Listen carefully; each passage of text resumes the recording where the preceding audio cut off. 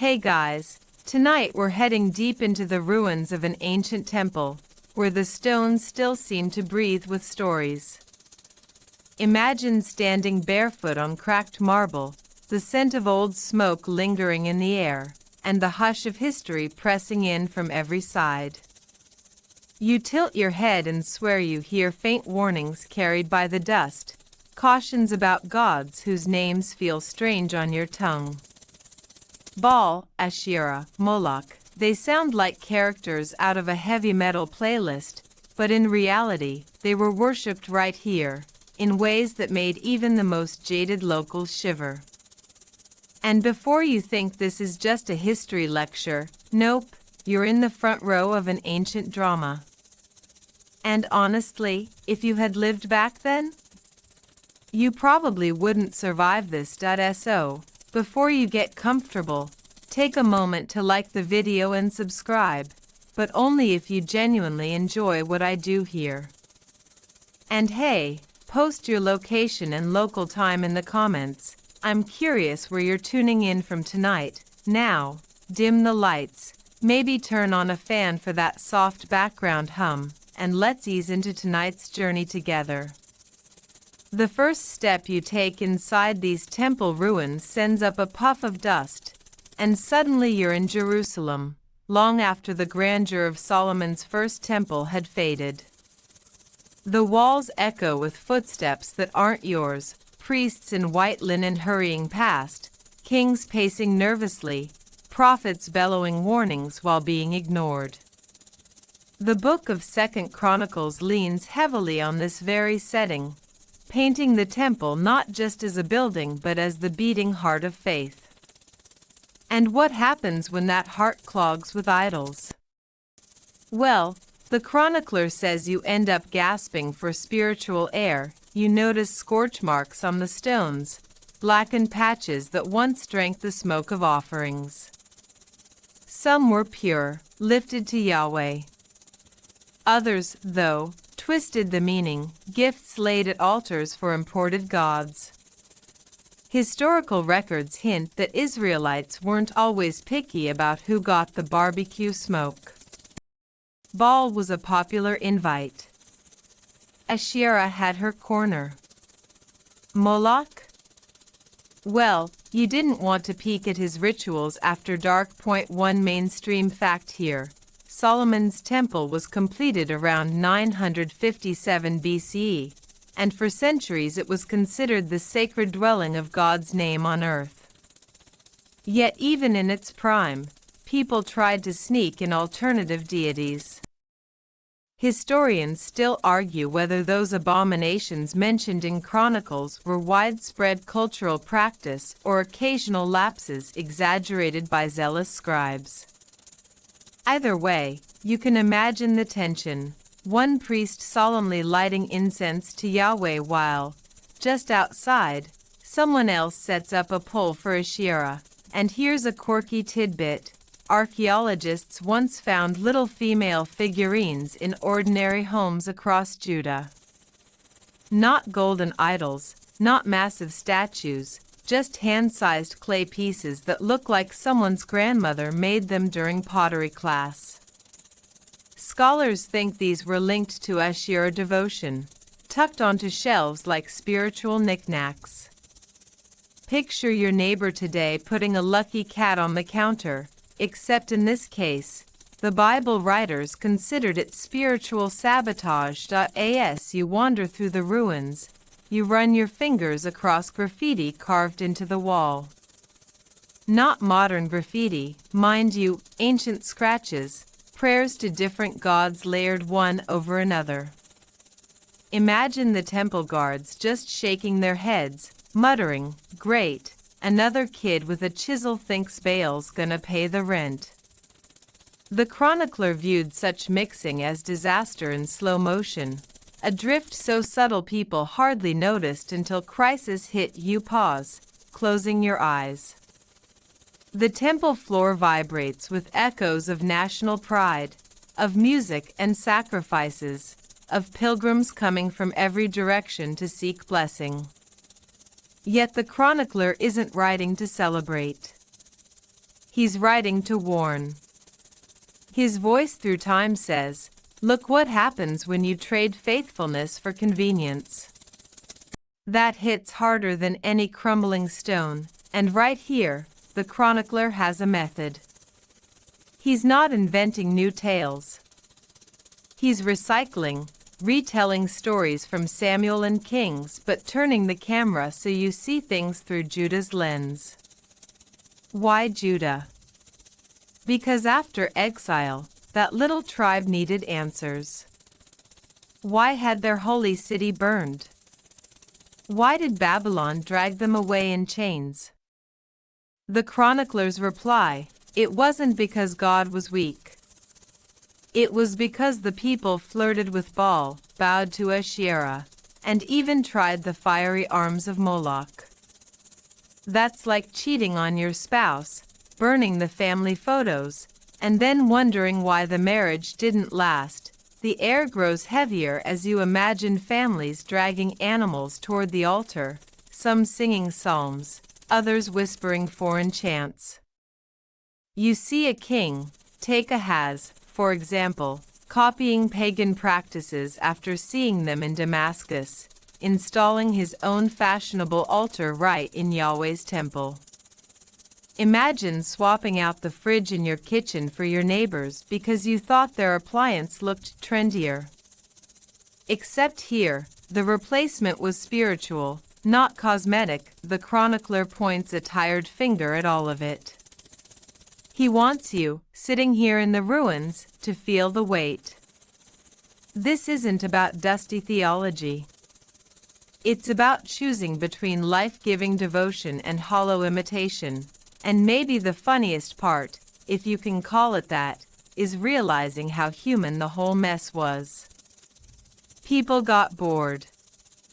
They wanted novelty. Yahweh was invisible, demanding, sometimes slow to deliver rain. Baal had cool myths about storms and lightning. Asherah promised fertility, and let's be honest, that marketing always sells. Moloch gave the illusion of control, terrifying but seductive. The chronicler basically says, look, you traded the creator for cheap knockoffs. You lean against a pillar and listen again. The whispers aren't just warning about ancient idols. They're nudging you to notice your own. That phone buzzing on your nightstand, the endless scroll, the craving for likes, it's not Baal or Asherah, but it sure smells like distraction. And if the chronicler were here, he'd probably raise an eyebrow and scribble a quick side note. Yep, still happening. The ruins settle into silence as you realize the story isn't done. The chronicler's temple isn't just memory, it's the stage for every king, prophet, priest, and wandering citizen who'll pass through this journey. And each of them will wrestle with the same warning: don't give your heart to false gods, no matter how shiny, trendy, or terrifying they seem.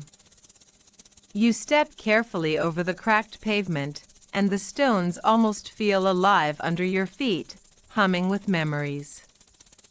The whispers shift now, carrying you back even further, before the chronicler sharpened his quill, before Judah's kings came and went.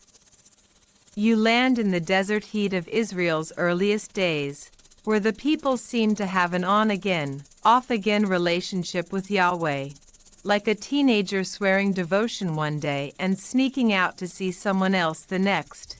Take the golden calf incident. You know the one. Fresh out of Egypt, the Israelites had just witnessed seas parting, plagues hammering Pharaoh, and manna literally falling from the sky.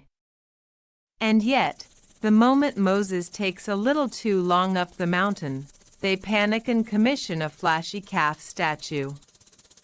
That's like quitting your job and blowing your savings on a pyramid scheme the very next week. It's almost laughable, except it sets the tone for centuries of idol chases. The chronicler looks back at these stories and shakes his head, saying, see? It's been happening forever. The golden calf wasn't just a slip-up. It was the prototype of replacing Yahweh with glitter. The Israelites didn't say, "Forget God." They said, "Let's worship this alongside him." That sneaky both/and mentality kept reappearing, and the chronicler calls it out like a parent who knows exactly when you're sneaking cookies before dinner. Is a mainstream fact. Jeroboam, the very first king of the northern kingdom after the split, deliberately set up golden calves in Bethel and Dan. Not because he was clueless, but because he wanted political convenience. If people kept traveling south to Jerusalem to worship at the temple, his fragile kingdom would lose loyalty. So he thought, I'll give them some shiny alternatives closer to home.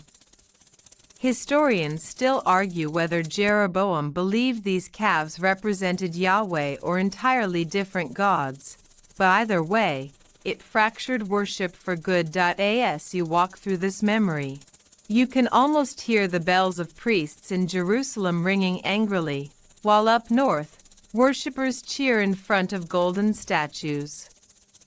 It's not just a theological debate, it's the sound of a nation split right down the middle, both politically and spiritually. And here's a quirky tidbit you probably didn't hear in Sunday school. Some scholars think Jeroboam's calves were inspired by Egyptian iconography, where gods often stood on the backs of bulls. Imagine importing design ideas like someone scrolling Pinterest for divine decor. Except this wasn't about style, it was about security. Jeroboam thought he was stabilizing his kingdom, but instead, he opened the floodgates for generations of idol confusion. Now, fast forward a bit. That same craving for something extra trickled down into Judah, where kings copied the fashion of their neighbors. The chronicler watches this play out and frames it as a slow-motion car crash, altar smoke meant for Yahweh getting diverted, animals slaughtered for idols, and songs of worship competing with chants for fertility gods. If you've ever tried to play 2 YouTube videos at once, you know the chaos, except here, the cost was a kingdom's soul. Picture this scene. A villager trudging up to Jerusalem with a lamb for sacrifice, only to pass another villager on the road lugging a little figurine for home worship. Both smile politely, maybe even share bread, but deep down they're walking in opposite directions spiritually. The chronicler leans over your shoulder and whispers, "This is why the temple fell." But the story isn't just tragedy. It's loaded with irony. Time and again, the people cry to Yahweh when things go wrong, plagues, droughts, invading armies, and time and again, as soon as relief comes, they wander back to idols. It's spiritual whiplash. You almost want to chuckle, because it's the same thing you catch yourself doing, promising to change when life's hard, then sliding back into old habits once the pressure lifts. The chronicler, though, isn't laughing. He's warning. There's a mainstream scholarly debate that pops up here too. Were the people really that unfaithful? Or is the chronicler using heavy exaggeration to drive home his moral point? Some argue archaeological finds, like those household figurines, show that idol practices were common and ingrained. Others think the chronicler painted the whole society with too broad a brush, blaming the masses for what may have been elite or royal-level corruption. Either way, the narrative comes across as clear as those ruined temple walls. The people kept swapping out Yahweh for other gods, and each swap had consequences. You wander deeper into the memory, and suddenly the air thickens with smoke. Altars blaze not just with lambs but with bulls, incense, even grain offerings. Priests mutter, kings parade, and the crowd cheers for whichever god seems most likely to answer their immediate need. Rain, Baal. Babies, Asherah. Safety in battle, Moloch, terrifying as he was. Yahweh became part of the lineup instead of the only name on the ticket, like having a phone with 10 different chargers plugged into it at once. You're not actually charging faster, you're just asking for sparks and fire. The chronicler writes with this tone of exhausted sarcasm, as if to say, really? You thought that would work?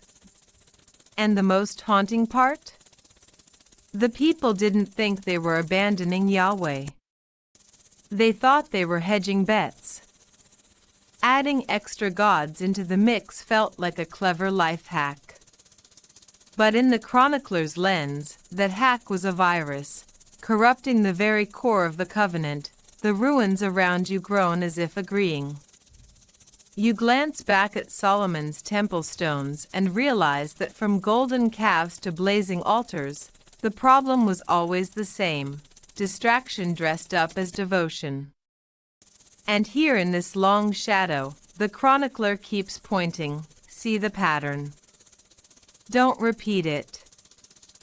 You shuffle forward, the air suddenly shifting from the scent of smoldering sacrifice to the damp promise of rain. Overhead, thunder rolls, and you almost expect lightning to split the sky. This is Baal's territory now, the storm god, the cloud rider, the one who swaggered into Israelite imaginations promising to deliver rain and fertility. And let's be honest, in an agrarian world where your life depends on crops, rain was the original Wi-Fi. Lose it, and everything crashes. The chronicler's warning echoes here. Baal might have looked like the perfect provider, but devotion to him was a slippery slope. Farmers saw lightning and thought, clearly this guy's got power. After all, Baal myths from Canaan told stories of him wrestling with the sea god Yam, building a fancy palace, and sending showers to bless the earth. To a struggling Israelite farmer, it was marketing genius. Worship Baal, guarantee your harvest. Who wouldn't be tempted? Here's a mainstream fact. Ugaritic texts discovered in Ras Shamra, modern Syria, in the 20th century describe Baal as the god of storms and fertility, central to Canaanite religion. These texts lined up eerily well with biblical accounts of Israel's flirtation with Baal. Historians still argue whether Israelite Baal worship was a wholesale adoption of Canaanite rituals or a watered-down version adapted into Yahweh's framework.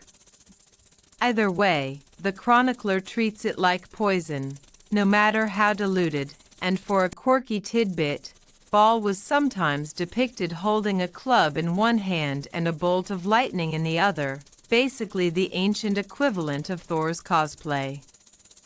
Except instead of Marvel movies, his PR campaign played out in rainstorms. Imagine villagers staring at a thunderhead, whispering, "Yep, Baal's flexing again," while prophets in the corner roll their eyes, saying, "Nope, that's Yahweh's sky." You picture the daily life, a farmer kneeling in freshly tilled soil, whispering prayers not to the god of Sinai but to Baal, hoping his wheat survives the season. The chronicler sees this as betrayal wrapped in desperation. It's not that the farmers hated Yahweh, it's that Baal looked like a more practical option. In their minds, Yahweh was cosmic CEO, far away, while Baal was the local rain guy. But the prophets? They weren't having it. Elijah, for example, staged one of the most dramatic smackdowns in history, daring Baal's prophets on Mount Carmel to call down fire from heaven. Spoiler, Baal ghosted them. Yahweh, on the other hand, showed up with a blaze so hot it licked the water off the altar. And yet, even after that pyrotechnic sermon, the people kept sneaking back to Baal. It's like watching someone see the world's greatest magic trick and still asking the birthday clown to do balloon animals. The chronicler doesn't retell Elijah's story directly, that's found in Kings, but his silence still buzzes with the same judgment. Trusting Baal is short-term thinking with long-term fallout. The chronicler's Judah had seen famine, invasion, and exile. They knew what it felt like to put trust in the wrong forecast. Here's the funny angle. Baal worship included rituals that, to us, sound like a mix of awkward theater and bad reality TV. Scholars suggest some rites involved simulated acts of fertility to encourage the land to bear crops. Whether that's exaggerated or not, imagine attending a neighborhood festival where things suddenly get a little too personal, and the prophets are in the corner muttering, "This is exactly why God sent us warnings." And that's the open scholarly debate worth pausing on. Did Baal worship in Israel actually involve fertility rituals, or is that a later caricature painted by biblical writers to make the cult sound extra scandalous?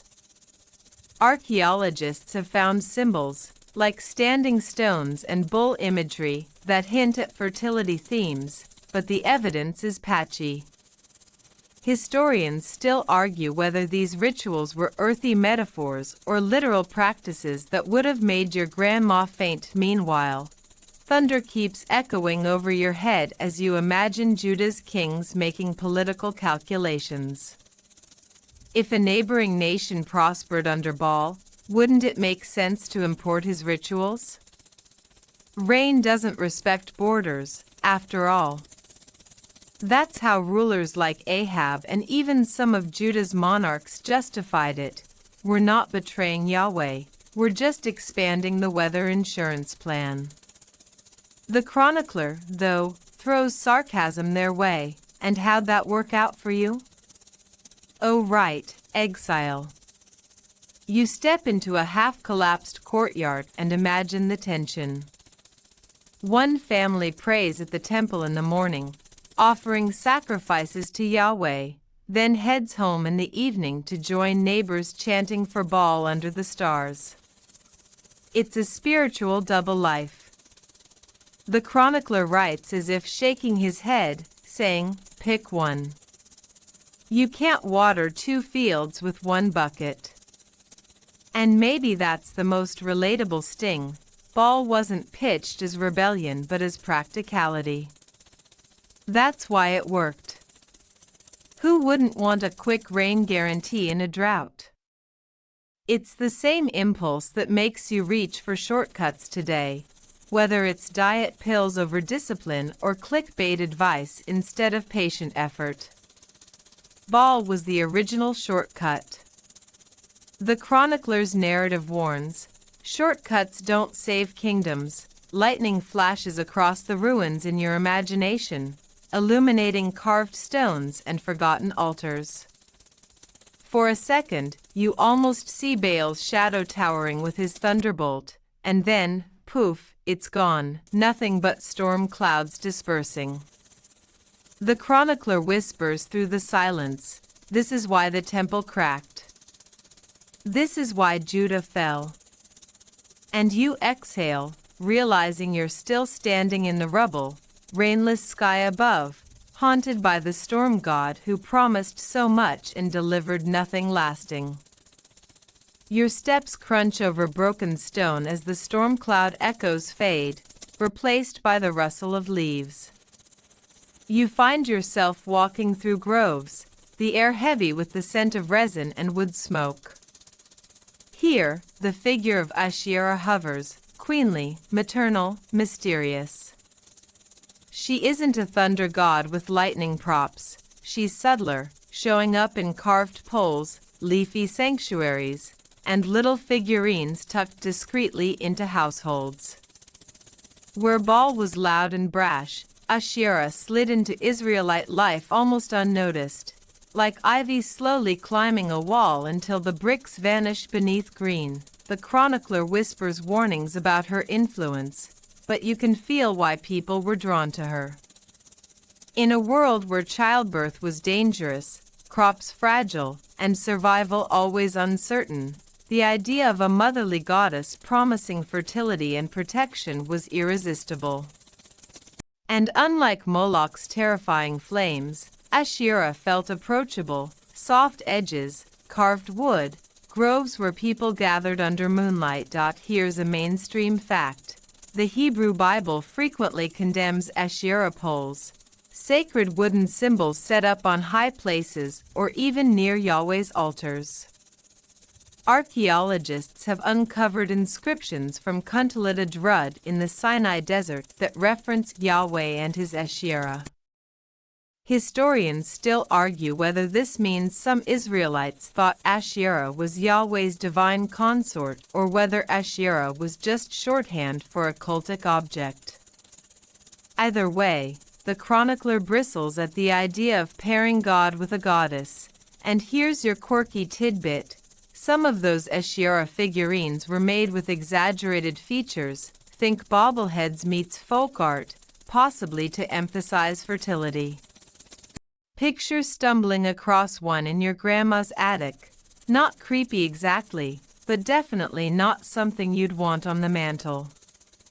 They weren't gold or glamorous, they looked homemade, almost cozy, which probably made them all the more dangerous. People thought of them as little blessings, not threats. You push deeper into the grove, and the trees lean in like gossiping neighbors. You can almost hear the laughter of villagers gathering under Asherah poles, pouring out prayers for children, rain, or protection. It's easy to see why it appealed. There's community, music, maybe even food stalls. Compared to the solemn, rule-heavy rituals at the temple, Asherah worship probably felt like a festival. And humans love festivals, but the chronicler writes with sharp edges here, showing how compromise crept into Judah's heart. He doesn't just say, "Oh, they worshipped Asherah." He highlights how kings actually planted her poles inside Yahweh's temple courts. That's like renting out a corner of your church foyer for a psychic's booth: jarring, inappropriate, and yet somehow tolerated. For the chronicler, that kind of blending was worse than outright rebellion. It was betrayal under the banner of devotion. And this is where the open scholarly debate crackles. Was Asherah really worshipped alongside Yahweh? Or was her cult a separate thing that only infiltrated in pockets? Some say the inscriptions show syncretism. Ordinary Israelites believed God had a heavenly partner. Others argue the chronicler and other biblical writers were exaggerating the problem to make a theological point. The evidence is messy, scattered like shards of pottery across a dig site. Still, the chronicler's message is clear: blending Yahweh with Asherah wasn't harmless. It rewrote the very identity of faith. He frames Judah's history as a tug-of-war between kings who smashed Asherah poles and kings who raised them back up. It reads like a soap opera of reform and relapse. Hezekiah cuts them down, cheers. Manasseh plants them again, groans. Josiah burns them, hope.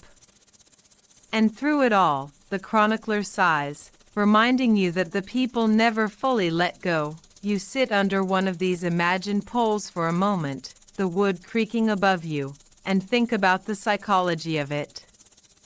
Worshipping Asherah wasn't about rejecting Yahweh, it was about wanting both.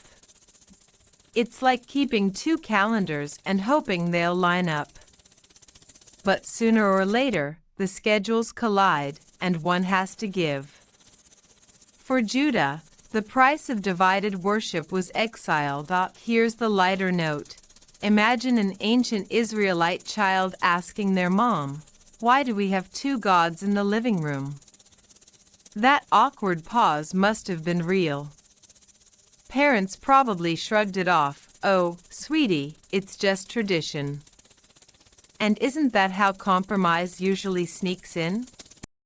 Not through big choices, but through little decorations that nobody questions. The chronicler leans in here, almost with sarcasm, saying, "You thought planting a pole in the temple yard would guarantee babies and barley? All it did was guarantee Babylon knocking at your gate." His voice is weary but sharp, reminding you how small compromises add up to monumental collapse. You stand, brushing dirt off your hands, and look around the grove. The Asherah poles loom like skeletal trees, their carvings half worn by weather but still hinting at the devotion poured into them. You realize how seductive they must have been, tangible, visible, even beautiful. Compared to Yahweh's invisible, untouchable presence, Asherah seemed easier to reach. But the chronicler's ruins prove that easy isn't always safe. As the wind sighs through the trees, you take one last glance at the carved wood and whisper to yourself, "This is why 2 Chronicles warns." Then you step out of the grove, leaving the poles behind, though their shadows follow you into the next ruin. Your sandals scrape against a path darkened with ash, and the air suddenly sharpens, hot and metallic, like the taste of iron on your tongue. Ahead, you see a massive bronze figure, arms outstretched, glowing faintly red from the fire raging beneath. This is no cozy Asherah pole or festival grove. This is Moloch's domain, and the heat presses against your skin like a furnace door flung wide. You can almost hear the crackling of flames, the pounding drums meant to drown out the cries. And the chronicler's whisper here is colder than the fire is hot. This is the lowest a people can go when they trade Yahweh for idols. Moloch worship, at least as remembered in biblical texts, was terrifying. Where Baal promised rain and Asherah promised fertility, Moloch demanded your children. His rites, whether exaggerated by horrified chroniclers or practiced in full, stand as a nightmarish image of devotion gone wrong. The Valley of Hinnom, just outside Jerusalem, was infamous for these rituals, its smoke curling into the city like a warning nobody wanted to smell. Here's a mainstream fact. Biblical passages like 2 Chronicles 28 verse 3 and 33:6 describe kings of Judah, such as Ahaz and Manasseh, passing their sons through the fire in the valley. Historians still argue whether this meant literal child sacrifice or some form of symbolic rite. But either way, the chronicler treats it as abomination number 1, the darkest betrayal of covenant loyalty, and the quirky tidbit? Some ancient sources outside the Bible describe Moloch as a hollow bronze statue heated from within, arms extended like a cradle. Worshippers supposedly placed offerings, or, chillingly, children, into those blazing arms. Whether that's myth, exaggeration, or grim fact is debated, but the image stuck. It's the kind of story that gets told around campfires for centuries, half warning, half horror tale. You almost want to shiver, except the fire in front of you is too hot for that. The chronicler emphasizes how kings who allowed this weren't just dabbling in foreign worship, they were sabotaging their own lineage. Imagine the irony, a king sacrificing his heir to win military favor. That's like burning your car to save on gas money. It doesn't make sense, but fear has a way of twisting logic. You picture Ahaz, desperate for protection against stronger neighbors, sneaking into Hinnom's valley, pretending he's making a bold political move while prophets tear their garments in grief. And later, Manasseh, whose reign was basically a how-not-to-do-it manual, dragging Judah into chaos by sanctioning every idol he could find, including Moloch's fire. For the chronicler, these kings weren't just weak, they were cautionary tales, their reigns written as if in flames. Here's the open scholarly debate. Some argue child sacrifice to Moloch was never as widespread in Judah as biblical texts suggest. Archaeological evidence is thin, and some scholars think the chronicler exaggerated to shock readers into moral clarity. Others point to Phoenician and Carthaginian practices, where cremated remains of children have been found, as proof that the cult of Moloch was real, horrifying, and possibly imported into Judah. The lack of consensus keeps the fire flickering in modern scholarship, but whether widespread or not, the chronicler wants you to feel the weight. This wasn't just a bad religious choice, it was the ultimate inversion of everything Israel's covenant stood for. Where Yahweh asked for trust and loyalty, Moloch demanded terror and loss. The chronicler positions Moloch as the clearest example of what happens when worship slides from life-giving to life-destroying. You take a step closer, and the drums pound louder, shaking the air like a war march. Villagers gather, their faces lit by fire, some eager, others pale with dread. You can almost hear a mother whispering to herself, "Maybe this will bring protection," even as her heart cracks. It's unbearable, and you pull back, realizing that the chronicler wrote this to make future generations recoil just as strongly. But here's the twisted humor of human nature. People still convinced themselves this was logical. Maybe it was peer pressure, maybe superstition, maybe raw desperation. Either way, they dressed horror up as holiness. It's not so different from modern folks who sacrifice health, family, or sanity for success, prestige, or attention. Moloch's arms may not glow in your city, but his shadow still stretches into boardrooms, phone screens, and overworked calendars. The chronicler's warning lingers. Idols consume more than you expect.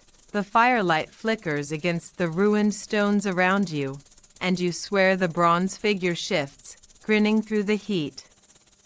But when you blink, it's gone, just a shadow on broken walls.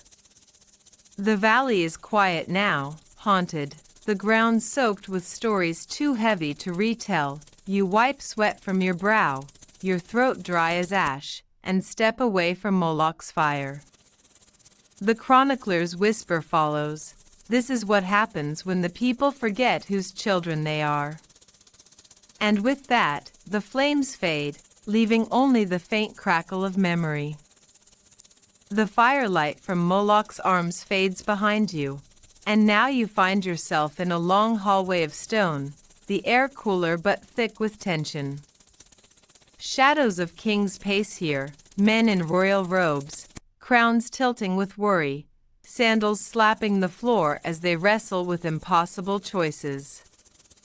Judah's rulers, one after another, stumbled between loyalty to Yahweh and flings with idols. And the chronicler's voice cuts through like a tired teacher repeating the same lesson. See? This is what happens when leaders can't decide who they serve. You glance to your left, and there's King Rehoboam, Solomon's son, nervously clutching his scepter. Early in his reign, he listened to bad advice, split the kingdom, and before long, idols crept into Judah like weeds through cracked pavement. The chronicler says Rehoboam let Asherah poles flourish and shrines multiply. Imagine inheriting the most glorious kingdom on earth and then accidentally turning it into a spiritual yard sale. Not exactly the resume you'd want carved on your tomb. Mainstream fact. The chronicler names at least 5 kings of Judah: Rehoboam, Ahaz, Manasseh, Amon, and Jehoram, who openly endorsed idol worship. Some copied neighbors, some built high places, some even closed Yahweh's temple doors. Historians still argue whether the chronicler exaggerated their failures to prove his point, but the pattern of reform and relapse shows up across biblical texts.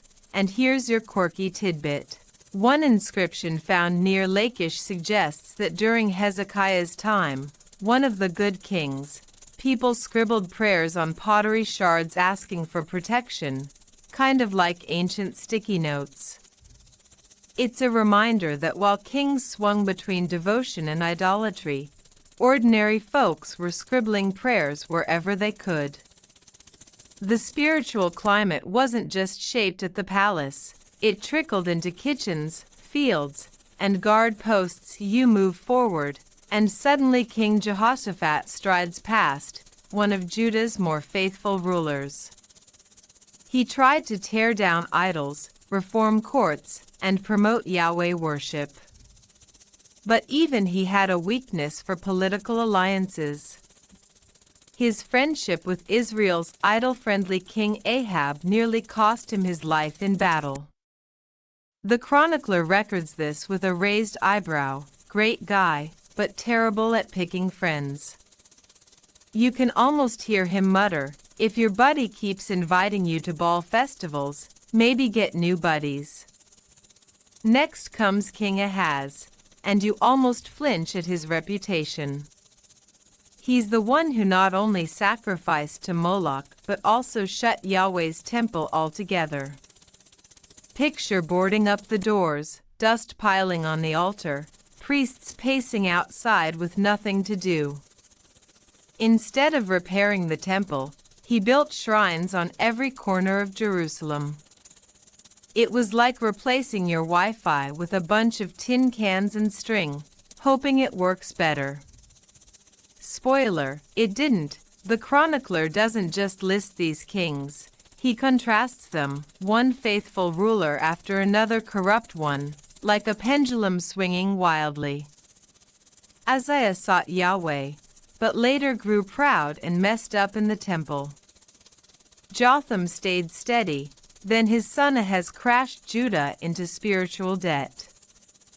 Hezekiah reformed everything, then Manasseh undid it all spectacularly. It's exhausting to read, and that's exactly the point. Spiritual inconsistency drains nations dry. Here's the open scholarly debate. Were these kings genuinely as fickle as the chronicler paints them? Or is he simplifying history into neat categories? Good king, bad king, to drive home a lesson?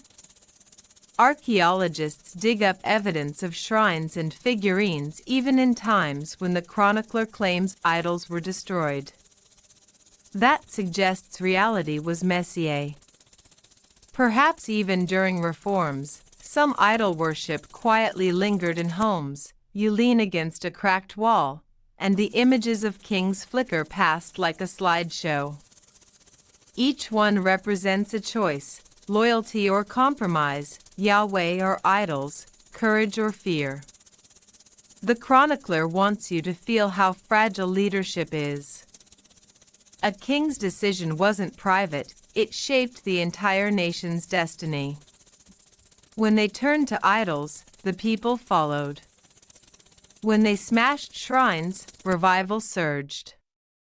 It was a high-stakes game of follow the leader, and too often the leader wandered off into the weeds. You smirk at one mental picture, a king nervously hiding an idol in the palace like someone sneaking junk food into a diet retreat. The prophets burst in, shouting, "We told you so," while the king mumbles excuses. The chronicler's tone carries that same sarcasm, as if he can't believe Judah's rulers kept falling for the same tricks. But the humor fades quickly, because you realize the chronicler is aiming at you too. Leaders stumble when they chase popularity over principle, when they lean on what looks practical instead of what's right. And if you've ever compromised on a conviction just to avoid conflict, you know exactly how these kings felt. The hallway grows colder as the kings vanish, leaving only echoing footsteps. The chronicler's whisper lingers, faithful kings brought life. Unfaithful ones led you here, to ruins. You glance around the cracked stones and realize that this hallway isn't just Judah's history, it's the trail of every leader who traded integrity for convenience. You leave behind the flickering shadows of kings, and the silence is shattered by voices, loud, insistent, and impossible to ignore. You've stepped into a crowded market square, and prophets are everywhere. Some stand on crates, waving their arms like street preachers. Others march through alleyways, calling out warnings over the clatter of pottery and the bleating of goats. The chronicler may not detail every prophet's speech, but you can feel their presence woven through the history, relentless messengers of Yahweh, shouting when nobody wanted to listen. You glance to your right, and Isaiah is there, booming about holiness and trust in God rather than political alliances. His voice is steady, but his eyes blaze like coals. Jeremiah is across the street, tear-streaked, almost begging the people to repent, his words like cracked pottery jars ready to break. And somewhere in the distance, Micah cries out against corruption in high places, his voice cutting through the hum of trade like a blade through cloth. Mainstream fact: prophets weren't just spiritual voices, they were political commentators, too. Isaiah lived during the threat of Assyria, Jeremiah during Babylon's rise, and their warnings weren't vague "be nice to each other" messages. They were urgent: abandon idols or face destruction. Historians still argue whether their public performances, like Jeremiah smashing jars or Isaiah walking barefoot, were literal street theater or symbolic stories told later. Either way, their passion echoes through every stone you pass. Here's a quirky tidbit: Jeremiah once wore an ox yoke around his neck to dramatize Judah's coming servitude to Babylon. Imagine walking through town with a giant farm tool clanking around your shoulders, people pointing and whispering, "That's the crazy prophet again." It was embarrassing, but unforgettable. Sometimes the most effective sermon is the one you can't unsee. The prophets shouted about many things: justice, mercy, humility, but their loudest refrain was always the same: stop worshiping idols. Over and over, they compared idol worship to adultery, calling Judah a faithless spouse sneaking around with other lovers. The chronicler echoes this in his history writing. The kings and people who flirted with Baal, Asherah, and Moloch weren't just making bad religious choices, they were betraying a covenant relationship. You imagine the scene: shoppers bartering for figs while Jeremiah interrupts with dire warnings about the temple's destruction. Someone rolls their eyes, muttering, "There he goes again, doom and gloom." Meanwhile, another vendor cheers at the sound of Baal's festival drums drifting from the hilltops.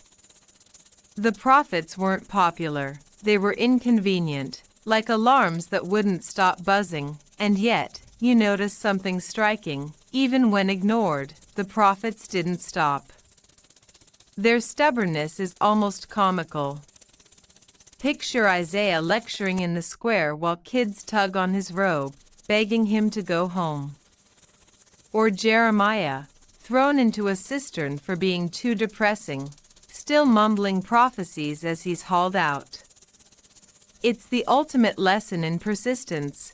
Truth doesn't vanish just because people cover their ears. Here's the open scholarly debate: did the prophets have widespread audiences, or were they fringe voices recorded later by small groups of followers? Some argue they were national celebrities, known across the land. Others suggest their influence was limited, and only in hindsight did scribes elevate them into major figures. The chronicler himself doesn't quote them often, but his retellings reflect their spirit. Idol worship brings disaster, always you pause by a stall selling clay figurines, little Asherah statues for home blessings. A prophet marches by, shouting, "Those will be your downfall." The merchant huffs, muttering that prophets ruin business. It's a funny little moment, but it shows how deeply idol culture was embedded in daily life. For one person, it's income. For another, it's rebellion. For the prophet, it's an existential crisis. The chronicler's history feels like the prophet's voice carved into narrative form. Where the prophets yelled in the streets, the chronicler writes calmly but sharply, retelling the stories with the same punchline: they abandoned Yahweh, they fell. It's the same message, just delivered in bedtime story cadence rather than market square thunder, and maybe that's why prophets mattered so much. They kept interrupting comfort zones. They made people uncomfortable. They reminded the nation that faith wasn't about keeping traditions alive while sneaking off to idol festivals. It was about undivided loyalty. And even if everyone ignored them, their words outlasted palaces, armies, and idols. As the crowd in the market fades, you hear one last cry, softer but insistent: choose today whom you will serve. It's both a warning and an invitation, echoing into the ruins where you stand. The chronicler nods through the dust. The prophets were right, even when nobody wanted to hear them. The market square fades into silence, and now you find yourself slipping into the dim interior of a temple chamber. Candles flicker against the stone walls, casting long shadows that look suspiciously like both crosses and crooked branches. At first, you expect pure devotion to Yahweh here, priests in linen, incense curling upward like prayers, psalms rising in song. But then your eyes adjust, and you realize something is off. Right next to the altar are symbols that don't belong: carvings of suns and moons, little Asherah figures tucked in corners, maybe even a Baal emblem peeking through the incense haze. The chronicler's voice tightens here, almost like a parent scolding. Priests themselves weren't always the guardians of purity. Sometimes they were the ringleaders of compromise. Instead of smashing idols, they wove them into worship, hoping to keep everyone happy. A little Yahweh, a little Asherah, like mixing coffee with orange juice and insisting it's a balanced breakfast. Spoiler, it was not mainstream fact. Biblical accounts say priests sometimes endorsed high places, hilltop shrines where people sacrificed and worshipped idols. Even though these were often dedicated in the name of Yahweh, they blended pagan rituals, creating a religious smoothie of sorts. Historians still argue whether this syncretism was deliberate tolerance or just cultural laziness. Were priests thinking, "Hey, let's include everyone," or were they just giving in to what was popular? Here's your quirky tidbit. Archaeologists once found a Hebrew blessing inscribed on silver amulets from around the 7th century BCE, phrases similar to the priestly blessing in Numbers. That means priests were writing down benedictions on little wearable charms. Harmless, right? Except charms like that were often mixed with pagan protective magic. Imagine wearing a cross necklace that also doubles as a rabbit's foot. The line between faith and superstition blurred. You walk farther in, and the smell of incense changes.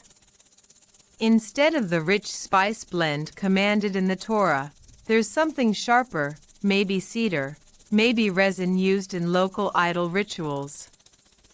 A priest swings a censer, smiling as if nothing is wrong, while behind him an Asherah pole stands tall like a decorative lamp. The chronicler doesn't spell out every detail, but his sigh is heavy. The very people meant to protect the covenant were watering it down. You can almost hear a sarcastic aside from the chronicler, because, sure, Yahweh really loves sharing his altar. It's the same tone you might use if someone added pineapple to your pizza uninvited. The mix looks harmless to outsiders, but to the covenant, it was betrayal. The priests of compromise weren't necessarily evil masterminds. They were practical. They wanted peace, unity, maybe even higher temple attendance. If including a fertility symbol kept farmers happy, why not? If a Moloch emblem kept foreign allies calm, what harm could it do? That's the slippery slope. Instead of bold devotion, it was cautious blending, and Judah's worship became a patchwork quilt with holes big enough to fall through. Here's the open scholarly debate. Some argue that the chronicler exaggerated priestly corruption to highlight reformers like Hezekiah and Josiah as heroes. Others suggest syncretism was so widespread that it would have been impossible to worship Yahweh without some crossover. After all, archaeologists keep finding household shrines that mix Yahweh's name with Asherah figurines. Maybe compromise wasn't the exception, it was the norm. You lean against a cracked pillar, and for a moment, you wonder if you'd have noticed back then. Would you see a carved pole in the temple and think, that's heresy? Or shrug and say, at least we're still singing psalms? That's the sneaky thing about compromise. It rarely looks dramatic. It just slips in quietly, like an uninvited guest at dinner, until one day you realize the whole meal tastes wrong. The chronicler paints reforming kings as dramatic temple cleaners for a reason. When Hezekiah reopens the temple or Josiah tears down idols, it isn't just political theater, it's a desperate attempt to reset worship to zero. To scrape away centuries of layered compromises. That's why Chronicles lingers on temple rituals, priests, and Levites. It's not just about history, it's about the heart of worship itself. One last image sticks with you as you leave the chamber. A priest holding a bowl of incense in one hand and an idol trinket in the other, trying to balance them like a juggler. His face is strained, his robe ash-stained, and you realize compromise doesn't satisfy either side. The idol worshippers laugh at it. Yahweh's covenant grieves it. And the chronicler shakes his head, warning you not to juggle what can't coexist. The temple chamber dissolves into mist, and suddenly you're strolling through a narrow neighborhood street. Clay houses lean against each other, smoke drifts from cooking fires, and children chase chickens through the dust. It looks ordinary, cozy even, until you notice the shelves inside those homes. Little clay figurines are everywhere, tucked in corners, sitting on ledges, even balanced on windowsills like knickknacks from a souvenir shop. Welcome to the everyday temptations the chronicler hints at, not grand ceremonies with fire and priests, but small household shrines where families hedge their bets. You peek through an open doorway. A woman kneads bread dough while a tiny Asherah figure watches from the shelf. She whispers a blessing under her breath, not abandoning Yahweh but adding a little insurance policy on the side. Across the alley, a soldier sharpens his sword, then touches a charm hanging from his belt, a carved sun disk, supposed to bring victory in battle. You realize the chronicler's frustration wasn't just with kings or priests, it was with ordinary folks like these, who couldn't resist keeping lucky charms. Mainstream fact: archaeologists have uncovered hundreds of these household idols in ancient Judah, especially female figurines with exaggerated features scholars call pillar figurines. Historians still argue whether they represented Asherah, a generic fertility goddess, or just some kind of symbolic charm. Either way, their sheer number suggests that idol use was part of daily domestic life, not just state cults. Here's your quirky tidbit. Some households even kept jars with inscriptions like belonging to Yahweh and his Asherah. Imagine labeling your coffee mug with both your name and your ex's, awkward and confusing. The phrase has fueled endless debates about whether some Israelites believed Yahweh actually had a divine consort. You keep walking, and the street grows busier. Vendors call out, selling amulets against the evil eye. A fisherman displays nets with little charms woven into the ropes, promising a better catch. A mother ties a red thread around her baby's wrist, swearing it will ward off illness. Everyday life is infused with superstition. To the people, it isn't rebellion, it's just practical. But the chronicler sees it differently. Every charm, every figurine, is a crack in the covenant wall. You pause to watch a child play with one of the little figurines, giggling as if it's just a doll. The irony isn't lost. You're looking at what might have been a sacred object for adults, reduced to a toy in tiny hands. And yet, the chronicler would still bristle. Because even if innocent, that figurine normalizes idolatry in the home. Faith isn't lost in grand moments of betrayal. It erodes slowly, through small, ordinary habits. Here's the open scholarly debate. Were these figurines acts of resistance against centralized worship in Jerusalem? Or were they simply folk religion coexisting with Yahweh's temple? Some scholars argue villagers clung to local practices because Jerusalem's temple was too distant or elite. Others say these figurines prove people never fully accepted monotheism until after exile. The chronicler, of course, doesn't care about nuance.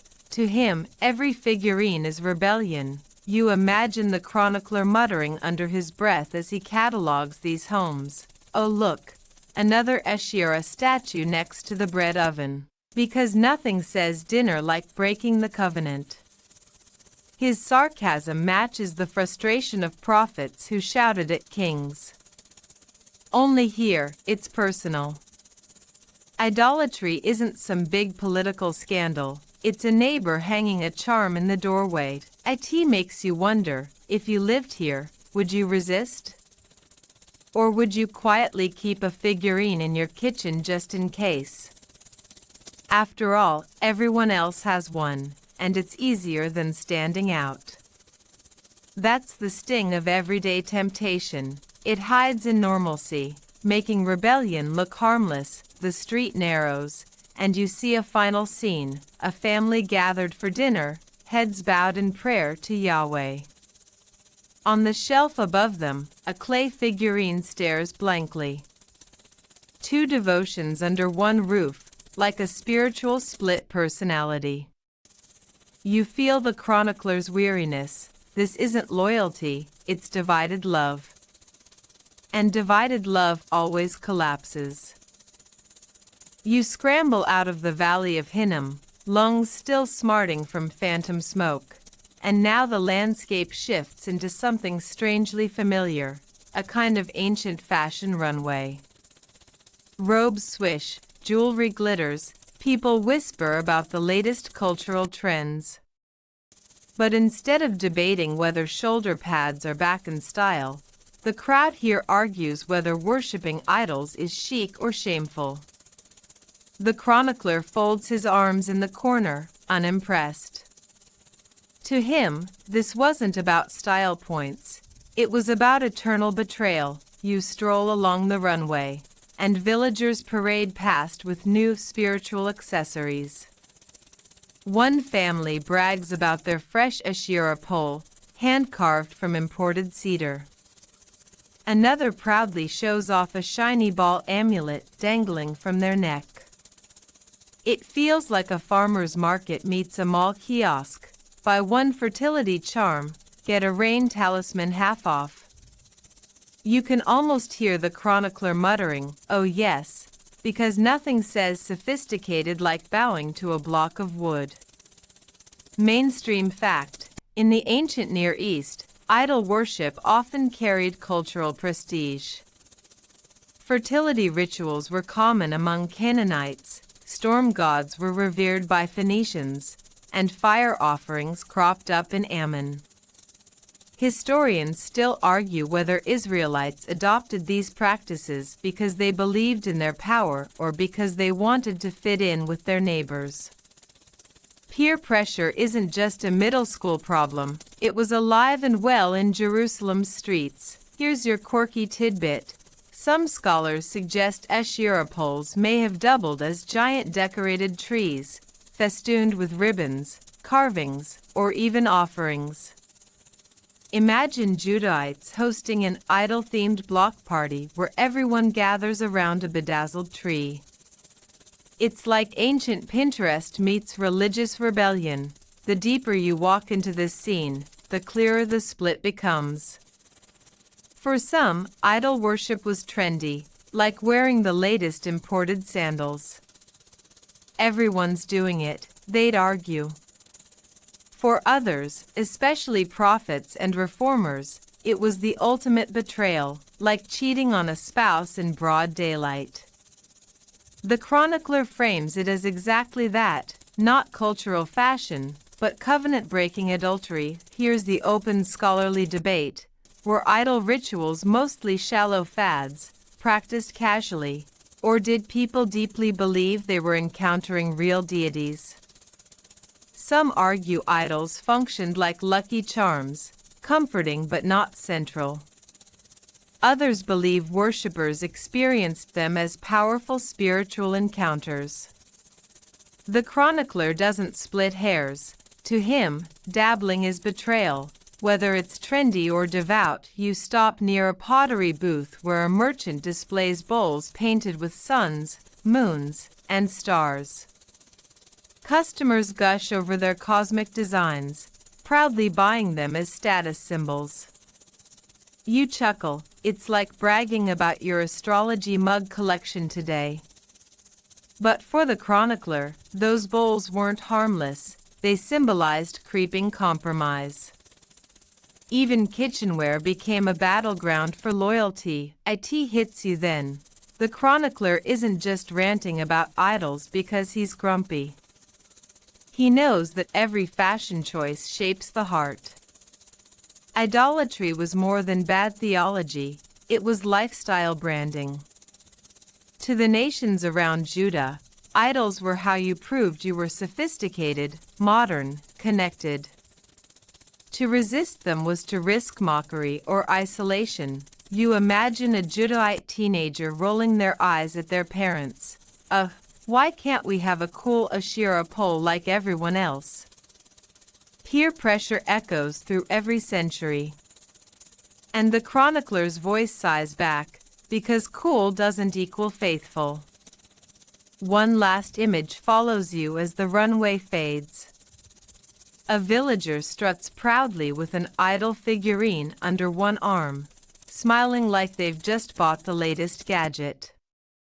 But as the crowd cheers, a prophet stands at the edge, hair wild, eyes blazing, shouting, "This isn't fashion, it's betrayal."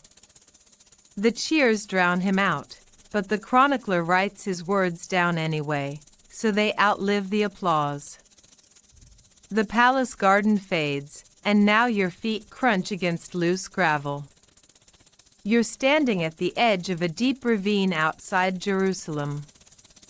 The air is heavy with smoke, acrid and sour, carrying the unmistakable sting of something burned that should never have been set aflame. Locals whisper its name with unease, the Valley of Hinnom, later nicknamed Gehenna. The chronicler's warnings about idol worship suddenly feel tangible here, because this is where things spiraled into nightmare. You descend slowly, each step sliding on dusty rock. To your left, you notice broken clay jars, animal bones, and charred stones stacked into crude altars. To your right, hollow bronze statues gleam in the firelight, Moloch's arms stretched out like a grotesque welcome. Families once gathered here, not for picnics but for rituals no bedtime story should really include. And yet, the chronicler insists you know it happened, mainstream fact. Biblical texts record the Valley of Hinnom as a site where children were sacrificed to Moloch or Baal by fire. Historians still argue whether these sacrifices were widespread or symbolic slander against rival cults, but either way, the valley became a symbol of ultimate corruption.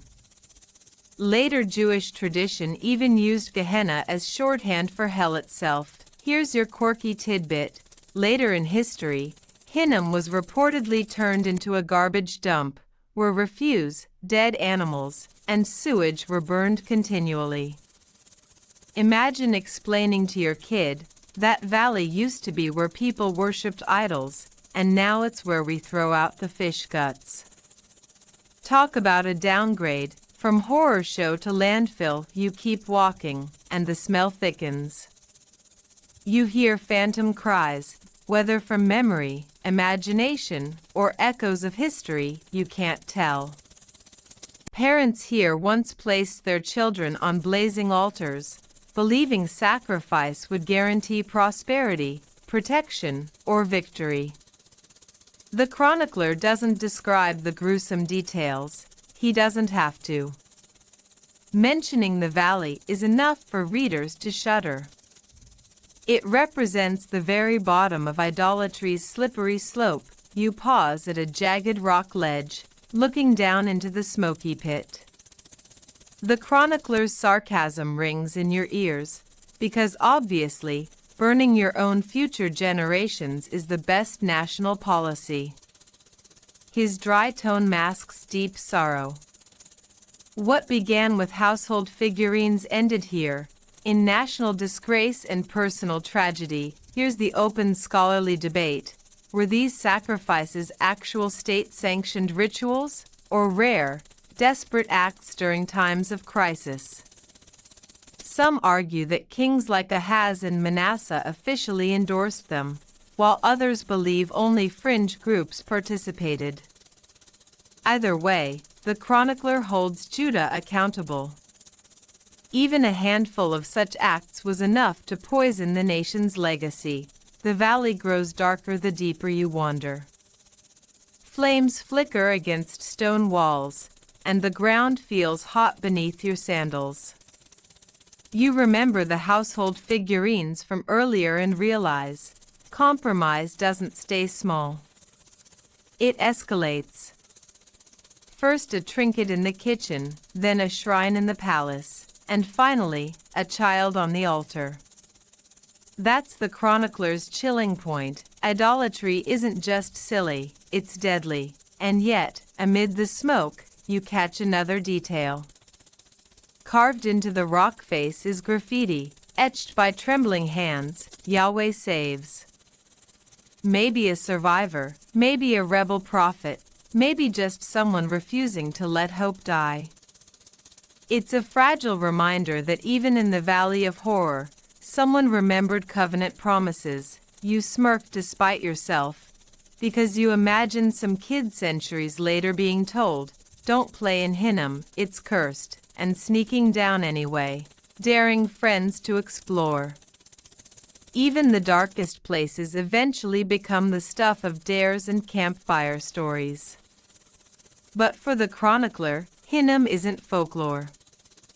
It's the warning label slapped on Judah's history. This is where idols lead. As you climb out of the ravine, lungs burning, you glance back one last time. The fires still glow, a grim backdrop against the stars.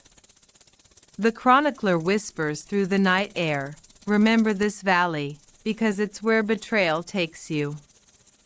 And it's why I keep telling you the story."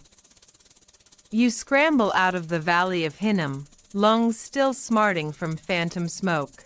And now the landscape shifts into something strangely familiar, a kind of ancient fashion runway. Robes swish, jewelry glitters, people whisper about the latest cultural trends. But instead of debating whether shoulder pads are back in style, the crowd here argues whether worshipping idols is chic or shameful. The chronicler folds his arms in the corner, unimpressed.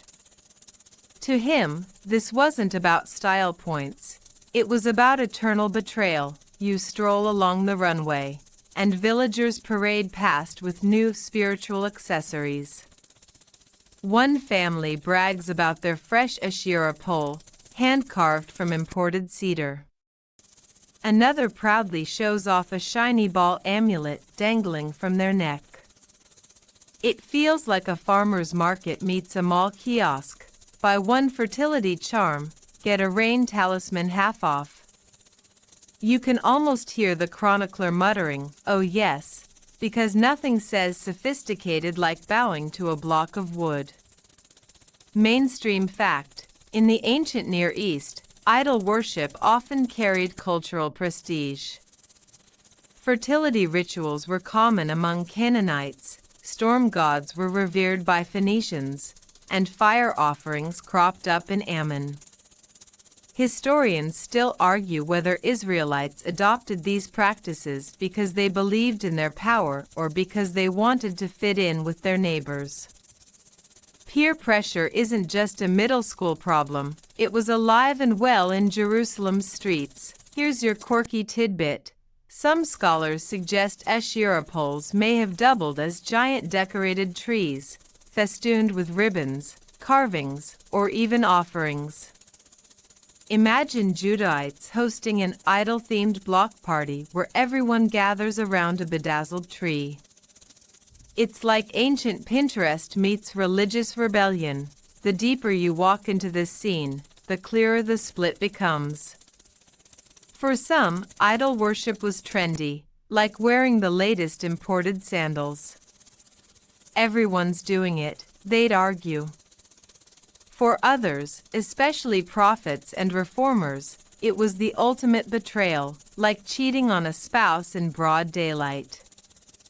The chronicler frames it as exactly that, not cultural fashion, but covenant-breaking adultery. Here's the open scholarly debate. Were idol rituals mostly shallow fads, practiced casually, or did people deeply believe they were encountering real deities? Some argue idols functioned like lucky charms, comforting but not central. Others believe worshippers experienced them as powerful spiritual encounters. The chronicler doesn't split hairs. To him, dabbling is betrayal.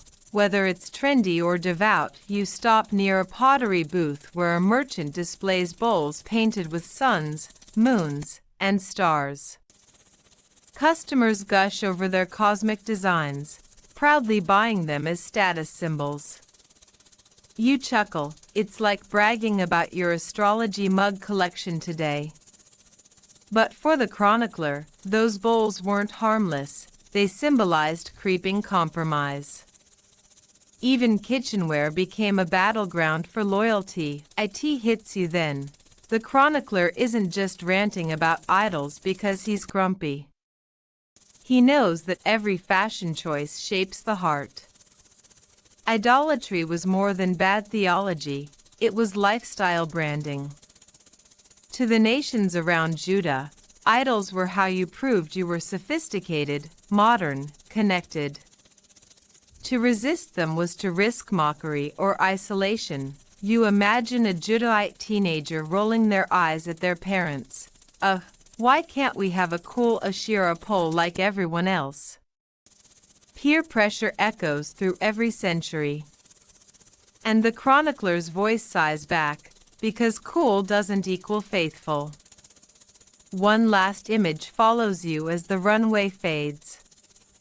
A villager struts proudly with an idol figurine under one arm, smiling like they've just bought the latest gadget.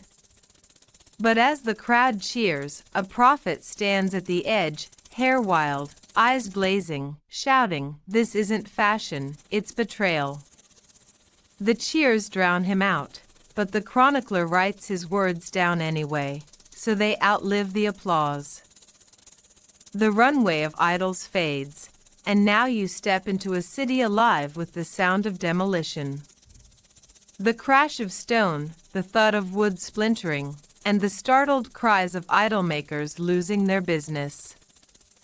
Dust clouds rise in the streets as workers swing hammers against carved poles and topple shrines that had stood for generations. In the middle of the chaos strides King Hezekiah, robes dusty, eyes blazing, personally inspecting each smashed idol like a general checking battlefield progress. The chronicler's tone sharpens with energy here. This is one of his favorite parts of the story. You remember the pendulum swing of Judah's kings, one faithful, one faithless, back and forth like a kid on a seesaw. But Hezekiah breaks into the pattern with force.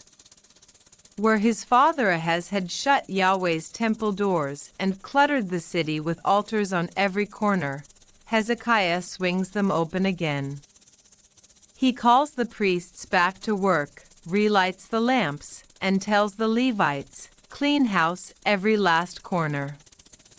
The chronicler relishes this scene, almost rubbing his hands with satisfaction as he writes, "At last, someone gets it right, mainstream fact." 2 Chronicles 29-31 gives one of the longest reform accounts in the whole book. Hezekiah doesn't just reopen the temple, he reinstitutes Passover, smashes idols across Judah, and even sends messengers into the northern tribes, inviting them back into covenant worship. Historians still argue whether his reforms were truly that sweeping, or whether the chronicler amplified them as a model of ideal kingship. Archaeological evidence suggests shrines remained in use outside Jerusalem, meaning Hezekiah's purge wasn't absolute. Still, his zeal set him apart. Here's your quirky tidbit. One of Hezekiah's most famous projects wasn't smashing idols, but digging a tunnel. Carved straight through bedrock, the Siloam Tunnel redirected water from the Gihon Spring into Jerusalem, ensuring the city wouldn't go thirsty under siege.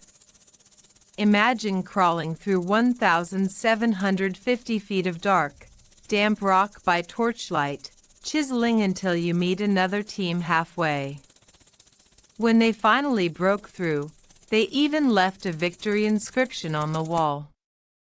It's still there, like an ancient "we did it" selfie carved in stone. But back to the reforms. Picture Hezekiah walking into the temple, flinging open windows, ordering priests to scrub soot off the walls, sweeping out spider webs from years of neglect. Musicians tune harps, trumpets blare, and worship swells again. The chronicler notes how the whole city joins in, people bring offerings, sing psalms, and rediscover joy. It's a spiritual festival and spring cleaning rolled into one, and Hezekiah does something bold. He tears down the high places. Remember those household shrines scattered on hillsides and in courtyards? He orders them destroyed, no matter how beloved. One shrine even contained Moses' bronze serpent, originally built to heal snake-bitten Israelites. Over centuries, people had turned it into an idol. Hezekiah smashed it, giving it a sarcastic nickname, Nehushtan, just a piece of bronze. It's like smashing your grandma's antique teapot because people keep worshipping it instead of using it for tea. Brutal, but necessary. Here's the open scholarly debate. Was Hezekiah's reform truly nationwide, or more of a Jerusalem-centered revival? Some scholars say his authority beyond Judah's capital was limited, so rural idol practices likely survived. Others argue his reforms genuinely impacted the whole region, even inspiring neighboring tribes. The chronicler certainly portrays it as sweeping, But history suggests messy gray areas. You walk through the streets of Jerusalem during this purge, and the air is electric. On one corner, children cheer as workers topple an Asherah pole. On another, idol makers weep over their ruined livelihood, muttering curses under their breath. Prophets clap their hands with joy, finally seeing their warnings heeded. And through it all, Hezekiah presses forward, relentless, like someone on a New Year's resolution high who actually sticks with it. You chuckle, imagining the sarcasm of the chronicler as he records Ahaz's failures and then pivots to Hezekiah. See? This is what it looks like when a king has a spine. The tone isn't subtle, it's celebratory, almost triumphant. After endless cycles of compromise, Hezekiah feels like a breath of fresh air, but the chronicler also slips in realism. Not everyone joined the reform. When Hezekiah invited northern Israelites to celebrate Passover in Jerusalem, some laughed and mocked the messengers. Yet others humbled themselves and came. It's a poignant reminder. Revival always divides. Some cling to idols, some return home. The chronicler doesn't hide the mockery. He just points out that those who joined the feast found joy like never before. You pause in the temple courtyard, where singers chant psalms with voices that shake the rafters. Incense curls upward, this time untainted by idols. The chronicler's voice softens here, almost tender. For a moment, Judah remembered who they were. Hezekiah's bold purge wasn't just political cleanup, it was a spiritual reset button. And as you listen to the music swell, you realize that's why the chronicler included every detail, because sometimes, in the middle of ruins and warnings, people really do get it right.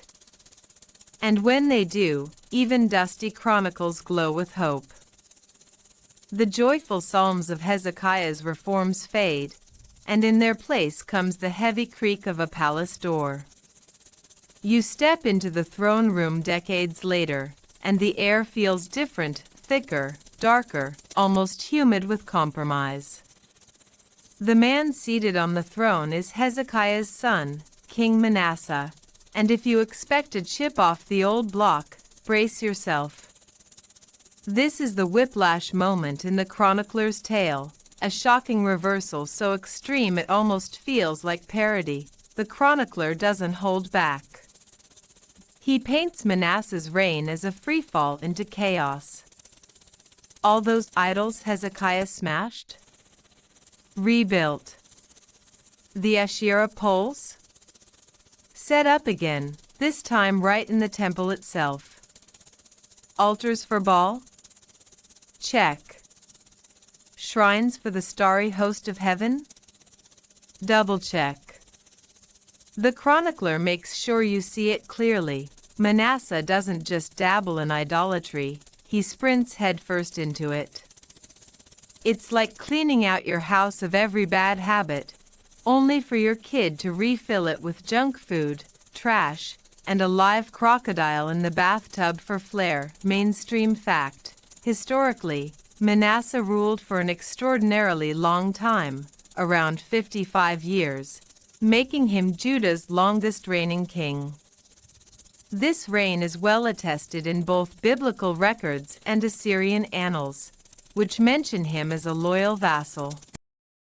Historians still argue whether his reign was politically stable because of that loyalty or spiritually catastrophic because of his religious policies. The chronicler focuses entirely on the latter. Here's your quirky tidbit.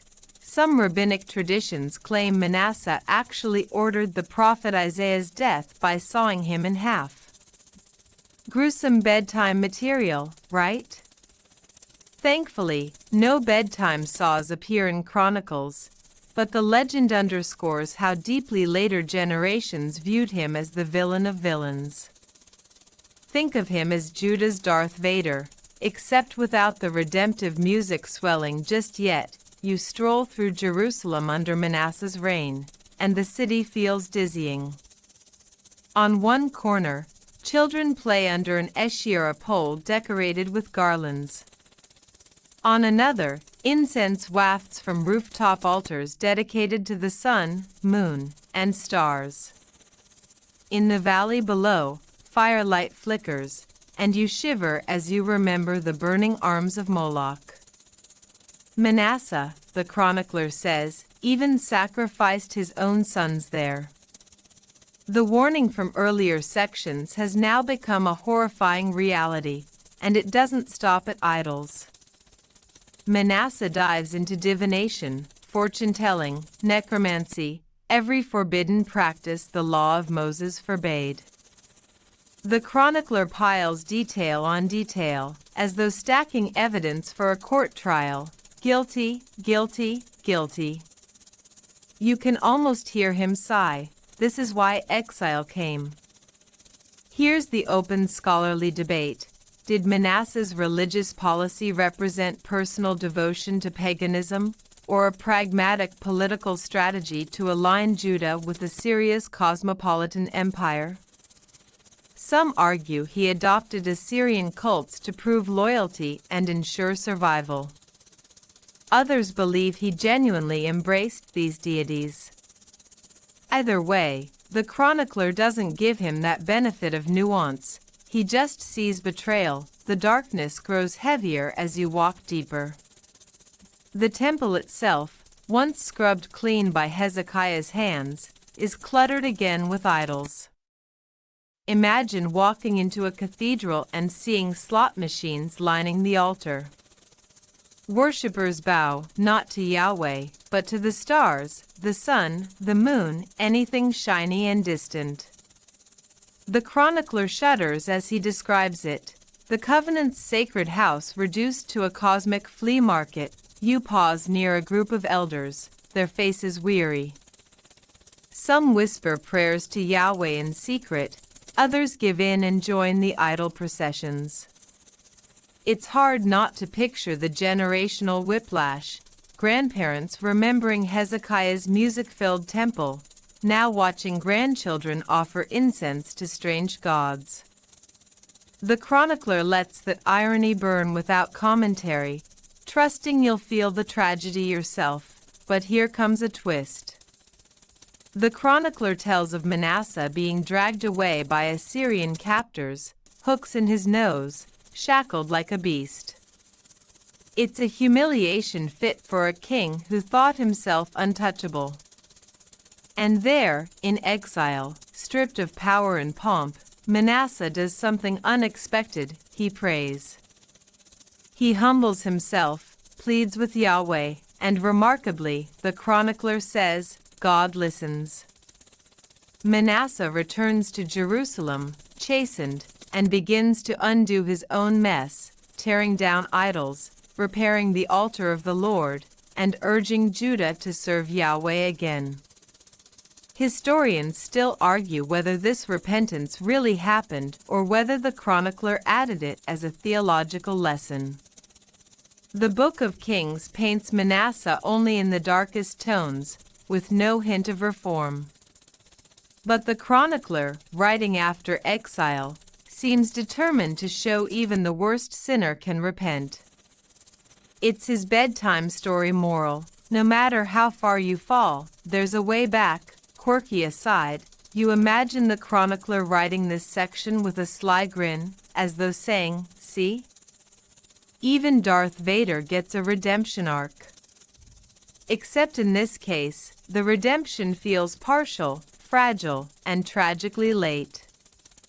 Because while Manasseh may have turned back, his long decades of compromise had already shaped Judah's culture.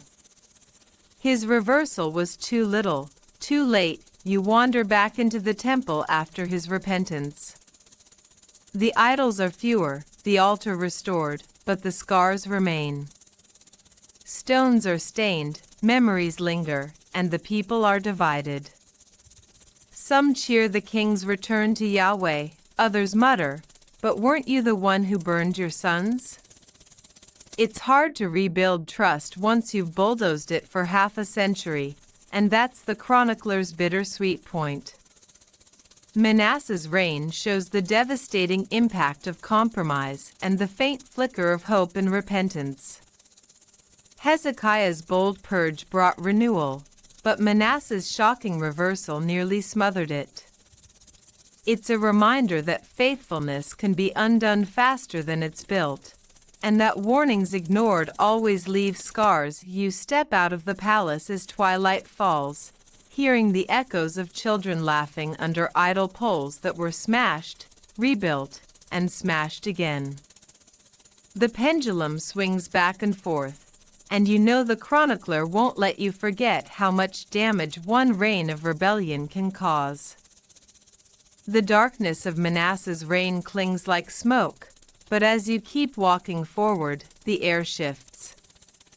Somewhere deep in Jerusalem's temple district, a hammer clinks against stone, dust floats in a golden beam of light, and the echo of children's voices drifts through narrow streets.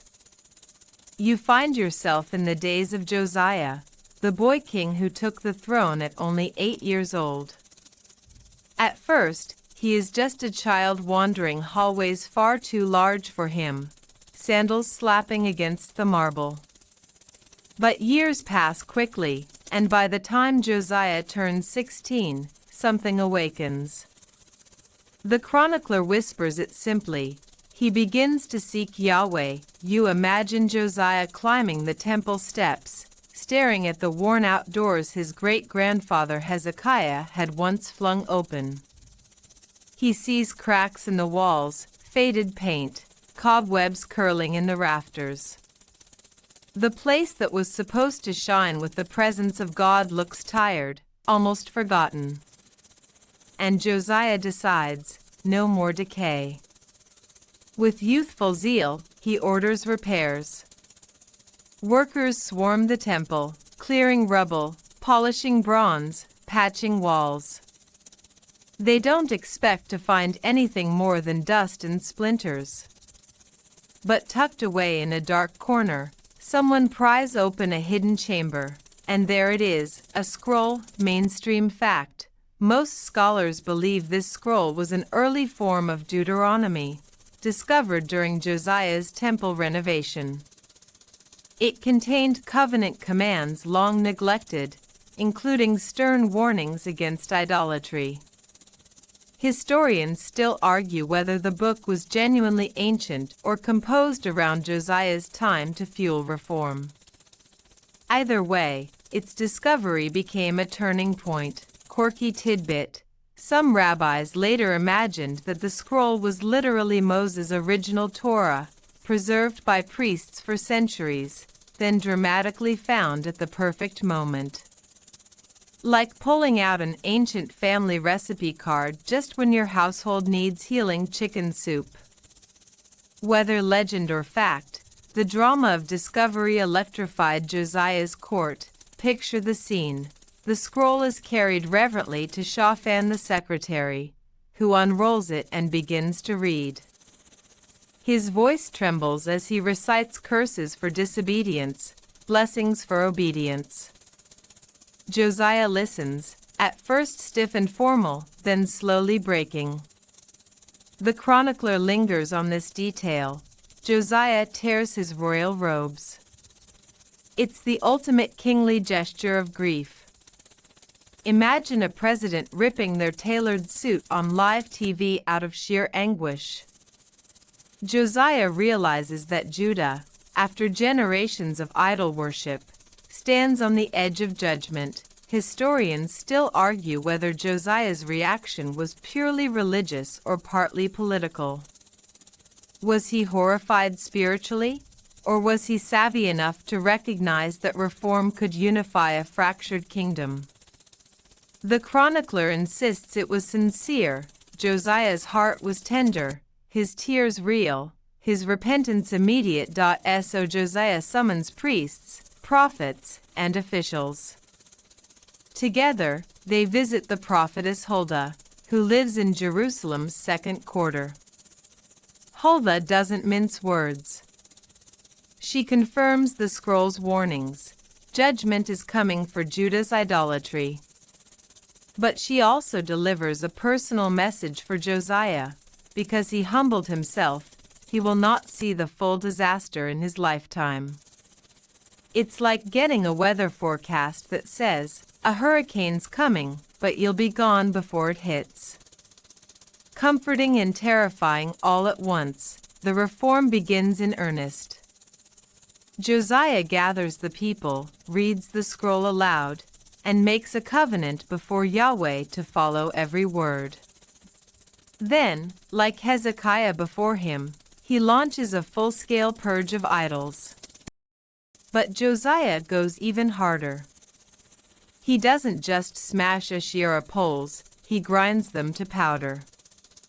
He burns bones of false priests on their altars to desecrate them.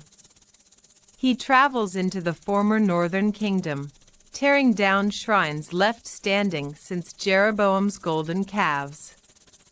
The chronicler beams with approval. Finally, a king who not only listens but acts with fire. Imagine walking alongside Josiah's procession.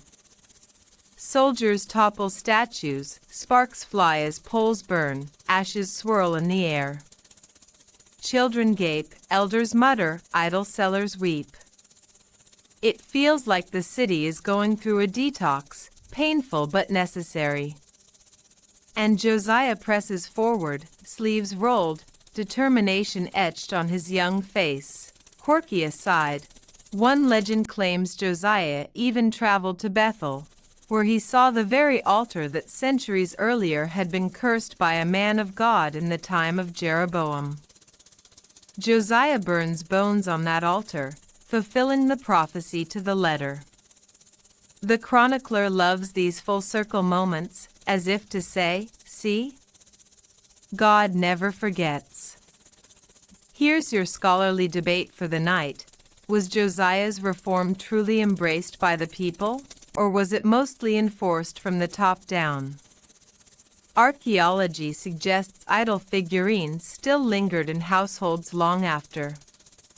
Some historians argue the people complied outwardly but secretly held on to old habits. Others believe Josiah sparked genuine nationwide revival. The chronicler, of course, portrays it as wholehearted, because he wants Josiah remembered as the model king. The climax of Josiah's story comes when he restores Passover. It isn't just another feast, it's described as greater than any since the days of Samuel.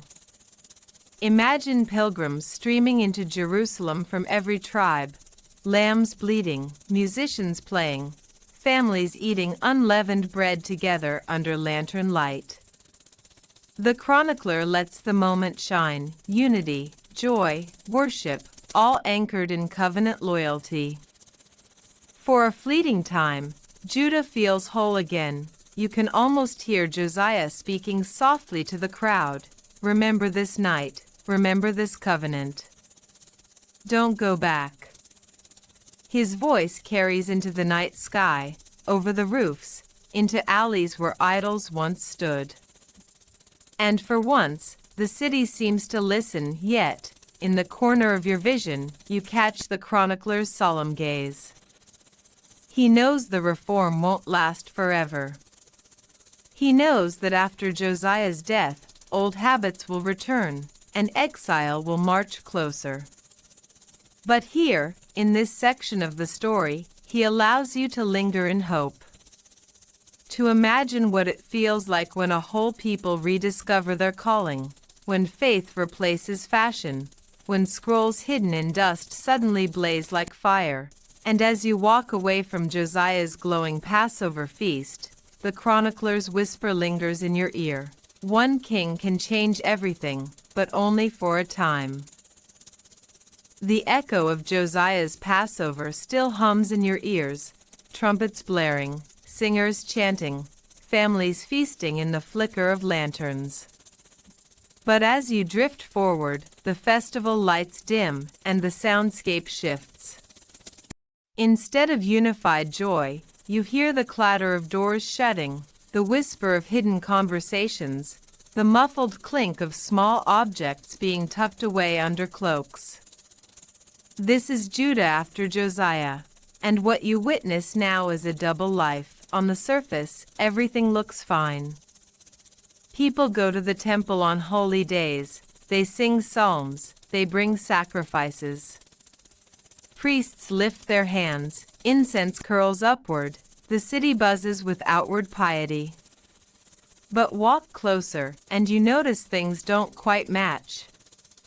Behind one curtain, a family hides a small clay figurine shaped like a woman, an Asherah goddess tucked neatly on a shelf.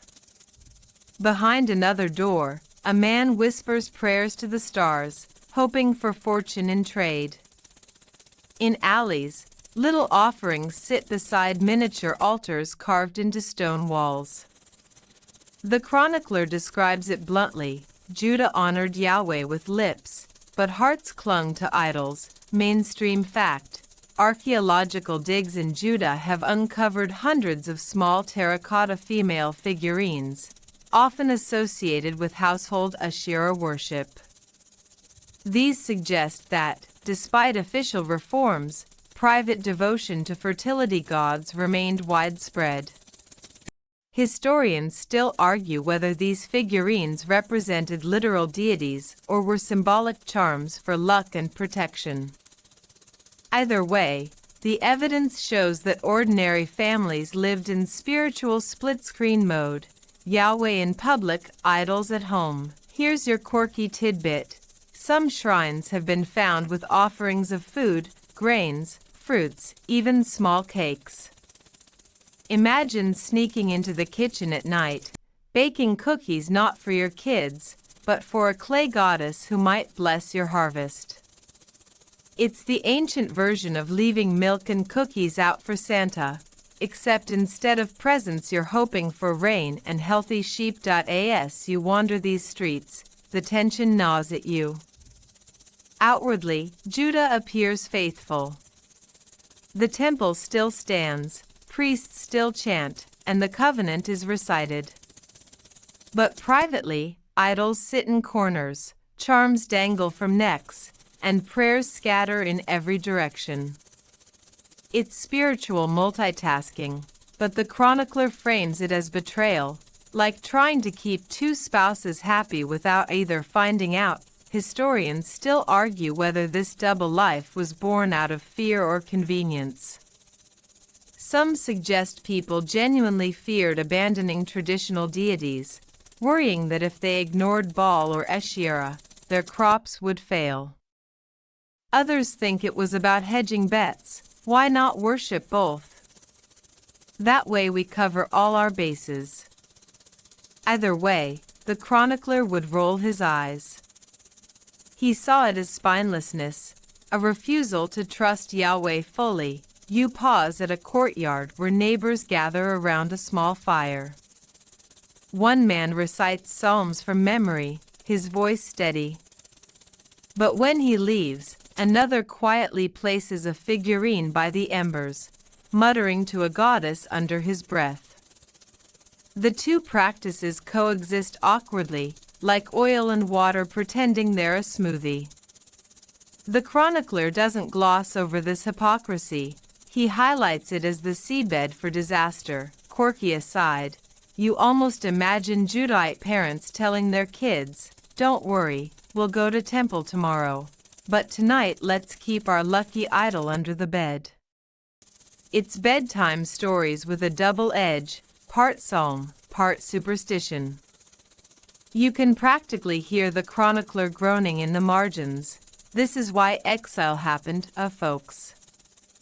The atmosphere feels heavy, like a performance no one fully believes in.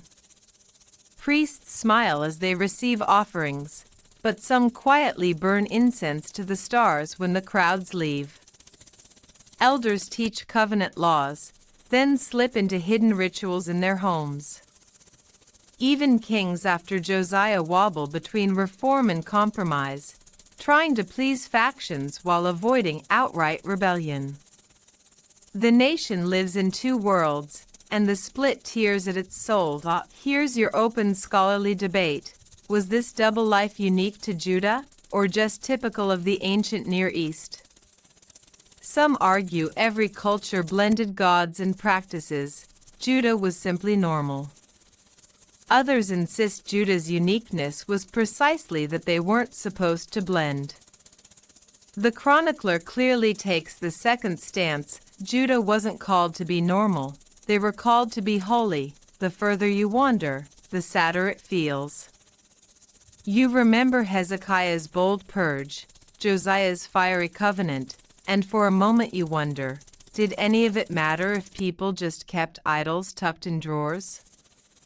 The chronicler would answer, yes, because the warnings stand. The reforms showed what faithfulness could look like, even if people refused to hold on to it. You glance up at the temple silhouetted against twilight. From a distance, it shines, a beacon of worship. But inside homes, figurines glow in lamplight, silent witnesses to divided hearts. It's like looking at someone's Instagram feed, polished, perfect, filtered, while behind the scenes, everything is fractured. Judah was posting #FaithfulLife, but their drafts folder was full of idols, and in the hush of evening, you hear the whisper of prophets calling it out. Jeremiah weeps in the streets, accusing people of honoring Yahweh with words but cheating him with actions. Ezekiel has visions of abominations hidden in temple walls. Their cries echo, "You can't fool God with a double life." The chronicler doesn't soften it. He lays it bare. Judah's downfall wasn't just fiery altars or dramatic betrayals. It was the quiet compromises in kitchens and bedrooms, the double life that eroded loyalty one figurine at a time. The kind of slow rot you barely notice until the beams collapse. You step back into the night, the city glowing faintly under the stars. Somewhere, a psalm drifts on the breeze. Somewhere else, an idol figurine catches lamplight. And you realize this is the tension that will fin all. The quiet double life of Judah weighs on you as you keep walking, and then the soundscape changes again. Instead of hidden whispers behind shuttered doors, you hear the tramp of soldiers' boots, the rattle of chains, the crackle of flames devouring timber beams. The city of Jerusalem is falling, and with it, the illusion of safety that idols once promised. Smoke curls through the sky like a funeral veil. This is exile, the bitter lesson the chronicler circles toward like a hawk over its prey. You step into the streets as Babylonian troops surge through gates. Walls crumble, stones crash, and the temple itself burns. Gold ornaments are ripped off, sacred vessels carted away, priests scattered. Families cry as they are herded together, bound for the long march east. You smell ash, sweat, and despair. For centuries, prophets had warned that idolatry would lead here. Now it isn't a warning, it's reality, mainstream fact. The Babylonian exile began with the fall of Jerusalem in 586 BCE. Thousands were deported to Babylon, where they lived for decades. Historians still argue about numbers. Was it just the elite, or large swaths of the population? Either way, Judah was gutted, its heart ripped out. Here's your quirky tidbit. Babylon was a glittering metropolis compared to Jerusalem. Exiles would have encountered ziggurats, giant step temples rising like stairways to heaven, lush gardens, bustling markets, and cosmopolitan crowds. Imagine being dragged from a modest hometown and plopped into the ancient version of New York City. Overwhelming, dazzling, and disorienting all at once. As you shuffle alongside the captives, you sense the aching contradiction. They lost their land, temple, and king, but they did not lose memory. The chronicler wants you to understand. In exile, the people finally absorbed what prophets had shouted for generations. Idols had promised protection, prosperity, and fertility, but none of them saved Jerusalem from Babylon's fire. The lesson seared itself into the collective soul. False gods are empty. Yahweh alone remains. Historians still argue whether exile was primarily punishment or purification. Some describe it as divine justice for covenant betrayal. Others see it as a painful reset button, forcing Judah to redefine identity without land or temple. The chronicler weaves both together. Discipline that hurts but heals. You pause at a riverside, where captives hang their harps on willows. They cannot bring themselves to sing. The songs that once shook temple rafters now catch in their throats. Psalmists write laments here, verses soaked in tears. How can we sing Yahweh's song in a foreign land? You feel the weight of silence heavier than any Babylonian chain. But here's the strange paradox. Exile, though bitter, becomes the moment Judah finally sheds idols. Archaeological records after the exile show a dramatic drop in household figurines. The people who once lived double lives return with a singular devotion. It's like being burned once by touching a hot stove and swearing never to try again. The chronicler looks back and says, "See? That's what it took for them to understand." Quirky aside, you picture some Judahite elder in Babylon pointing at a flashy Mesopotamian idol market and muttering, "Nope. Been there, done that, bought the figurine, lost the kingdom." A tragic joke, but you get the sense they never forgot the sting. In Babylon, the people adapt. They gather in homes, create prayer circles, recite the law, and pass down stories.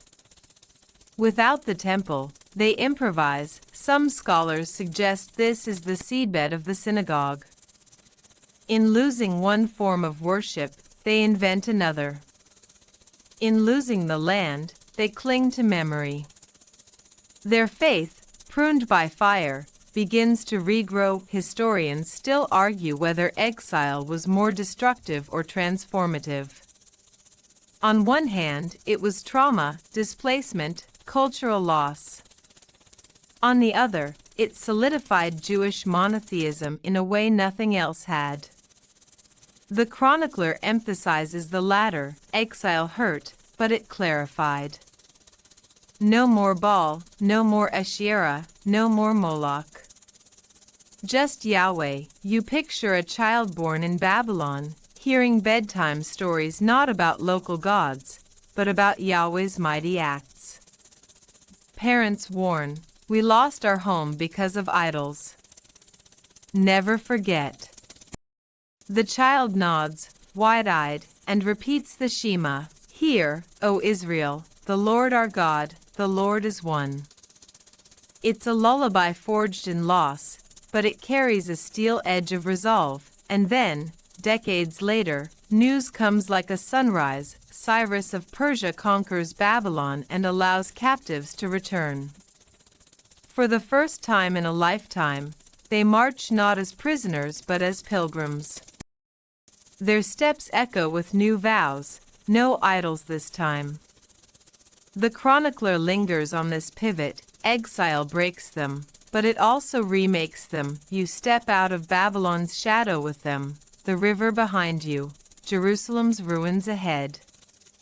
The chronicler's whisper is sharp but gentle now. Idols took you here, and only Yahweh brought you back. It is the bitter lesson sealed into Judah's bones, a warning retold for generations so no one ever forgets. The march of exiles back from Babylon fades, and suddenly you're not in a bustling ancient street but crouched in a trench under a blazing sun, a trowel in hand. Dust clings to your arms, pottery shards scatter around your knees, and a professor in a wide hat calls out, "Careful, that layer's Iron Age." You blink. Welcome to the modern dig sites of Judah, where archaeology whispers secrets about idols the chronicler railed against. Mainstream fact: across Israel and Judah, archaeologists have uncovered countless artifacts that shed light on daily religious life. Among them are hundreds of small clay figurines, mostly female, often interpreted as Asherah representations. Many are headless, whether broken in antiquity or by accident during excavation. These finds complicate the neat picture the chronicler painted. They show idol worship wasn't just royal policy or fringe rebellion, it was embedded in households.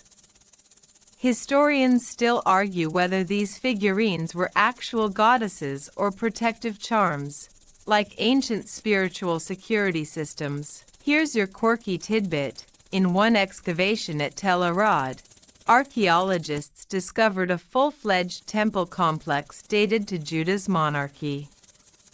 Inside, 2 standing stones were found side by side in the Holy of Holies. Some suggest they symbolized Yahweh and his consort, possibly Asherah. Imagine that, a mini temple in Judah where the covenant God might have shared a spotlight with a goddess.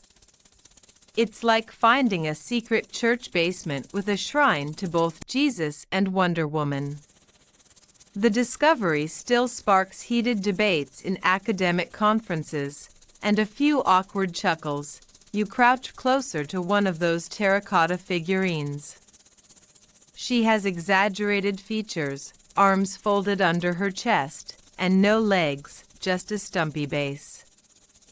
To modern eyes, she looks almost cartoonish, like something a child might mold out of clay during art class. But in her time, she carried weight. Families may have prayed to her for fertility, safe childbirth, or healthy crops. To the chronicler, though, she was evidence of betrayal, a rival carved into clay. Historians still argue about the figurine's exact purpose. Were they religious idols, household decorations, or simply toys? Some insist their sheer number, found in nearly every layer of Judahite houses, proves cultic use. Others suggest women used them privately, perhaps even without official sanction. The chronicler would hardly care about the nuance. In his view, anything resembling Asherah was unacceptable. The dig continues. You brush away more dirt and uncover an inscription scratched onto a pottery shard. It reads, "Blessed be X by Yahweh and his Asherah." The phrase stuns you.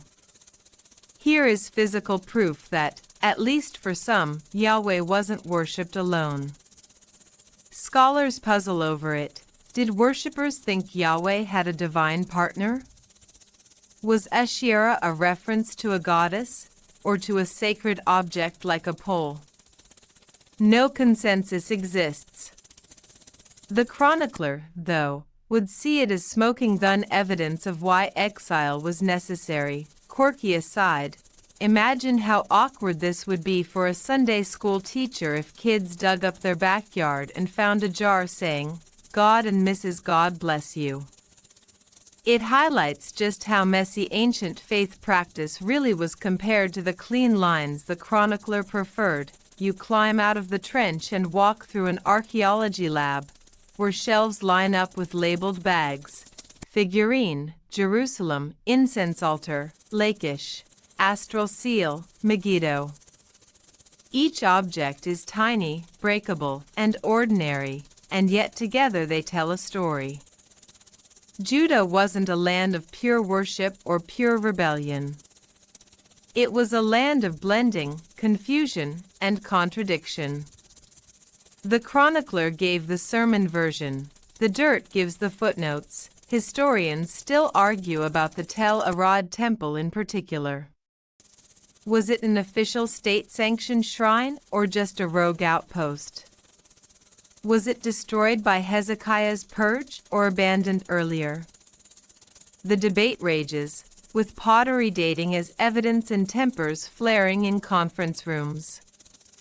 Meanwhile, the chronicler's verdict would be simple: it shouldn't have been there at all. You pause by a display case where a broken idol figurine sits under glass. Children press their faces to the glass, giggling at her awkward proportions. To them, she looks silly, powerless. And maybe that's the chronicler's point. When stripped of mystery and myth, idols are just fragile clay, breakable by shovel or hammer. But even so, archaeology refuses to let you dismiss them entirely. For ancient families, these little figurines carried comfort, hope, even identity. They remind you that the struggle wasn't abstract, it was lived out in kitchens, bedrooms, and backyards. Idolatry wasn't always dramatic fire altars. Sometimes it was a quiet figurine tucked on a shelf. You step back into the sun, dirt still under your nails, the whisper of history buzzing in your ears. The chronicler may have thundered warnings from his scroll, but here in the dust of Judean hills, the material evidence hums its own tune. People wrestled with divided loyalties every day. Idols weren't just theological, they were tangible, touchable, part of daily life. And it's precisely that ordinariness that made them so dangerous. The dust of archaeology still clings to your sandals when you drift forward again, but now the landscape shifts. The dig site melts into neon lights, car horns, buzzing phones, and billboards the size of houses. You're not brushing clay from ancient figurines anymore. You're scrolling your feed at midnight, battling the glow of endless notifications. And just like that, the chronicler's warnings against Baal, Asherah, and Moloch no longer feel like distant museum exhibits. They echo in modern streets, buzzing in earbuds, even whispering from glowing screens. You blink and chuckle, because at first it sounds absurd. How can ancient storm gods and fertility poles matter in a world of credit cards and TikTok dances? But give it a beat, and you notice the eerie parallels. Baal promised rain, prosperity, and security for farmers. Today, whole industries promise the same: buy this product, sign up for that plan, hustle until you're rich, and everything will be fine. Asherah offered intimacy, fertility, and beauty. Look around, and you see endless ads, apps, and influencers selling idealized bodies and romance fantasies. Moloch demanded the unthinkable: children through fire. And yet, in a quieter, less literal way, society still sacrifices its young: overwork, neglect, cycles of violence, digital addictions that erode childhood. The names change, the altars look different, but the spirit? Familiar mainstream fact: modern scholars of religion often describe idolatry not only as bowing to statues but as misplacing ultimate trust, treating something finite as if it were infinite. Money, fame, beauty, even nationalism can become functional gods. Historians still argue whether this broader definition stretches the term too far or makes it more useful for modern readers. Either way, the chronicler's ancient warning maps neatly onto today's obsessions. Here's your quirky tidbit. In 2018, an artist built a literal golden calf sculpture and paraded it on Wall Street as performance art. People snapped selfies with it, laughed, and shared it online. It was satire, sure, but the resemblance was almost too perfect. The line between parody and prophecy blurred. leaving you wondering if ancient warnings weren't so outdated after all. You wander through a shopping mall, air-conditioned and glossy. Every corner screams with slogans, "You need this now, upgrade your life, because you're worth it." It feels almost like a liturgy, chants promising salvation through possessions. You pause by a mannequin, plastic arms posed just so, and wonder if Asherah would have fit right in here, only now draped in high fashion. Historians still argue whether it's fair to equate modern consumer culture with ancient idolatry. Some say the analogy risks oversimplifying complex economic systems. Others insist the comparison is powerful precisely because it's uncomfortable. Either way, the chronicler's voice would probably lean in, lower to a whisper, and say, "You see what I mean, don't you?" You pass a cafe where people bend over laptops, earbuds in, eyes glazed by glowing rectangles. It hits you like a quiet joke. Baal used thunder, but today's gods use Wi-Fi signals. Both invisible, both powerful, both dictating your daily rhythms. And if the router goes down, honestly, don't you feel a little like ancient farmers watching the sky for rain? Quirky aside, imagine explaining Instagram to an ancient prophet. Yes, Isaiah, people will scroll endlessly looking at strangers' meals, gym selfies, and cats. No, it doesn't rain afterward. He'd probably tear his robe on the spot, but beneath the laughter, there's weight. The chronicler's caution wasn't about silly statues, it was about misplaced devotion. When hearts leaned on idols, society rotted, leaders grew corrupt, justice warped, children were harmed, truth blurred. Scroll through the news today, and you see similar patterns. Technology itself isn't evil, but worshipping at its altar, treating it as ultimate, produces the same kind of unraveling. You turn a corner into a quiet park. Children play on swings, their laughter sharp against the city noise.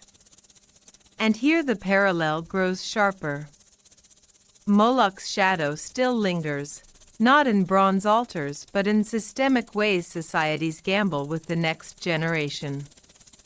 Whether through neglect, environmental damage, or violent cycles, the young often pay the cost for adults' obsessions. It isn't fire-lit arms now, it's subtler, but no less real. Historians still argue how to responsibly apply ancient warnings to modern contexts. Should Chronicles remain locked in history, or should it act like a mirror, reflecting back uncomfortable truths? The debate rages in lecture halls, sermons, and podcasts. But in this park, with laughter fading into evening air, you feel the chronicler tugging your sleeve, urging you not to brush it off as just history. You sit on a bench, noticing your own phone buzzing. Notifications demand attention, like miniature prophets of distraction. You smile wryly, because even here, the call of modern idols won't quit. But you also notice the chronicler's consistent heartbeat. Idols never deliver what they promise.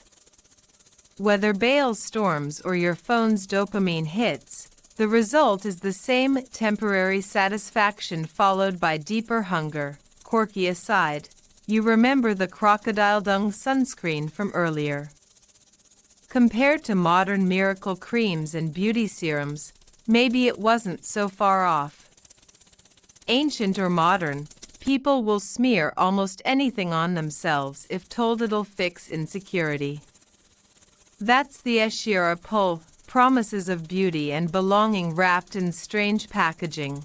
The chronicler's warning lingers like a sigh. Don't trade the eternal for the shiny. Don't confuse the infinite with the marketable. In every era, the temptation to bow, whether literally or metaphorically, persists. You stand up, brushing off the park bench, aware that Baal, Asherah, and Moloch never truly disappear, they just change outfits. The neon park lamps fade, and the buzz of city noise dissolves into a quiet hum. You're no longer scrolling, shopping, or smirking at modern idols. You're standing in the dim glow of a scribe's chamber, centuries ago. The chronicler bends over his parchment, quill scratching as oil lamps sputter. You realize why he's writing, why he insists on retelling stories already known from Kings and Samuel. It isn't just history, it's a sermon woven into narrative. He wants his community, and, strangely, you, to remember why idolatry nearly unraveled everything. You lean closer and see the ink strokes, lists of kings, temple rituals, genealogies. Dry at first glance, but beneath the surface pulses a plea. Every mention of Baal, Asherah, and Moloch isn't just about ancient gods, it's about human weakness, repeated again and again. The chronicler highlights kings who smashed idols, reforms that restored worship, and disasters that followed compromise. He edits, emphasizes, and reshapes the story, not to lie, but to hammer home one warning: stray from Yahweh, and ruin follows. Mainstream fact: most scholars date Chronicles to the post-exilic period, around the 4th century BCE. By then, the people had returned from Babylon, rebuilt the temple, and were redefining their identity. Historians still argue whether the chronicler wrote mainly as historian, theologian, or political advisor. His selective storytelling, downplaying David's sins, omitting some messy politics, suggests he wasn't neutral. He was preaching through history, urging faithfulness. Here's your quirky tidbit. The chronicler sometimes writes with almost obsessive detail about temple musicians. He records names of harpists, cymbal bangers, and gatekeepers with as much care as he describes battles. Some scholars joke that maybe he himself was a temple choir member, sneaking his passion project into scripture. It's like if someone today wrote a national history but dedicated 3 chapters to the marching band.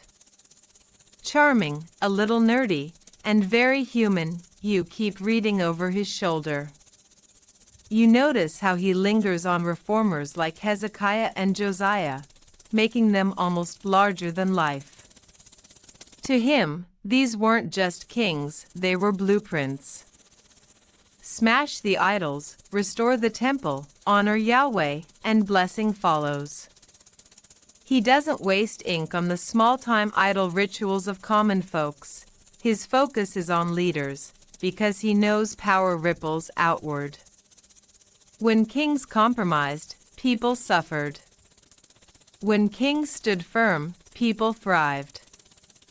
The lesson: leadership matters in spiritual health. Historians still argue whether Chronicles was received as encouragement or critique. Was it meant to boost morale after exile, saying, "See, we're chosen again if we're faithful"? Or was it a thinly veiled warning, a reminder that even now, after Babylon, compromise could creep back? The ambiguity remains, but the urgency is clear. You step back, watching the chronicler pause, stretch his fingers, and blow gently on the ink to dry it. He doesn't know you're there, but you sense his heartbeat in every line. Remember. Don't repeat it. Learn. The warning is ancient, but your mind flickers back to malls, glowing screens, Wall Street calves, and playground swings. The parallels refuse to fade. Quirky aside, imagine the chronicler suddenly glimpsing your era. He'd probably freak out at vending machines. They're idols that give food when you feed them coins, and Wi-Fi routers, invisible power that controls households. But once he calmed down, he'd nod knowingly. Ah, same gods, new costumes. The chronicler finishes his scroll, sets it aside, and exhales. For him, history isn't nostalgia, it's scaffolding. He builds a frame strong enough to hold his community's fragile identity. And he builds it with warnings against idols, because he knows nothing corrodes faster than misplaced devotion. You realize that's why his retelling lingers where it does, why Chronicles exists at all. You close your eyes, letting the hum of that lamplit room fade into silence. The chronicler's pen stops, but his caution keeps echoing. Don't bow to Baal's promises, whether rain or money. Don't lean on Asherah's illusions, whether fertility polls or curated Instagram feeds. Don't sacrifice to Moloch, whether bronze fires or the quiet ways children are consumed by systems of neglect. The script is old, but it keeps replaying, and then the scene softens. The ink dries, the quill rests, the lamps dim. The warning doesn't vanish, but it quiets. Instead of thunder, it becomes a gentle hum, something you can carry without fear. Now the story loosens its grip. The sharp lines of kings, prophets, idols, and exiles blur into softer edges. You sit not in a ruined temple or a glowing city, but in your own quiet room, with shadows stretching gently across the walls. The chronicler's stern voice fades into something more like a lullaby, a reminder rather than a rebuke. The idols retraced through history, Baal with his storms, Asherah with her carved poles, Moloch with his burning arms, are no longer fire-lit threats at your doorstep.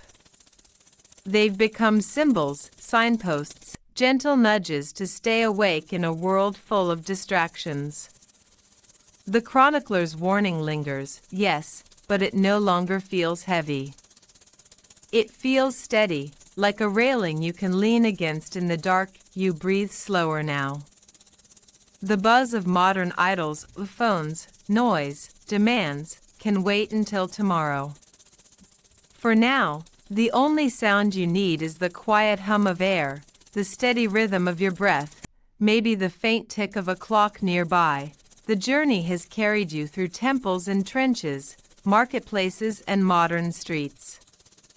You've walked alongside prophets, kings, exiles, and archaeologists.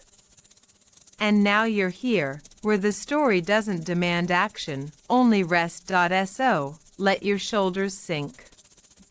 Let your eyelids grow heavier.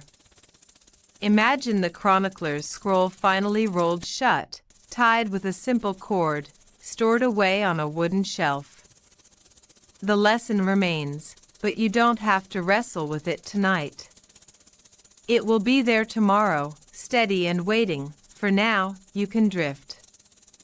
The warnings have softened into whispers, and the whispers into quiet. You are safe, held, and gently rocked by the rhythm of history's long story. Sleep is near. Sweet dreams.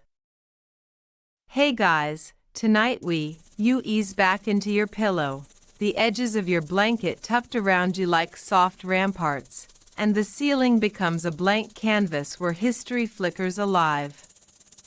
You close your eyes and suddenly feel the warm stones of ancient Jerusalem beneath your sandals, dust in the air, and 1,000 voices murmuring prayers that climb like smoke into the sky. The air smells of incense and roasted lamb from nearby stalls, and you catch the faint sound of trumpets echoing from the Temple Mount. Tonight, you're standing on the edge of a story that glitters with gold, yet already trembles with cracks no one wants to admit. This is the reign of Solomon, son of David, the king whose name means peace, though his days will prove anything but peaceful. His temple has just been finished, dazzling as a crown jewel, and every stone seems to shout of glory. And honestly, you probably wouldn't survive this event.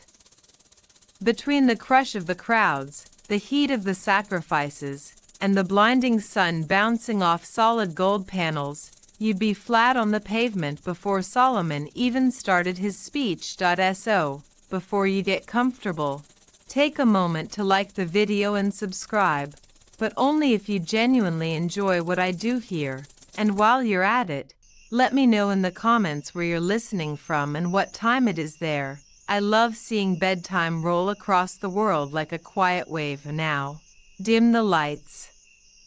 Maybe turn on a fan for that soft background hum, and let's ease into tonight's journey together. The crowd sways, pressed shoulder to shoulder, every tribe of Israel represented. They've come to see something greater than palaces or marketplaces, the house of God himself. Solomon stands tall, robes shimmering with threads of silver and gold, his crown catching the last rays of sunset. At his side, priests in white linen carry the Ark of the Covenant. You follow with your eyes as they disappear into the inner sanctuary, and suddenly, everything changes. A cloud thick as smoke rushes out from the Holy of Holies, filling the temple so quickly the priests stagger and retreat. People gasp, some kneel, and others fall flat, foreheads to the stone floor. The presence of God is so weighty that even the most seasoned Levite trembles. Your chest tightens as if your own lungs have been pressed shut, and you realize this is no ordinary dedication. Something invisible is heavy here, like the sky itself has stooped down to touch earth. Then Solomon lifts his hands, his voice ringing across the courts. His prayer weaves through promises and warnings, begging God to watch over this house. When famine comes, when war rages, when strangers arrive from far-off lands, hear from heaven and forgive. His words are lofty, but beneath them you hear the beating heart of a nation longing to feel secure. They've wandered for generations, fought endless battles, and now, at last, they have not only land and a king but a sacred dwelling place for their God. You almost want to believe nothing could shake this moment. Here's a solid historical fact. The first temple, as it's often called, likely stood for nearly 4 centuries, from the 10th century BCE until its destruction by the Babylonians in 586 BCE. That's longer than the United States has existed, which is wild to think about. The temple wasn't just a building, it became the anchor of identity for an entire people. Even in exile, they dreamed of its walls, prayed facing its ruins, and vowed one day to return. Now, here's a quirky tidbit. Jewish tradition says that no iron tool was used in shaping the stones of the temple, since iron symbolized violence and war. Instead, legend speaks of a magical creature known as the shamir, a worm or tiny beast able to split stone without hammer or chisel. Picture a holy caterpillar spitting laser beams at limestone. It sounds absurd, but that's the kind of tale that sticks. Maybe the workers used bronze tools, maybe they had Phoenician secrets of quarrying, or maybe they really did have a pet rock-eating bug. Either way, the temple was built, and it was magnificent, but here's where historians still argue. Did Solomon really construct something as massive and opulent as the biblical account describes? Some scholars think the descriptions we have are exaggerated, a later writer's way of remembering or idealizing a golden age.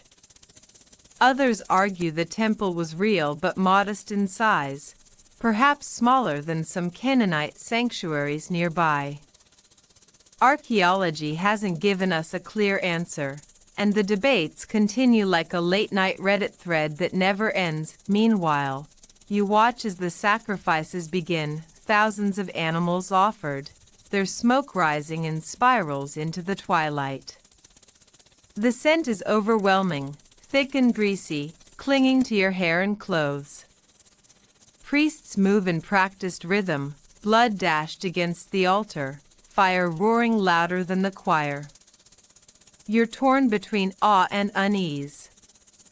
The pageantry is dazzling, but you catch whispers in the crowd, merchants bragging about their foreign idols, travelers describing temples in Sidon or Damascus, and courtiers grumbling about the taxes that funded all this gold. A little boy tugs at his mother's sleeve, pointing at the massive bronze basin shaped like a C, held up by 12 bronze oxen. She hushes him, but you notice the boy's eyes aren't filled with worship, they're filled with curiosity, wondering what else might be out there, like someone with the world's best home theater still scrolling Netflix, looking for something new. Even now, in the height of holiness, cracks begin to form. Because while the temple gleams, the human heart is restless. You sense it, that tension between faith and fashion, devotion and distraction. Solomon prays for fidelity, but you already hear the rustle of stories that will come: altars on high places, shrines under green trees, and kings who will bow to gods that cannot speak. For now, though, the temple stands bright, its stones reflecting the fire of sunset. The people sing, drums beat, dancers whirl, and for one shimmering moment, Israel seems secure. Yet deep down, you feel it. Gold reflects glory, but it can also blind. The shine hides the fault lines. The light dazzles, but it can burn your eyes. And though tonight feels like triumph, you know history is waiting just around the corner, ready to show how quickly even the grandest temple can become a ruin. You linger in the afterglow of Solomon's dedication, but as the chants fade, something uneasy remains in the air. The temple shines, the people cheer, but when you peel back the golden surface, you begin to see the hairline fractures. Wealth has poured into Jerusalem like a flood. Traders from Tyre, envoys from Egypt, caravans loaded with spices and ivory all find their way to Solomon's court. It's dazzling, but also dangerous. Because too much shine makes people squint, and when they squint, they miss the shadows creeping closer. You stroll through the city and notice how the markets have changed. The stalls are no longer just figs, olives, and goats. Now you see embroidered cloth from Phoenicia, exotic animals in cages, and jars of incense meant for foreign gods. Children tug on their mothers' sleeves, begging for carved figurines of Baal or Asherah. The merchants smile because every new trinket brings in silver. And you realize the kingdom is slowly learning to love the smell of imported smoke more than the smoke of their own sacrifices. Solomon, wise though he is, becomes tangled in his own splendor.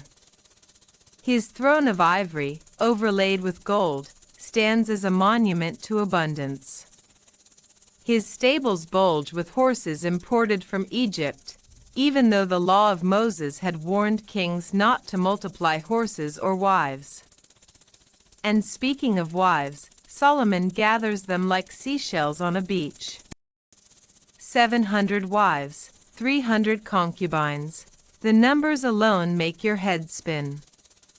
Sure, some of these marriages are political alliances, but each queen brings her own gods, her own rituals, her own demands.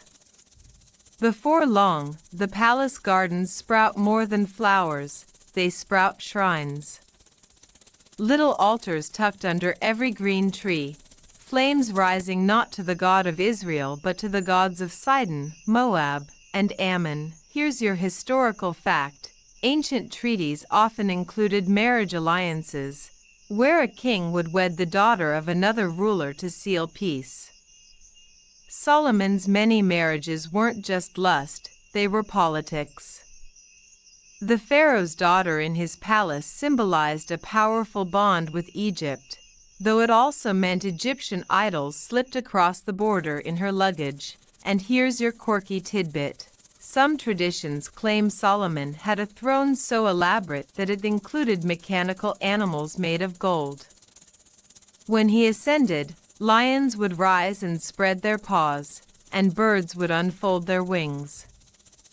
Imagine a Disney animatronic show, but entirely in gold, centuries before electricity. Whether true or not, the legend fits the theme. Solomon loved showpieces. Historians still argue whether Solomon's kingdom was truly as wealthy and vast as the Bible paints it, or whether later scribes polished the memory into legend. Some archaeologists find little evidence of a massive empire. Others insist the absence of proof is just the silence of time. Either way, the story rings with caution. Too much glitter blinds the eyes. You wander past the palace gates one evening and hear the faint sound of foreign songs, strange instruments echoing through the night. Women from distant lands lift their voices, chanting to gods with names that feel sharp in your ears: Moloch, Chemosh, Asherah. You watch servants carry offerings, honey cakes, incense, bowls of wine, into sacred groves hidden behind palace walls. And you realize something tragic. The king who once prayed for wisdom is now bending under the weight of compromise. The people notice, too. Farmers in the countryside whisper that the king cares more for trade than for them. Priests in the temple grumble about competition from hilltop shrines. And soldiers mutter about taxes, heavy and relentless, paying for luxuries they'll never touch. A kingdom that once sang in unity now hums with quiet resentment, and yet Solomon's wisdom remains unmatched. He writes proverbs, settles disputes, and speaks of cedars and hyssop, beasts and birds, as if he's cataloging the whole world. His reputation draws visitors like moths to flame. The Queen of Sheba herself journeys with a caravan so rich it turns the desert into a parade of camels. She comes to test his riddles and leaves dazzled by his answers. But while she marvels at his brilliance, you see the irony. The brighter the spotlight, the longer the shadow behind him grows. One evening, you climb a hill outside Jerusalem and look down. The temple gleams, the palace sprawls, and smoke curls from countless altars, some holy, some forbidden. And you know in your bones that cracks, once opened, will only widen. The golden age is beginning to tarnish. You stand on the palace steps, the golden glow of Solomon's reign dimming behind you, and the sound of bickering growing louder in the courtyard. The king has died, and now his son Rehoboam prepares to take the throne. At first glance, he looks like the perfect heir, tall, strong, with the kind of royal confidence that makes people bow without thinking. But as you linger and listen, you quickly realize something is off. Confidence can so easily tip into arrogance. And arrogance has a nasty habit of breaking kingdoms in two. People gather, led by Jeroboam, a former servant of Solomon who once ran the workforce with military precision. They don't demand riches or palaces, they ask for relief. Solomon's endless projects, temple, palace, fortresses, were built on the backs of heavy taxes and forced labor. So now the tribes plead, lighten the yoke your father put on us, and we will serve you. Simple, straightforward, almost too generous. You can almost hear the crowd holding its breath, waiting for a wise answer. Rehoboam calls for advice, first from the elders who once served his father. They speak softly, urging him to listen, to win loyalty through kindness. If you serve the people today, they say, they will serve you forever. It's the kind of wisdom that could hold a fragile kingdom together. But then Rehoboam turns to his younger friends, the ones he grew up with in the palace halls. They smirk and whisper, urging him to flex his power. Tell them, they grin, my little finger is thicker than my father's waist. If he laid a heavy yoke, I will make it heavier. You watch Rehoboam laugh, shoulders straight, already convinced. Here's your historical fact. Ancient Near Eastern kings often used forced labor for building projects. Pharaohs did it, Mesopotamian kings did it, and Solomon followed the same model. But unlike Egypt, Israel's tribes were free people, not slaves, so resentment burned hotter. Here's your quirky tidbit. Some rabbis later joked that Rehoboam's famous boast about his little finger was a euphemism meant to sound intimidating but came across ridiculous, like a bad attempt at trash talk in a street basketball game. Even in ancient times, rulers could embarrass themselves with clumsy one-liners, and here's where historians still argue. Was the split of the kingdom inevitable due to geography and tribal tensions? Or did Rehoboam's foolish answer alone trigger it? Some argue Israel's north and south were always loosely tied and doomed to fracture. Others believe one wise decision might have delayed division for generations. Rehoboam stands before the people, chest puffed, and delivers his answer. His words crash like thunder. My father scourged you with whips, I will scourge you with scorpions. The silence that follows is heavy, suffocating. Then comes the roar. The northern tribes erupt, their loyalty snapping like a rope pulled too tight. What share do we have in David? To your tents, O Israel! The crowd scatters, men storming back to their homes, muttering curses under their breath.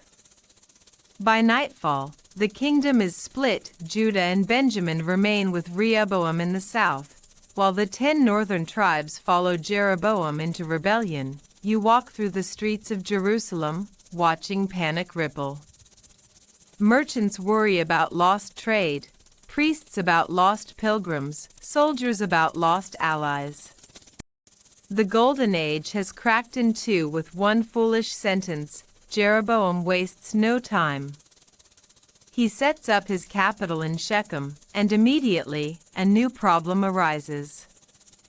His people still long to worship in Jerusalem, where the temple gleams. And Jeroboam knows if they keep traveling south for festivals, their hearts might return to David's line. So he hatches a plan, bold, desperate, and terribly ironic. He builds 2 golden calves, one in Bethel and one in Dan. Behold your gods, O Israel, he declares, echoing the infamous words from the wilderness centuries earlier. You rub your temples, because really? The last time Israel tried golden calves, it didn't end well. Apparently, history lessons aren't this king's strong suit. Crowds gather around the calves, offering sacrifices, bowing low, and calling it worship of the God who brought them out of Egypt. It's not outright paganism, at least not yet. It's more like a shortcut, a remix of old religion dressed up as convenience. Why travel all the way to Jerusalem when you can worship closer to home? And yet, the air already tastes of compromise. As you wander north to Bethel, you see priests not from Levi but chosen at random, anyone willing to play the part. Festivals shift, altars multiply, and the once united nation feels like 2 siblings who refuse to speak. The temple in Jerusalem still gleams, but fewer feet make the journey. Meanwhile, the golden calves shine brightly under torchlight, their blank eyes reflecting the fire. The irony?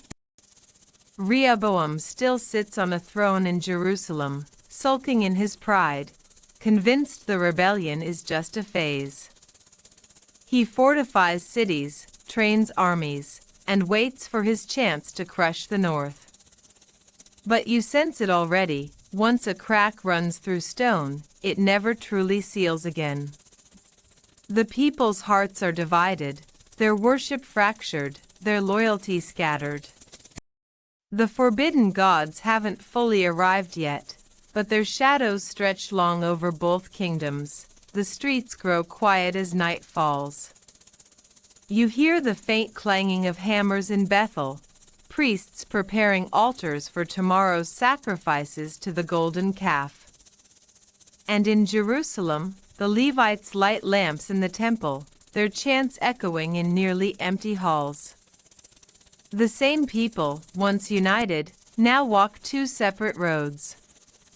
You lie back, staring at the stars above, and wonder, was it pride that split the kingdom, or was it restlessness in every human heart, always searching for a shortcut to the divine?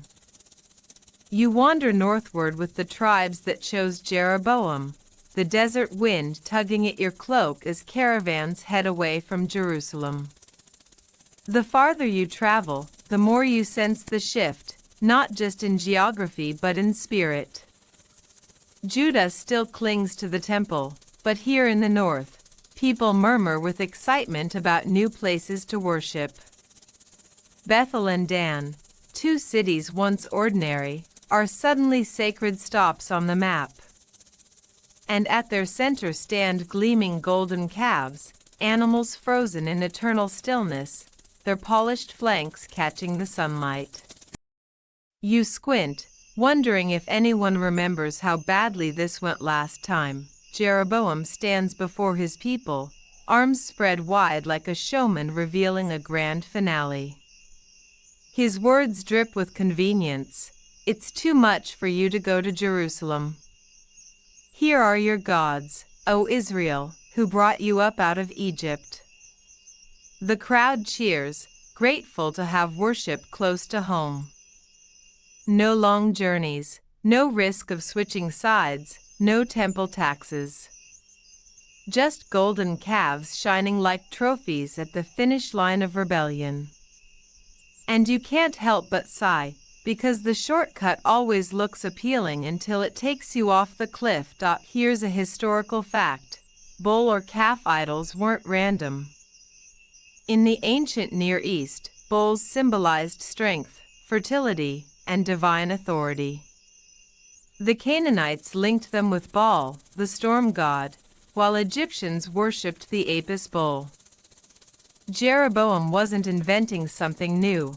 He was borrowing imagery from the nations around him, hoping to dress up Israel's God in the fashion of the neighbors. And here's your quirky tidbit. Later Jewish tradition poked fun at Jeroboam by saying the calves were so heavy he had to hire sorcerers to float them into place.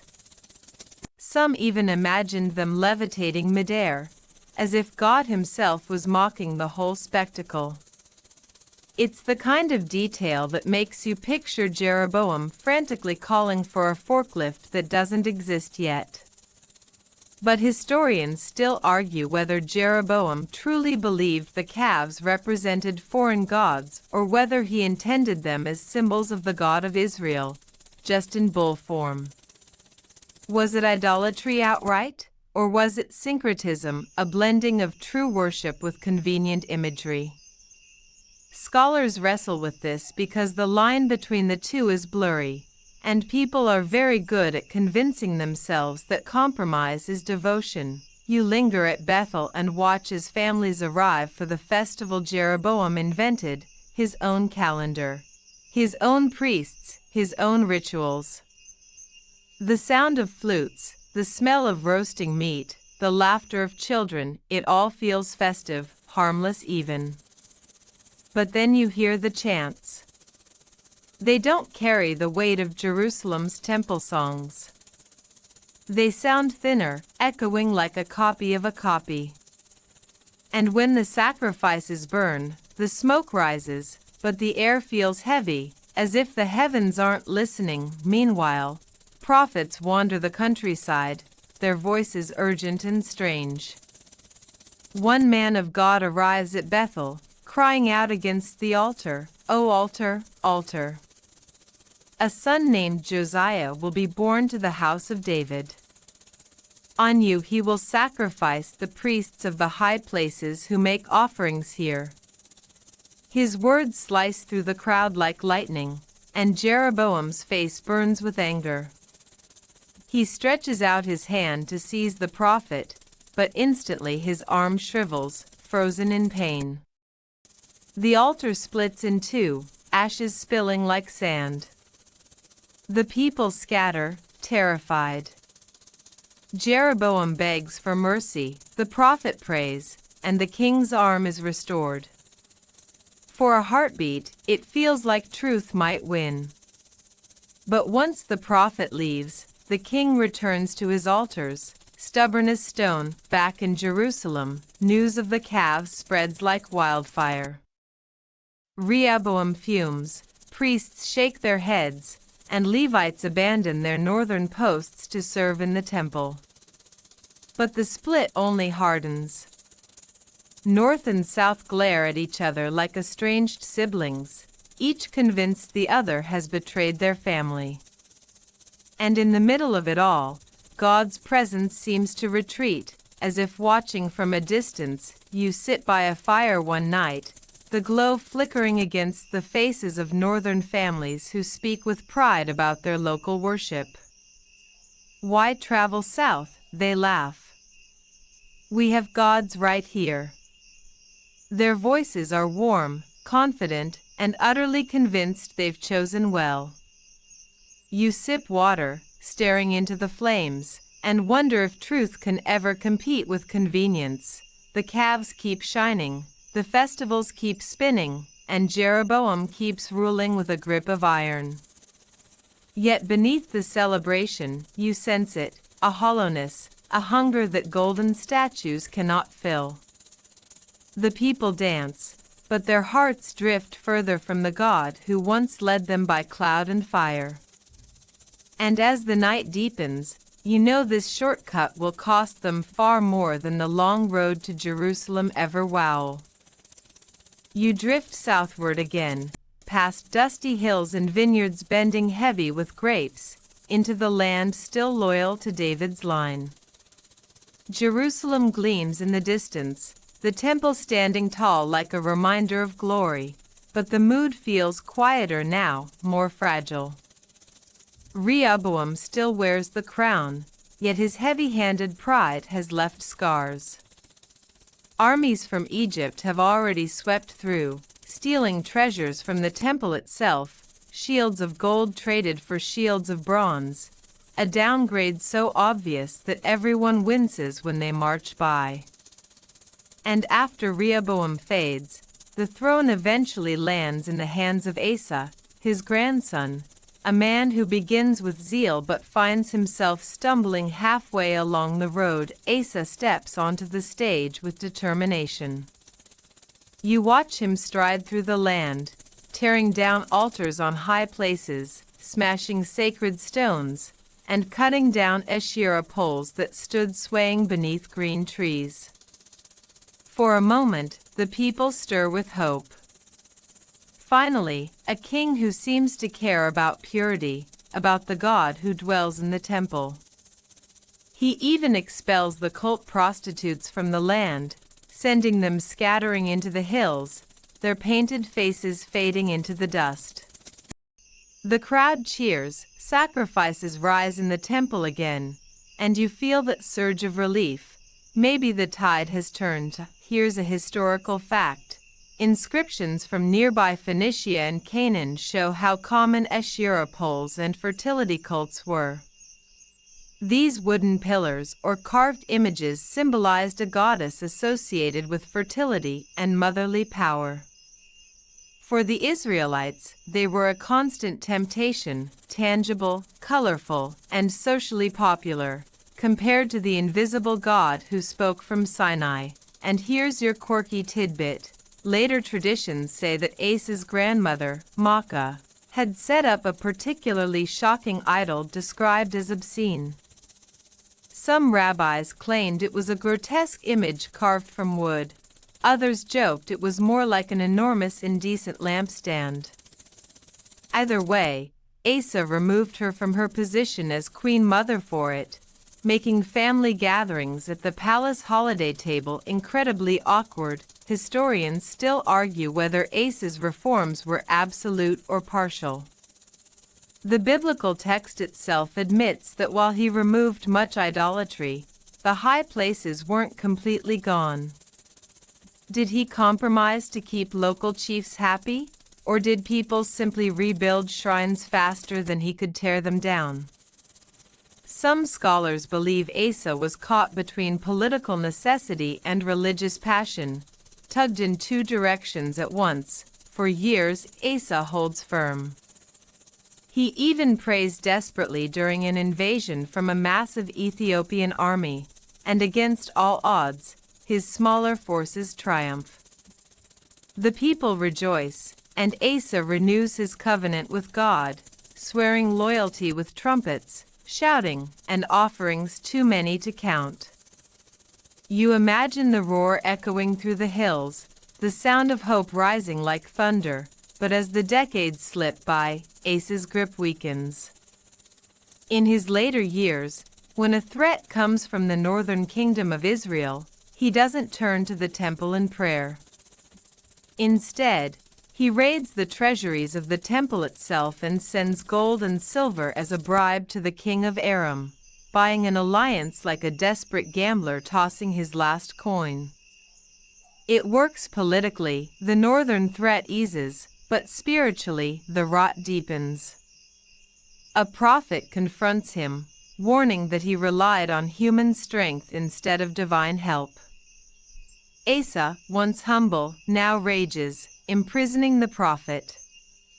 You sigh, because it's a pattern you've seen before, the young reformer becoming the old cynic. Asa's last years are marked not by glory but by sickness. His feet become diseased, and instead of crying out to God, he turns only to physicians. There's nothing wrong with medicine, of course, but his refusal to seek God at all feels like a tragic symbol.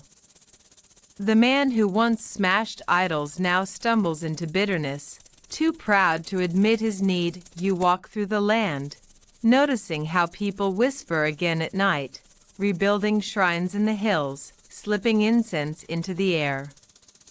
Reform, it seems, is never permanent when hearts still hunger for forbidden gods.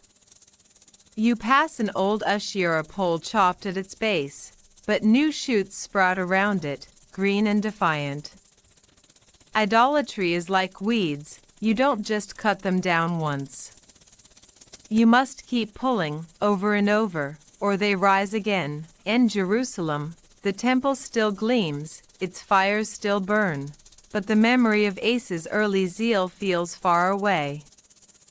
The kingdom is quieter, smaller, less confident than in Solomon's day.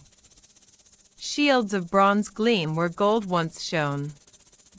And though the people still pray, you sense their faith has grown thin, stretched across compromises and half-hearted devotion. One night, you sit near the city walls, listening to the creak of gates and the hush of guards' sandals on stone. You think about Asa's story, the bright beginning, the strong middle, and the faltering end. It's a reminder that faith isn't about one moment of passion but about a lifetime of steady choices. And as stars scatter above Jerusalem, you can't help but wonder how many more kings will start well only to drift, half-hearted, into shadows. You remain near Jerusalem as Asa fades and Jehoshaphat takes the throne, his name rolling off the tongue like a drumbeat. Jehoshaphat, Yahweh judges. His reign begins with confidence and a splash of hope. He fortifies cities, strengthens armies, and sends officials, priests, and Levites throughout the land to teach the law. Imagine a traveling school system, scrolls tucked under arms, voices reading aloud commandments to farmers in the fields and shepherds in the hills. For once, the people are learning their faith, not just relying on dusty traditions. It feels fresh, almost like a revival sweeping across Judah. The neighbors take notice. Philistines bring tribute, Arabs deliver flocks of rams and goats. Judah swells with wealth, and Jehoshaphat's fame spreads until nations whisper his name with respect. You wander the bustling streets of Jerusalem, hearing merchants barter in new tongues, spices wafting from stalls, soldiers marching in polished formation. At first glance, it looks like the kingdom has rediscovered its golden shine. Here's a historical fact. The idea of sending officials and priests across the land fits the ancient Near Eastern pattern of centralizing power. Other empires, like Assyria, used scribes to enforce loyalty. But in Judah, the twist was different. Jehoshaphat sent not tax collectors, but teachers of the law. It wasn't just about money or land, it was about shaping hearts. And here's a quirky tidbit. Jehoshaphat was so associated with justice that later Jewish storytellers used his name as a shorthand for God's courtroom. Even today, some traditions imagine a valley of Jehoshaphat where all nations will one day be judged, though no one is quite sure where that valley actually is. Geographers still scratch their heads, pointing to different valleys around Jerusalem, as if trying to locate the divine GPS pin. But historians still argue whether Jehoshaphat's reforms truly penetrated the culture or if they were more like a royal campaign, flashy for a time, but shallow once the king's shadow faded. The chronicler paints a glowing picture, yet archaeological traces of widespread devotion in this period remained frustratingly thin. Was the revival deep or just cosmetic? Scholars debate. For all his zeal, Jehoshaphat had a weakness: alliances. In a move that makes you want to shake him by the royal shoulders, he joins hands with the northern kingdom, sealing peace through marriage. His son marries Athaliah, daughter of Ahab and Jezebel, the power couple of idolatry up north. You wince, because this is like inviting termites into the palace woodwork. At the time, it looks politically smart: peace, trade, security. But spiritually, it's like lighting incense at a forbidden altar. The alliance grows deeper. When Ahab invites him to join in battle at Ramoth-Gilead, Jehoshaphat agrees. Yet before marching, he insists on consulting prophets. 400 yes-men line up, chanting assurances of victory. But then one solitary prophet, Micaiah, is dragged in. His words cut like a blade: Israel will be scattered, and Ahab will fall. Ahab, furious, throws him in prison. Jehoshaphat listens, nods, but still goes to war anyway. You whisper under your breath, really? After all that? The battle unfolds like prophecy unfolding in real time. Arrows fly, chaos reigns, and Ahab, disguised in plain armor, still gets struck by a random arrow. He dies watching the sun set, blood pooling in his chariot. Jehoshaphat barely escapes with his life, his alliance leaving him with nothing but bruises and guilt. Back in Jerusalem, prophets confront him. Should you help the wicked and love those who hate the Lord? They thunder. Jehoshaphat bows, ashamed, but he doesn't step away completely from northern ties. His later alliance to build a fleet of trading ships with Israel collapses in disaster, the ships wrecked before they even sail. You chuckle softly, not because shipwrecks are funny, but because sometimes divine irony feels almost too sharp. Yet Jehoshaphat isn't remembered only for his blunders. One of his most stunning moments comes when a vast coalition of Moabites, Ammonites, and others march against Judah. The king gathers his people, and instead of rattling sabers, he leads them in prayer. "We do not know what to do, but our eyes are on you," he cries. And the strangest strategy unfolds. Instead of sending soldiers first, he sends singers. You picture it, a choir walking into battle, robes flapping, voices raised in praise, while soldiers trail behind, confused but obedient. The enemy armies, struck with confusion, turn on each other. By the time Judah arrives, the battlefield is silent, the ground littered with abandoned treasures. There's a picture you don't forget, men returning from battle not bloodied, but carrying jewels and clothes, arms straining under the weight of loot. They sing, dance, and rename the valley Baraka, the Valley of Blessing. And for a brief shining moment, Judah basks in the glow of a king who trusted prayer over swords. Still, the shadow of compromise never leaves. Athaliah lurks in the palace, her northern habits weaving into southern life. Shrines pop back up, high places remain. Jehoshaphat reforms, yes, but he never tears down the roots of idolatry entirely. And as you watch him age, silver hair glinting in the sun, you wonder whether his legacy will be remembered for faith or for compromise.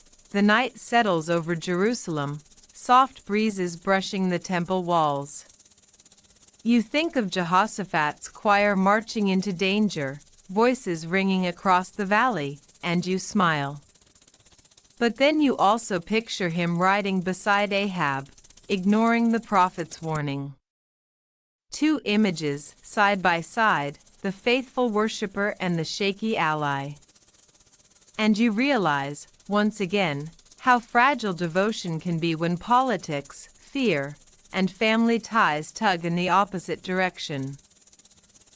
You stay in Jerusalem long enough to watch Jehoshaphat pass from the scene, his days remembered with both cheers and groans. His son Jehoram rises to the throne next, and instantly, the mood changes. If Jehoshaphat was a man torn between loyalty and compromise, Jehoram seems to plunge headfirst into the swamp of corruption.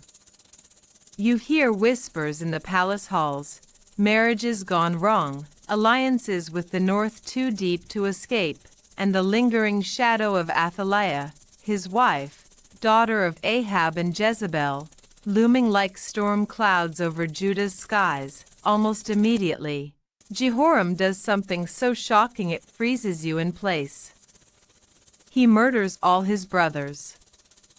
Yes, every single one.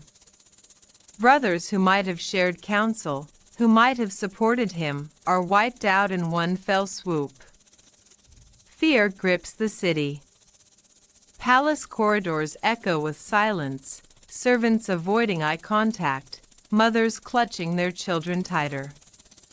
You think back to the family feasts under Jehoshaphat, the laughter of princes echoing in courtyards, and now only blood and suspicion remain. Here's a historical fact: royal fratricide wasn't unique to Judah. Many ancient dynasties practiced brutal purges to secure thrones.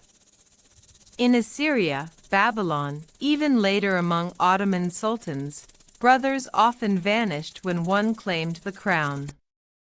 Power, after all, doesn't like rivals. But in Judah, where the throne was supposed to carry God's covenant, the act feels even darker. And here's your quirky tidbit. Some old traditions say Jehoram's brother Zechariah was rumored to have a stash of unusual pets, monkeys brought from distant lands by traders. Whether true or not, storytellers whispered that Jehoram killed him in such a rush he left the monkeys screeching around the palace, a chaotic soundtrack to the massacre. Historians still argue whether Jehoram's bloodshed was driven purely by paranoia or by Athaliah's influence, nudging him with northern ruthlessness. Some scholars suggest she carried Jezebel's calculating spirit straight into Judah, turning her husband into a puppet. Others argue Jehoram needed no encouragement, ambition alone was enough. The debate lingers because the text leaves motives blurred, as if even the chronicler struggled to explain why a son of David would sink this LOW. As his reign unfolds, idolatry spreads like wildfire. High places multiply, incense curls upward to Baal and Asherah, and the people wander from the God of their fathers. Jehoram seems to care little, walking comfortably in the ways of Ahab's house, as if Judah were just another northern province. And God's patience, though vast, begins to fray, enemies rise. Edom rebels, breaking away from Judah's control. Once loyal vassals now march with defiance, and though Jehoram rides out to crush them, his victory slips through his fingers. Libnah rebels too, its people shaking their fists against him. Rebellion becomes the soundtrack of his reign, neighbors emboldened by his weakness, allies gone cold. You watch caravans bypass Jerusalem, heading to safer routes. Prosperity dwindles, walls crack, and the city that once sang with confidence now mutters with fear. Then comes a letter. Not from an earthly ally or enemy, but from Elijah himself. Strange, because Elijah by this point has been carried away in fiery chariots, or so most believe. And yet a letter arrives, addressed to Jehoram, dripping with divine authority. Because of your idolatry, your fratricide, and your corruption, disaster is coming. Your people, your children, your wives, your possessions, all will be struck. And you? You will suffer a disease of the bowels until they spill out. You shiver as the words echo in the court, the air turning heavy. It doesn't take long. Raiding bands from Philistines and Arabs storm through, carrying off treasures, wives, and sons. Jehoram's world collapses piece by piece.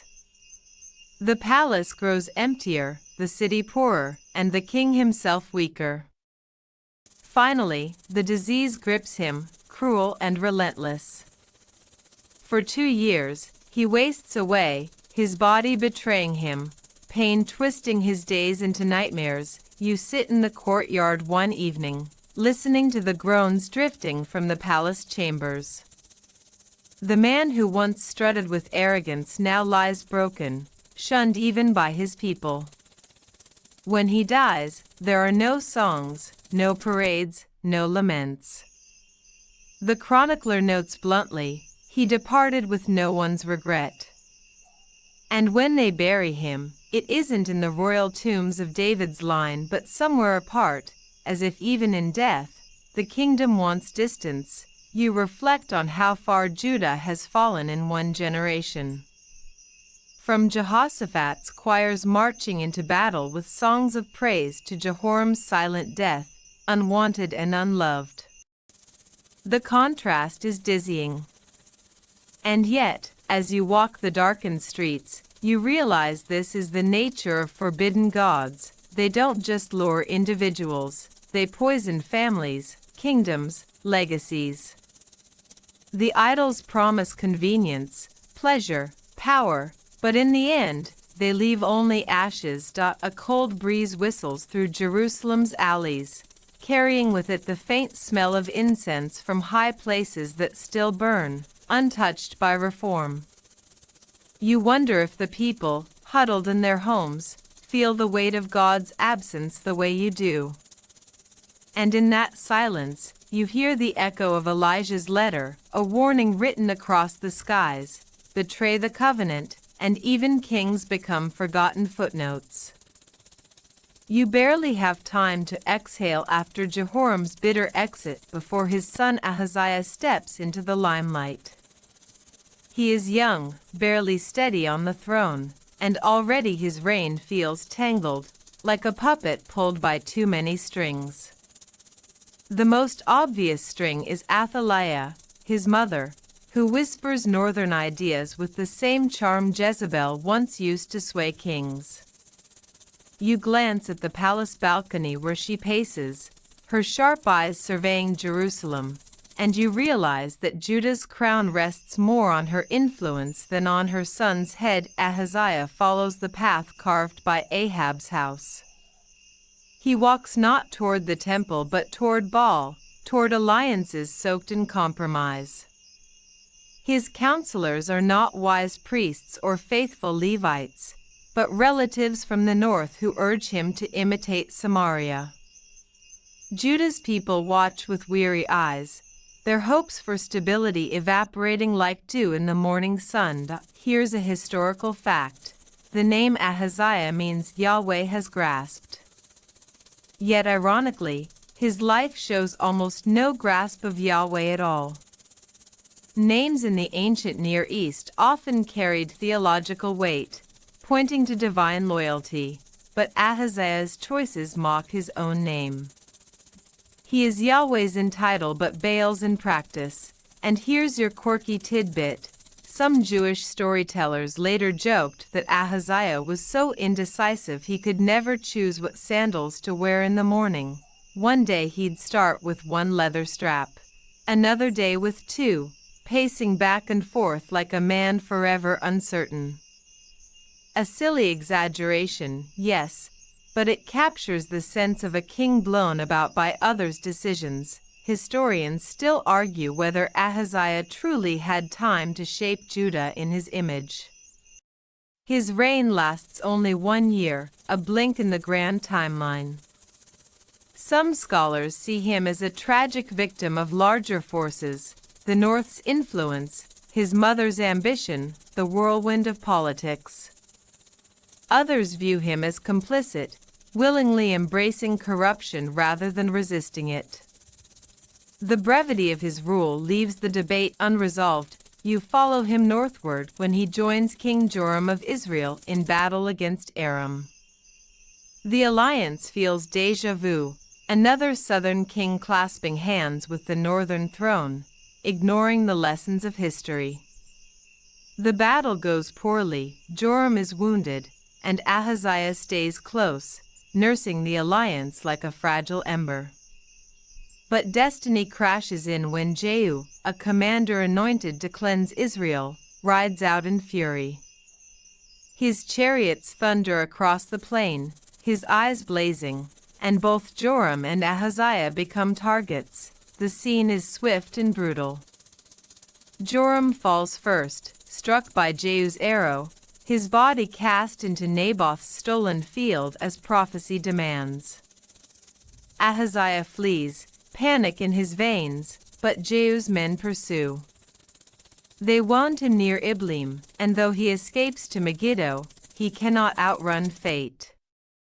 He dies there, far from Jerusalem, his short reign snuffed out like a candle in the wind.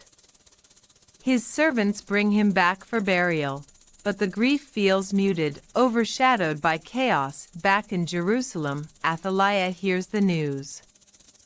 Instead of mourning, her ambition ignites. She seizes the throne herself, slaughtering the royal heirs, her own grandchildren included, in a bid to secure absolute power. The palace corridors echo again with cries, history repeating like a terrible drumbeat. Yet in the shadows, a single child is hidden. Josh, a tiny boy, is smuggled away by his aunt and sheltered in the temple, growing up among priests, oblivious to the blood that bought his survival. You stand in the temple courtyard, watching as Josh toddles near the altar, priests smiling wearily, knowing the weight he carries. He is hope wrapped in swaddling clothes, a remnant of David's line preserved against impossible odds. Athaliah rules above, her shrines to Baal rising, her power stretching across the land, but here in the temple, a secret flicker of covenant faith glows, and as you listen to the whispers of Levites plotting quietly, you realize Judah teeters on the knife edge of extinction. One boy stands between David's promise and oblivion.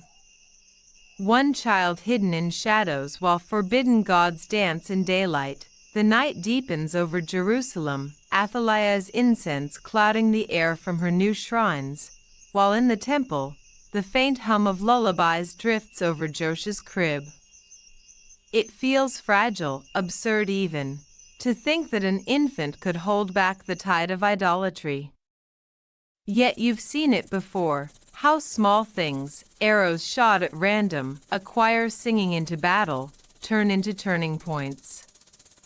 You lean against the cool stone, breathing in the mingled scents of oil lamps and cedar, and whisper to yourself, perhaps the covenant still breathes. You stay close to the temple, for the story now coils tightly around its hidden secret. 6 long years slip by while Athaliah rules Jerusalem with the iron confidence of Jezebel reborn. High places multiply, altars to Baal rise, and the once holy city feels more like Samaria's twin than David's capital. Athaliah struts through the palace in royal robes, her every step echoing with the certainty that she has crushed David's line forever. Yet behind the heavy temple doors, Josh grows, nurtured by Jehoiada the priest and his wife Jehosheba. The boy plays in shadowed courtyards, his laughter bouncing off stone walls that guard the last ember of the covenant. Athaliah's reign feels like a masquerade of power. She parades idols, commands sacrifices, and rewards priests of Baal, but her legitimacy is hollow. Judah's people endure her, muttering behind closed shutters, waiting for something, anything, to break the spell. Here's a historical fact. Baal worship under Athaliah wasn't a mere side practice. Archaeological digs in Canaanite regions show how Baal's cult involved grand temples with stone altars, pillars, and sometimes human sacrifice. Though evidence in Judah is thinner, Athaliah's embrace of Baal signals a direct attempt to transplant northern religion into the south. And here's your quirky tidbit. Later Jewish imagination claimed that Athaliah decorated the palace with Phoenician-style tapestries depicting bulls and storms, symbols of Baal.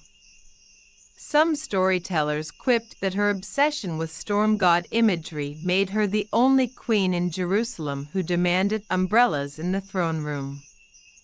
Historians still argue whether Athaliah seized the throne purely from ambition or from political desperation. Some suggest she acted to protect her own survival, fearing assassination after her son Ahaziah's death. Others see her as driven by ideology, a true believer in Baal determined to crush Yahweh's covenant. The debate lingers, for the chronicler paints her as villainous, but political realities were rarely simple. Meanwhile, Josh grows taller, his curls bouncing as he runs through the temple corridors.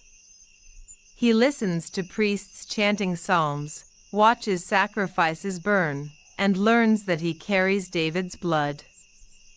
Jehoiada whispers to him at night, telling him of promises, of a lamp that must never go out, of a throne sworn by God's own oath. The boy doesn't fully understand, but his eyes widen with wonder. Year by year, Jehoiada gathers loyal guards and Levites, men whose patience ferments into resolve. Quietly, they spread word across Judah, the true king lives. At last, in Josh's 7th year, the plan ignites. On a Sabbath, when priests rotate duties, Jehoiada reveals the boy.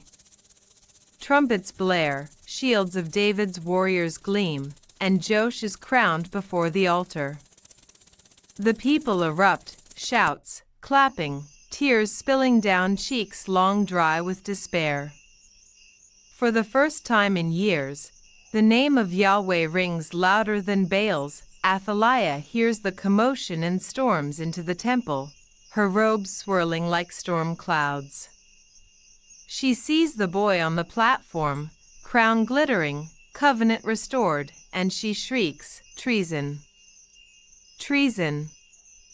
But her voice is drowned by the roar of the people.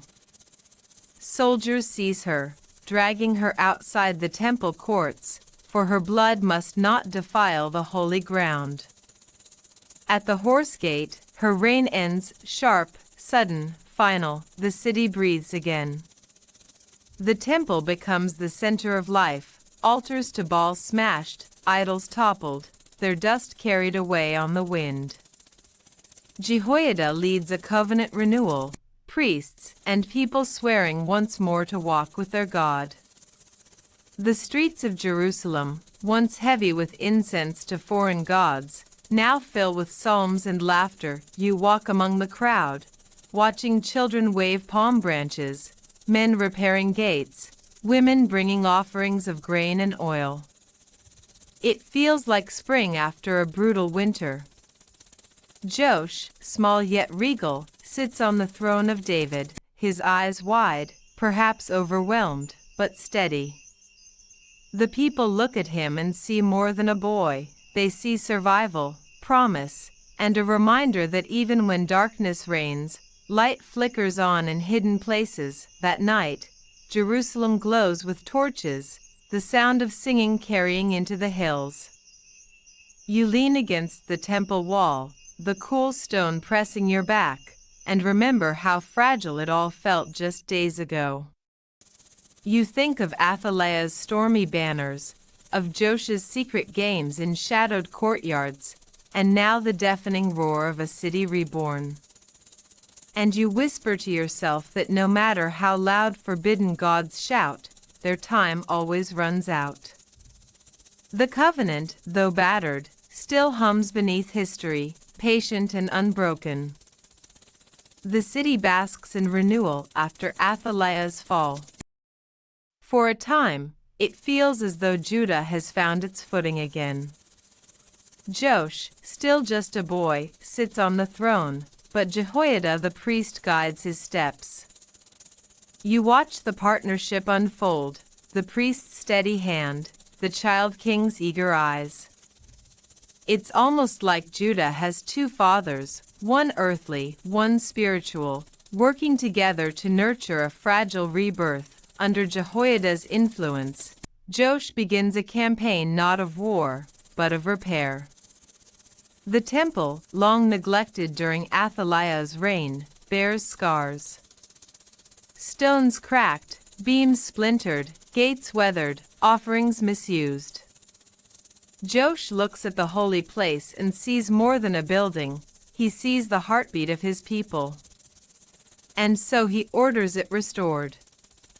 Funds are gathered, priests organize donations, craftsmen sharpen tools.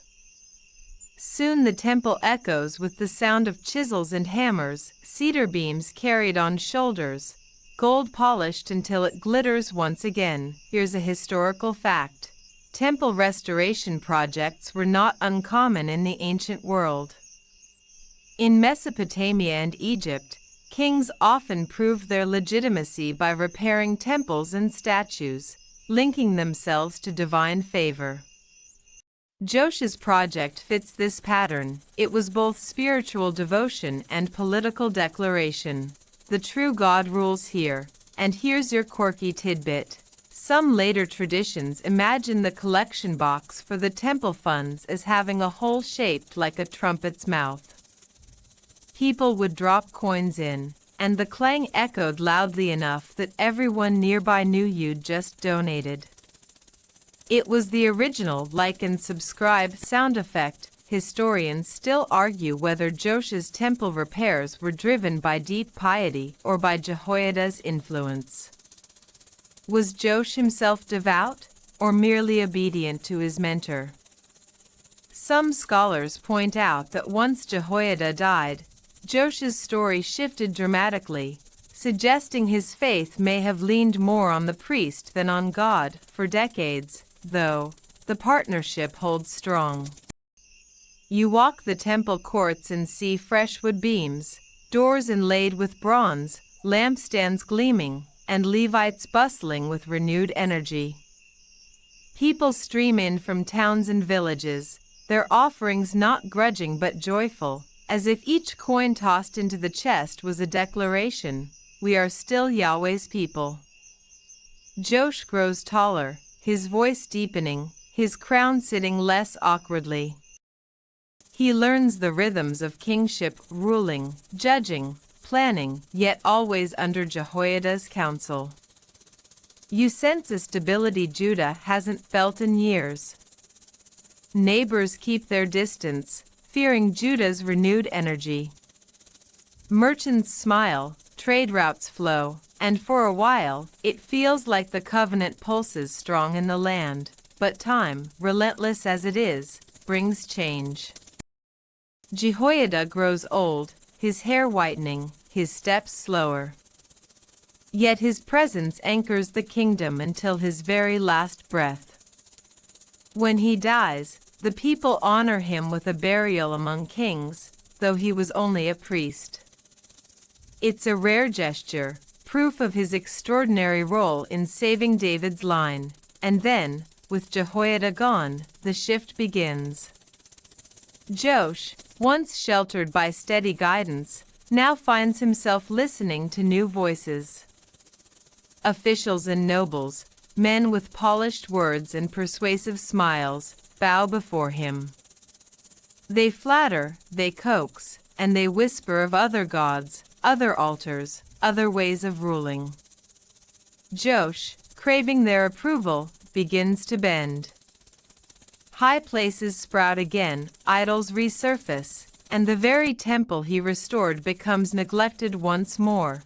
The story takes its sharpest turn when Zechariah, son of Jehoiada, confronts Josh. Standing in the courtyard of the temple his father rebuilt, Zechariah cries out against the king, "Why do you transgress the Lord's commands? Because you have forsaken him, he has also forsaken you." The words echo against the stones, cutting through the marketplace noise. You half expect Josh to weep, to remember the kindness of Jehoiada. But instead, he orders Zechariah stoned to death in the very temple court. The ground that once rang with psalms now soaks with innocent blood. You stand frozen, unable to process the cruelty. The boy who once toddled in these very halls, saved by priests, now desecrates them with murder. The crowd gasps, some cover their faces, others slink away in silence. And above, the sky feels heavier, as if heaven itself has turned its face. Judgment soon follows. Aramean raiders march against Jerusalem, smaller in number yet empowered by divine anger. They breach the defenses, plunder the city, and wound Josh severely. His servants, bitter over Zechariah's death, conspire against him and strike him down on his bed. He dies not as a beloved king but as a disgraced ruler, denied burial among the kings. The tragedy is complete. A child once hidden in the temple, raised to restore it, ends by betraying it. You wander through the ruined courtyards, smoke still rising from pillaged homes, and you can't help but think about cycles. Judah rises, Judah falls. Kings reform, kings corrupt. Altars are torn down, only to rise again. And always, forbidden gods lurk in the wings, waiting for moments of weakness. The temple still stands, but its walls carry memories now, of both restoration and betrayal, of hammers ringing and stones hurled in violence. Night settles, and you sit against a pillar worn smooth by centuries of hands. You whisper a prayer you don't even know how to finish. Because if Josh, rescued by miracle, mentored by priests, crowned with covenant hope, could fall so far, then how fragile is any king, any heart? The wind rustles through the courtyard, scattering ashes like a soft reminder. The story isn't finished, but the pattern is painfully familiar. You lean against the temple stones, still unsettled by the memory of Josh's fall, and the story rolls forward into his son's reign. Amaziah takes the throne, young and uncertain, inheriting a kingdom bruised by invasion and stained by his father's betrayal. You feel the tension ripple across Judah. People want stability, yet suspicion lingers. Can this son of Josh break the curse of compromise? Or will the cycle repeat? At first, Amaziah seems eager to start well. He executes the servants who murdered his father, but here's a twist: he spares their children. In an age where vengeance often spread across generations like wildfire, this restraint shocks the people. You catch the whispers, maybe this king will be different. It echoes a law from Deuteronomy, that children shouldn't be punished for their father's sins. For a brief, shining moment, Amaziah looks like a man who understands justice. Here's a historical fact. Near Eastern monarchs often secured power by wiping out entire families of rivals. By sparing the children, Amaziah sets himself apart, signaling a break from the bloody norms of his neighbors. And here's your quirky tidbit. Later storytellers claimed Amaziah kept a journal where he doodled scales of justice in the margins, as if he fancied himself a part-time artist. Was it true? Probably not, but it's the kind of image that makes you smirk, imagining a king sketching stick figures between royal decrees. Historians still argue whether Amaziah's mercy was genuine principle or shrewd politics. Some say he wanted to secure goodwill among the people. Others argue he truly cared about the covenant law. The chronicler, of course, leans toward piety, but the truth may be messier. For a while, Amaziah follows God, repairing what's broken, strengthening defenses, and rallying soldiers. He gathers an army, even hiring mercenaries from Israel. But a prophet confronts him. Don't let these men fight with you, for the Lord is not with Israel. Amaziah hesitates. He's already paid them, and losing that investment stings. The prophet calmly replies, "The Lord can give you much more than this." Reluctantly, Amaziah dismisses the mercenaries, eating the financial loss.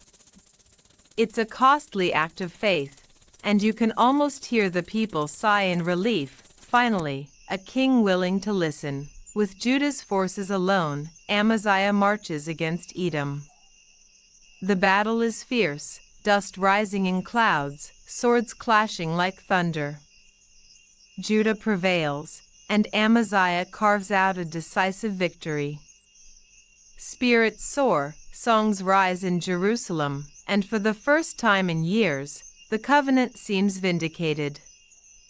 The people chant his name, families dance in the streets, and you can almost believe the cycle of downfall has been broken. But then, like a shadow creeping back at twilight, Amaziah brings home Edom's idols.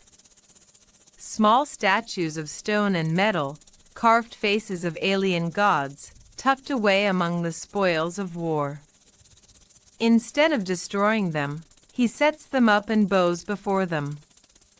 The people gasp, prophets wail, but Amaziah doesn't flinch. He trades the God who gave him victory for trinkets carried from a defeated land. You shake your head, because you've seen this scene too many times. The lure of forbidden gods sneaking in just when faith seemed firm. A prophet confronts him boldly. Why have you sought the gods of a people who could not deliver their own? But Amaziah, puffed up with victory and pride, silences the voice. The seeds of downfall are planted. Soon, Amaziah challenges Israel itself. He sends a message to King Joash of Israel, a boastful taunt. Come, let us face one another. Israel's king responds with a parable about a thistle challenging a cedar, warning Amaziah not to overreach. But Amaziah ignores the counsel, charging into war he cannot win. Israel routs Judah's army, breaches Jerusalem's walls, plunders the temple, and leaves the city humiliated. The very sanctuary Amaziah once defended now lies exposed again, its treasures stripped, its people broken, his reign limps on, marred by disgrace. Eventually, conspirators rise against him, forcing him to flee to Lachish. Yet even there, assassins track him down. Amaziah dies far from Jerusalem, far from the temple, far from the promise he once seemed to carry. His body is returned to the city, but his reign is remembered as half bright, half dark, a flicker that failed to hold. You sit in the aftermath, the temple looming behind you. You think of Amaziah's mercy at the start, his bold faith when dismissing mercenaries, his stunning victory over Edom, and then the baffling collapse into idolatry, arrogance, and humiliation. It's almost dizzying how quickly hearts swing between devotion and rebellion. The night wind brushes your cheek, carrying the scent of cedar smoke from distant hearths. You close your eyes and whisper, "Why? Why does every hopeful rise bend back into ruin?" The temple stones give no answer, but they hum with memory. They've seen Joash crowned and Joash crumble, Amaziah rise and Amaziah fall. And you suspect they'll see the pattern again. Because if there's one truth you've learned, it's that forbidden gods never stay gone for long. The throne passes again, this time to Uzziah, sometimes called Azariah, a boy of just 16. You blink, because 16 is the age when most teenagers are figuring out how to grow a beard or sneak extra bread at supper, not how to run a kingdom. Yet here he sits, crown heavy on his brow, eyes wide with both fear and resolve. And to your surprise, he starts well. Uzziah seeks God in the days of Zechariah the prophet, not the martyred son of Jehoiada, but another man with the same name who teaches him wisdom. As long as he listens, blessings flow like streams after rain. Crops thrive, soldiers rally, walls rise higher, and Judah breathes easier. You can almost hear the sigh of relief across Jerusalem. After so much chaos, maybe this is the king who can steady the ship. Here's a historical fact. Uzziah's reign lasted over 50 years, one of the longest in Judah's history. That kind of longevity brought rare stability to a region often torn by war. Archaeological records from the 8th century BCE suggest economic growth during his time, with fortified cities and irrigation projects expanding Judah's reach. And here's your quirky tidbit. Ancient rabbis later claimed that Uzziah loved farming so much he'd wander the countryside giving unsolicited advice on plowing techniques. Imagine a king micromanaging a farmer's ox team. "Hey, angle that yoke just a bit." Like the original backseat driver of agriculture, historians still argue whether Uzziah's military expansions made Judah a regional power or simply poked sleeping giants. Some think his victories over Philistines and Arabs drew too much attention from Assyria, setting up later disasters. Others see him as a shrewd ruler who built Judah into a respectable player among nations. For now, though, his successes pile up like treasures. He fortifies Jerusalem with towers at the gates, outfits soldiers with spears, shields, and armor, and even invents clever devices, catapults to hurl stones and arrows from the city walls. He digs cisterns, expands fields, and oversees vineyards in the hills. The land hums with prosperity, the people cheer, and Azariah's name spreads far and wide, but prosperity carries a hidden weight, pride. Slowly, Azariah begins to believe his own press. He looks at the glittering city, the loyal army, the thriving fields, and thinks, this is all me. You can almost feel the shift, subtle at first, like a storm cloud forming on the horizon point one day. In a move that shocks everyone, Azariah decides to enter the temple to burn incense on the altar. That's the priest's duty, not the king's. 79 priests rush in, white robes swishing, faces pale. They plead with him, "It is not for you, Azariah. Step away, for you will dishonor yourself and invite judgment." But pride burns hotter than incense in his chest. He grips the censer, defiant, ready to prove he can do what only priests can, and then, before their eyes, leprosy blooms across his forehead. The skin pales, then whitens, a mark no crown can hide.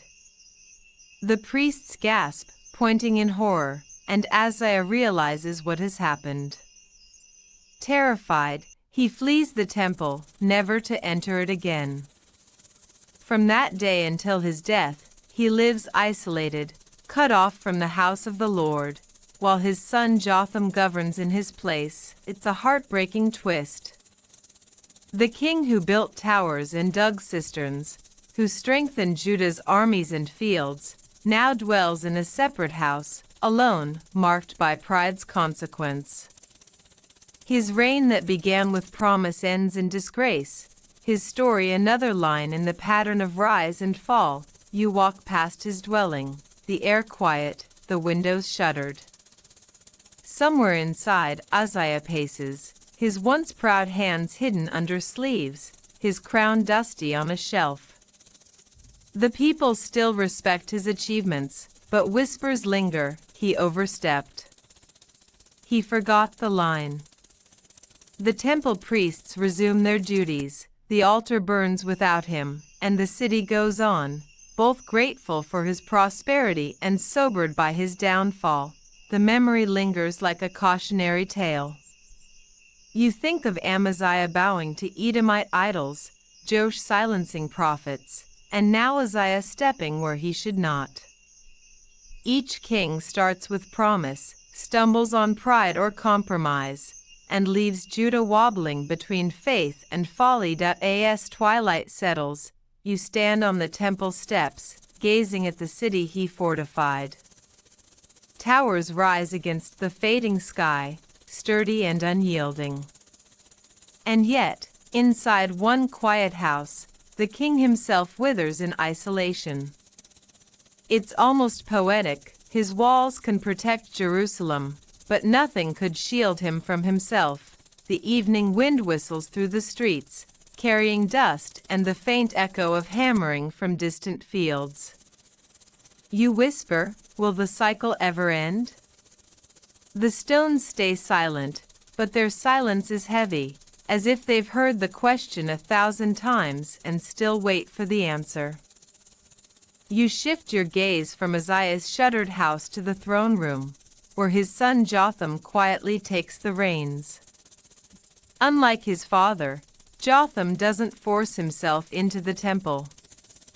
He rules with a kind of steady modesty, as though Uzziah's leprous fate hangs in the air like a cautionary ghost. You notice how carefully Jotham keeps his steps measured, building without boasting, judging without theatrics, honoring God without staging a parade. He strengthens the temple's upper gate, reinforces walls, and builds towns in the hill country. His rule feels less like fireworks and more like a slow, steady flame. You almost exhale in relief, because Judah has had enough drama for a generation. Is a historical fact. Jotham's reign is often overshadowed in the biblical record, but archaeological evidence suggests that Judah in the 8th century BCE was undergoing urban growth and expanding trade routes. His quiet stability may have laid the groundwork for that prosperity. And here's your quirky tidbit. One Jewish tradition imagines Jotham so private that he avoided public banquets entirely, preferring to send meals to guests rather than attend. Picture a king ghosting his own dinner parties. Like the original introvert-in-chief, historians still argue whether Jotham's mild rule was weakness or wisdom. Some say his unwillingness to confront idolatry left Judah vulnerable. Others see his restraint as a deliberate attempt to keep peace after Uzziah's disaster. The record does note, while he himself walked uprightly, the people still corrupted themselves. It's as if his personal faith never fully translated into national revival. Meanwhile, beyond Judah's borders, the world grows louder. Assyria stretches its claws, pushing westward, swallowing smaller states. The looming empire is like a thundercloud over the horizon. You can almost feel the air tighten as armies march, treaties crumble, and whispers of conquest reach Jerusalem. Jotham strengthens defenses, pays attention to fortifications, and wins small victories against the Ammonites, who pay him tribute of silver, wheat, and barley. For a time, Judah prospers under this steady flow of resources, but the undercurrent remains troubling. The people love their king's fairness but still sneak off to high places. Shrines sprout on hillsides, incense curls toward idols, and the forbidden gods refuse to stay buried. You picture Jotham in his palace, knowing the truth, but lacking either the will or the ability to tear those altars down. He rules with dignity, yet the cracks spread beneath his feet. As years pass, Jotham's quiet rule earns him respect, but not the passionate devotion that reforms require. He dies young, at just 25 years of rule, and the crown passes to his son Ahaz. The mood of the city shifts again. You can feel it like a sudden cold draft sneaking through the temple courts, because Ahaz is nothing like his father. Where Jotham was measured, Ahaz is reckless. Where Jotham respected the temple, Ahaz flirts with every altar he can find. He worships Baal, burns incense in high places, and, most shocking of all, sacrifices his own son in fire. The people shudder, remembering the valley of Hinnom, the drums that drown out children's cries, and they realize forbidden gods no longer whisper at the edges. They now sit enthroned in Judah's heart. Here's the bitter irony. Under Jotham, Judah's walls were strong, but its faith was fragile. Under Ahaz, even the walls tremble. The northern kingdom of Israel allies with Aram to attack Judah, and panic spreads through Jerusalem like wildfire. Ahaz, instead of turning to the God of his fathers, turns northward to Assyria, sending tribute from the temple treasury to Tiglath-Pileser, the mighty emperor. It's like hiring a wolf to guard your sheep. You walk the streets and hear the tension in every conversation. Will Assyria protect us or devour us? The temple feels hollow, its treasures carted off, its altars overshadowed by the ones Ahaz builds in imitation of Damascus. Priests sigh, prophets cry, but the king's ears are closed. The covenant seems like an old story fading into silence. You pause in the courtyard, staring at the altar Ahaz has modeled after foreign design, gleaming but alien. The smoke rising from it smells wrong, heavy with compromise. You remember Jotham's quiet strength and think, better a silent faith than a loud rebellion. The cycle continues, spinning faster, dragging Judah ever closer to the edge. Night deepens, and you feel the heaviness in your chest. Jotham's modest reign was a breath of calm, but his son's fire burns with a destructive heat. And once again, you whisper the same question: how long can this go on before everything collapses? You step into the darker stretch of the tale, where Ahaz's reign dominates the city like a storm cloud. From the moment his crown settles, it's clear he is steering Judah down roads no king of David's line should tread. The forbidden gods don't just whisper from the hills anymore. They stand openly in the courtyards, smoke curling from altars, songs of Baal and Moloch rising louder than the psalms of Yahweh. Ahaz's greatest offense still chills the air. He makes his sons pass through the fire, an ancient ritual of child sacrifice tied to Moloch. You imagine the valley of Hinnom, drums pounding to drown out the cries, flames dancing high, the acrid smell of burning flesh. The people recoil, yet the king persists, convinced this act secures divine favor. It's hard to even breathe as you picture it, because you know it isn't just an abomination, it's the unraveling of Judah's soul. Here's a historical fact: child sacrifice was not unique to Judah. Archaeological findings from Carthage, a Phoenician colony, reveal burial urns filled with tiny bones, confirming such practices. Moloch worship had long been associated with fire rituals, and Ahaz's actions placed Judah squarely in the stream of pagan horror. And here's your quirky tidbit. Some later Jewish storytellers claimed that Ahaz was so eager to follow foreign customs that he tried to import Damascus-style fashion into Jerusalem. Imagine priests side-eyeing the king strutting around in Aramean robes like he'd just raided an exotic thrift store. Historians still argue whether Ahaz's alliance with Assyria was cowardly pragmatism or sheer desperation. Some see him as a weak ruler panicking under pressure. Others think he cleverly bought time by becoming a vassal, though at the cost of Judah's independence. The debate lingers, but one thing is certain: Ahaz traded faith for politics, and Judah paid the price. When Israel and Aram threaten war, Ahaz does not turn to the temple. Instead, he strips its gold and silver, bundling treasures once dedicated to Yahweh, and sends them north as a bribe to Tiglath-Pileser of Assyria. The emperor responds with iron, marching south, crushing Aram, and silencing Damascus. For a moment, Judah breathes easier, but it's a dangerous kind of relief. The wolf is now in the fold. Ahaz travels to Damascus to meet his new overlord. There, his eyes catch a foreign altar, vast and ornate, glimmering in the Syrian sun.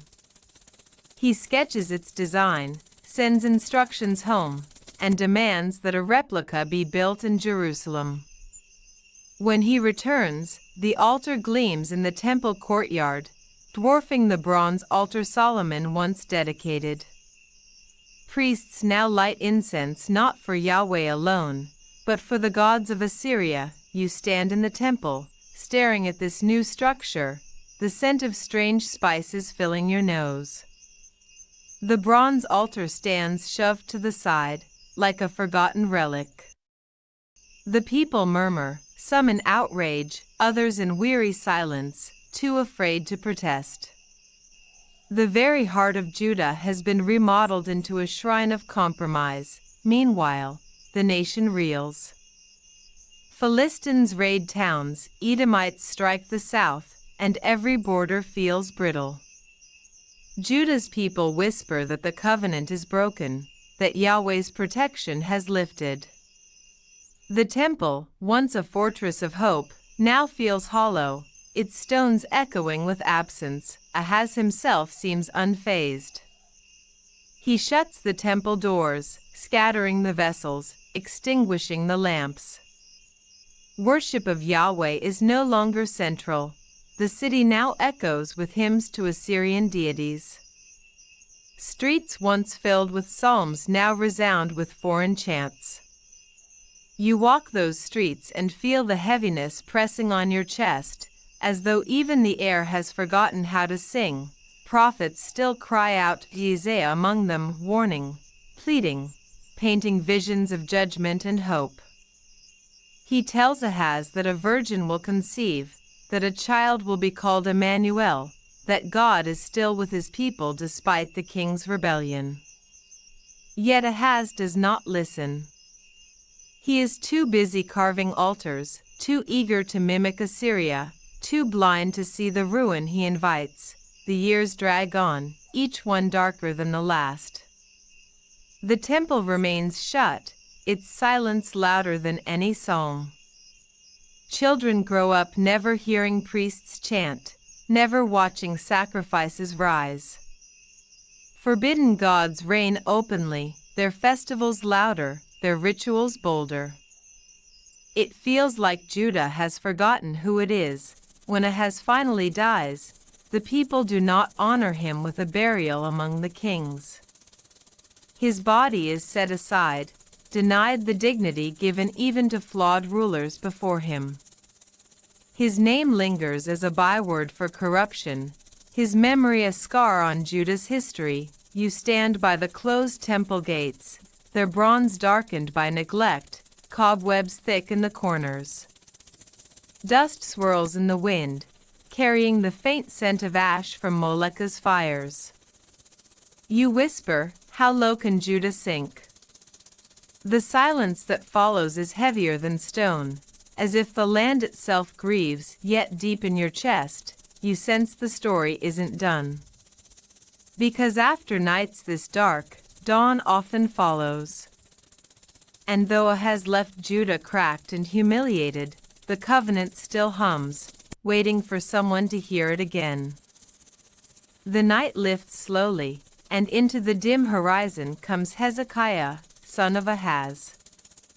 From the first days of his reign, you can feel the difference, like someone flinging open the windows of a long-shut house, letting fresh air chase out the stench of smoke. Hezekiah does not toy with half measures. He does not whisper timid prayers while bowing to idols on the side. No, he swings wide the temple gates his father sealed shut, sweeps away cobwebs thick with years of neglect, and calls the priests and Levites to gather. His voice rings in the courtyard, sanctify yourselves. Sanctify the house of the Lord. Our fathers have been unfaithful, but today we begin again. The people watch, stunned. They had grown used to darkened lamps and silent altars. Now flames leap again, smoke curls upward, psalms echo against the stones. The temple feels alive, as though the building itself has sighed with relief. Here's a historical fact. Hezekiah's reign is one of the best attested in the Bible and beyond. The Assyrian king Sennacherib left inscriptions boasting of his campaign against Judah, even carving reliefs of the siege of Lachish on palace walls in Nineveh. Judah under Hezekiah was no forgotten backwater. It stood toe-to-toe with the empire of its age. And here's your quirky tidbit. Some traditions claim that Hezekiah invented a kind of primitive postal system. Couriers ran with letters and proclamations during his reforms, carrying invitations to celebrate Passover. Imagine exhausted messengers arriving in far-off villages, gasping for water, then blurting, by order of the king, party at Jerusalem. Historians still argue whether Hezekiah's reforms were purely religious zeal or also shrewd politics. Was cleansing the temple and smashing idols a way of unifying Judah under one cult, centralizing power around Jerusalem? Or was it purely piety? The line is blurry, as it often is. You watch the reforms roll across the land. High places are torn down, sacred stones shattered, Asherah poles hacked to splinters. Even the bronze serpent Moses once made, preserved for centuries, is destroyed because people had begun to worship it. Hezekiah refuses to let even a relic stand between Judah and their God. The climax comes with the great Passover celebration. Couriers race through Judah and even into the northern kingdom, inviting everyone to Jerusalem. Some mock, but others come, remnants from Ephraim, Manasseh, and Issachar. They stream into the city, bringing lambs and unleavened bread. For days, the temple courts overflow with singing, laughter, tears of repentance. You stand among them, swept into the joy. After years of silence, the city pulses with life again.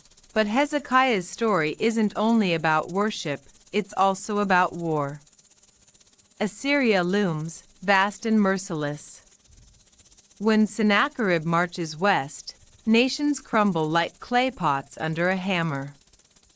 Hezekiah fortifies Jerusalem, digs the famous water tunnel to secure the city's supply, and prepares for siege.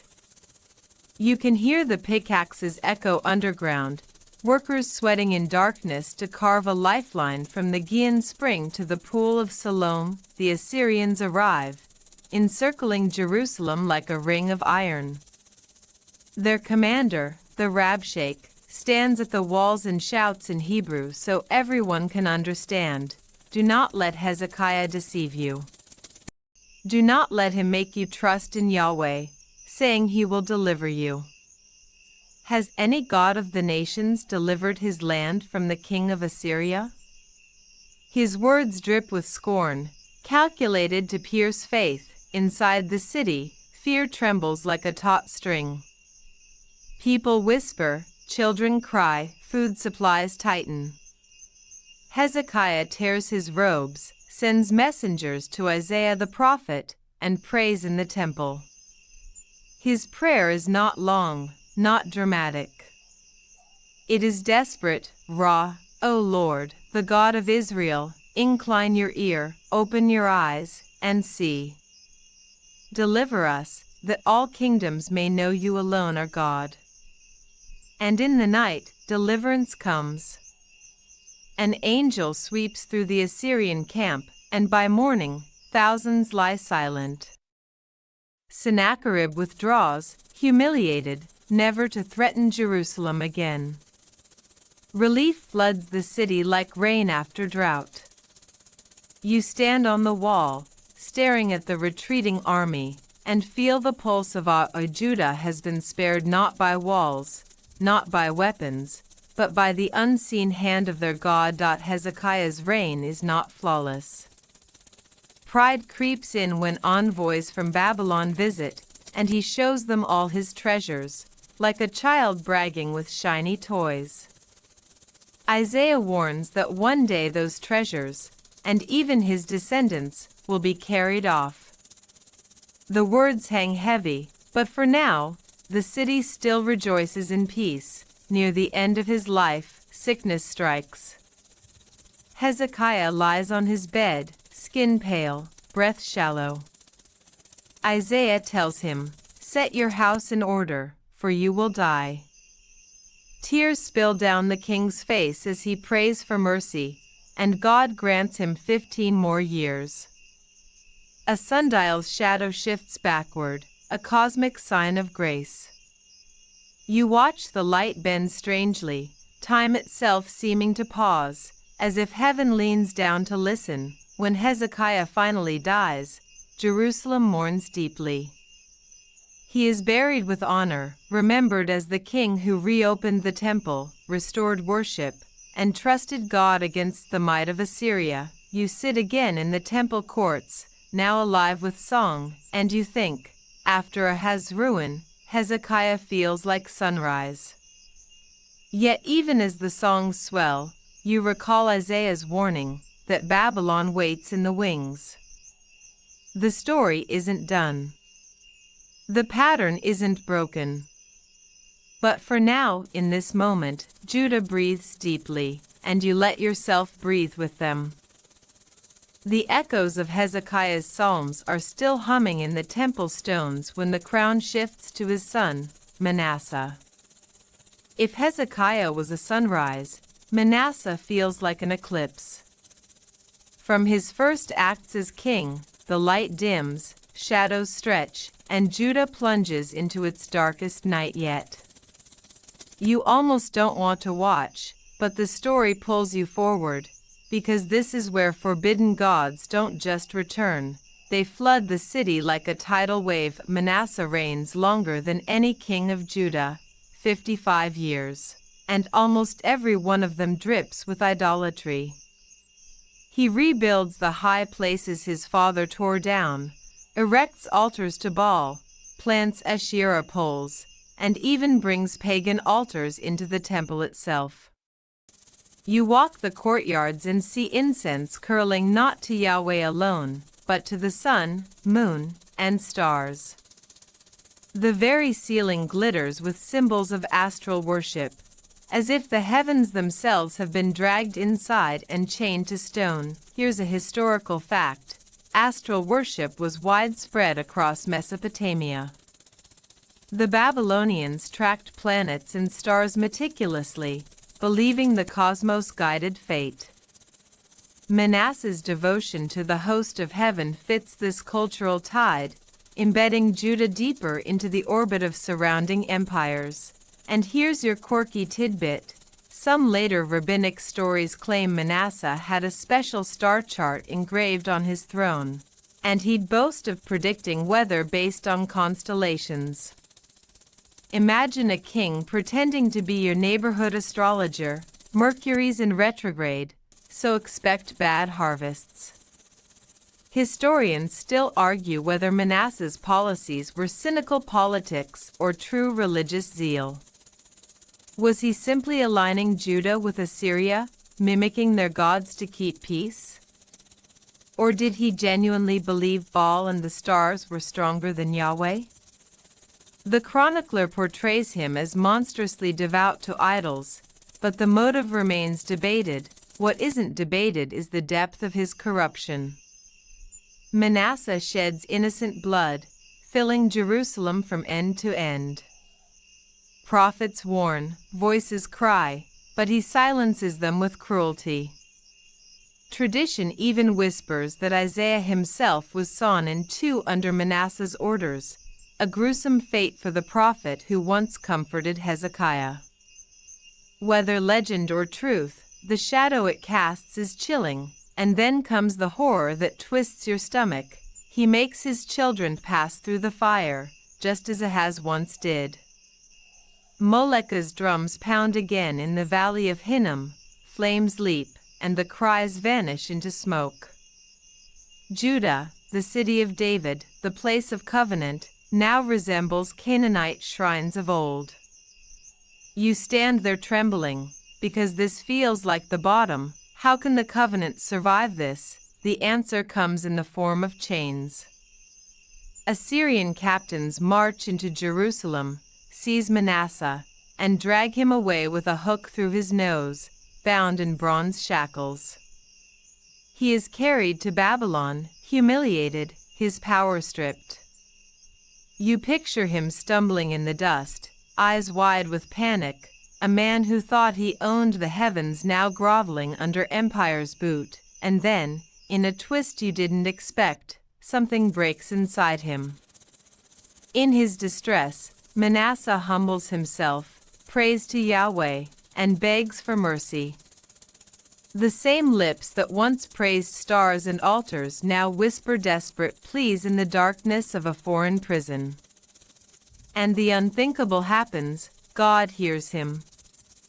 The chronicler says he was moved by Manasseh's entreaty, restored him to Jerusalem, and let him reign again. You blink, stunned. The king who dragged Judah into ruin, who burned children and silenced prophets, is forgiven. The temple stones themselves seem to tremble at the paradox. But when Manasseh returns, he changes. He tears down idols, restores the altar of the Lord, and commands Judah to serve Yahweh. Yet the damage lingers, high places remain, people still sacrifice on hills. His reforms feel like patchwork on a torn garment, unable to erase decades of ruin. Still, the story carries a strange comfort. If even Manasseh can bow and be heard, then no heart is too far gone.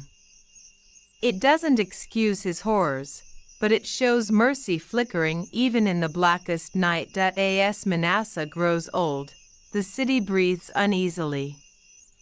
Some still cling to his late reforms, others remember the blood, the idols, the flames. When he finally dies, they bury him in his palace garden, not among the kings. His memory is too tainted for royal honor, too twisted for unqualified praise. You sit on the temple steps, the air thick with paradox. Manasseh's reign is both the worst descent and a strange beacon of mercy. You whisper into the night, how can one life hold such ruin and such grace? The stars above glitter coldly, as if mocking his devotion to them.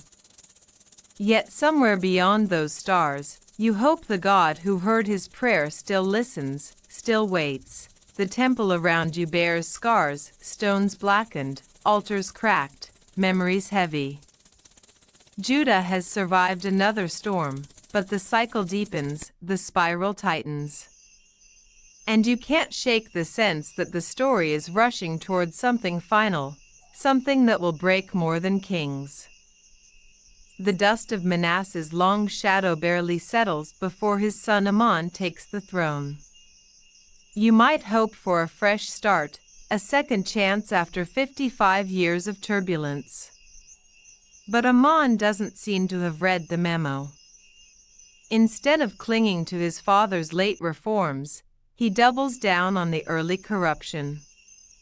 You watch with a sinking heart as the high places are honored again, idols are polished and paraded, incense burns to Baal, and Judah slides back into rebellion as though the brief window of repentance never happened. Amon reigns only 2 years, yet the destruction he causes feels concentrated, like a firecracker compared to Manasseh's slow-burning bonfire. The chronicler doesn't waste ink flattering him. Amon does evil, multiplies guilt, and refuses humility. Unlike Manasseh, he does not bow when trouble comes.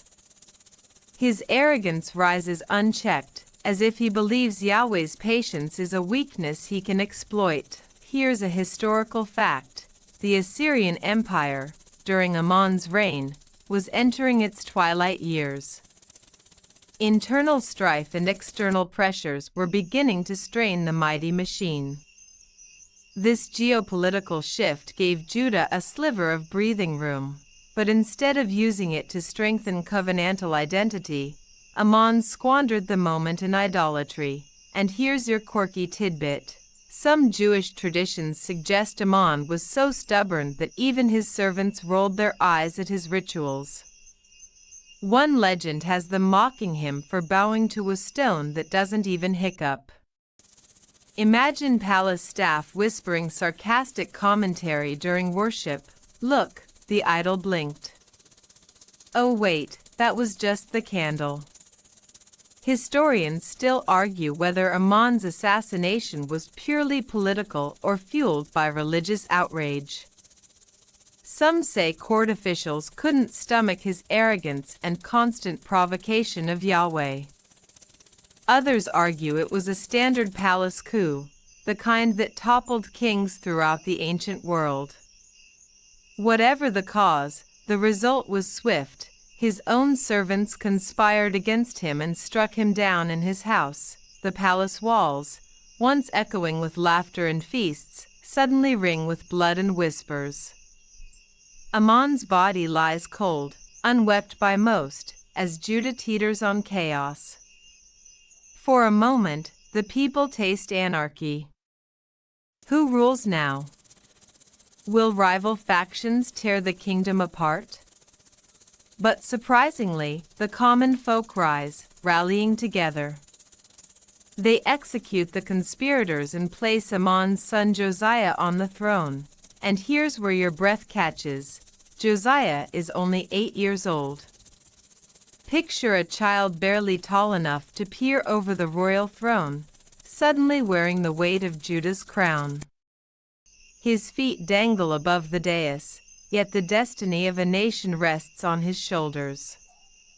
You almost want to reach through time, hand him a toy, and tell him to play in the courtyard instead.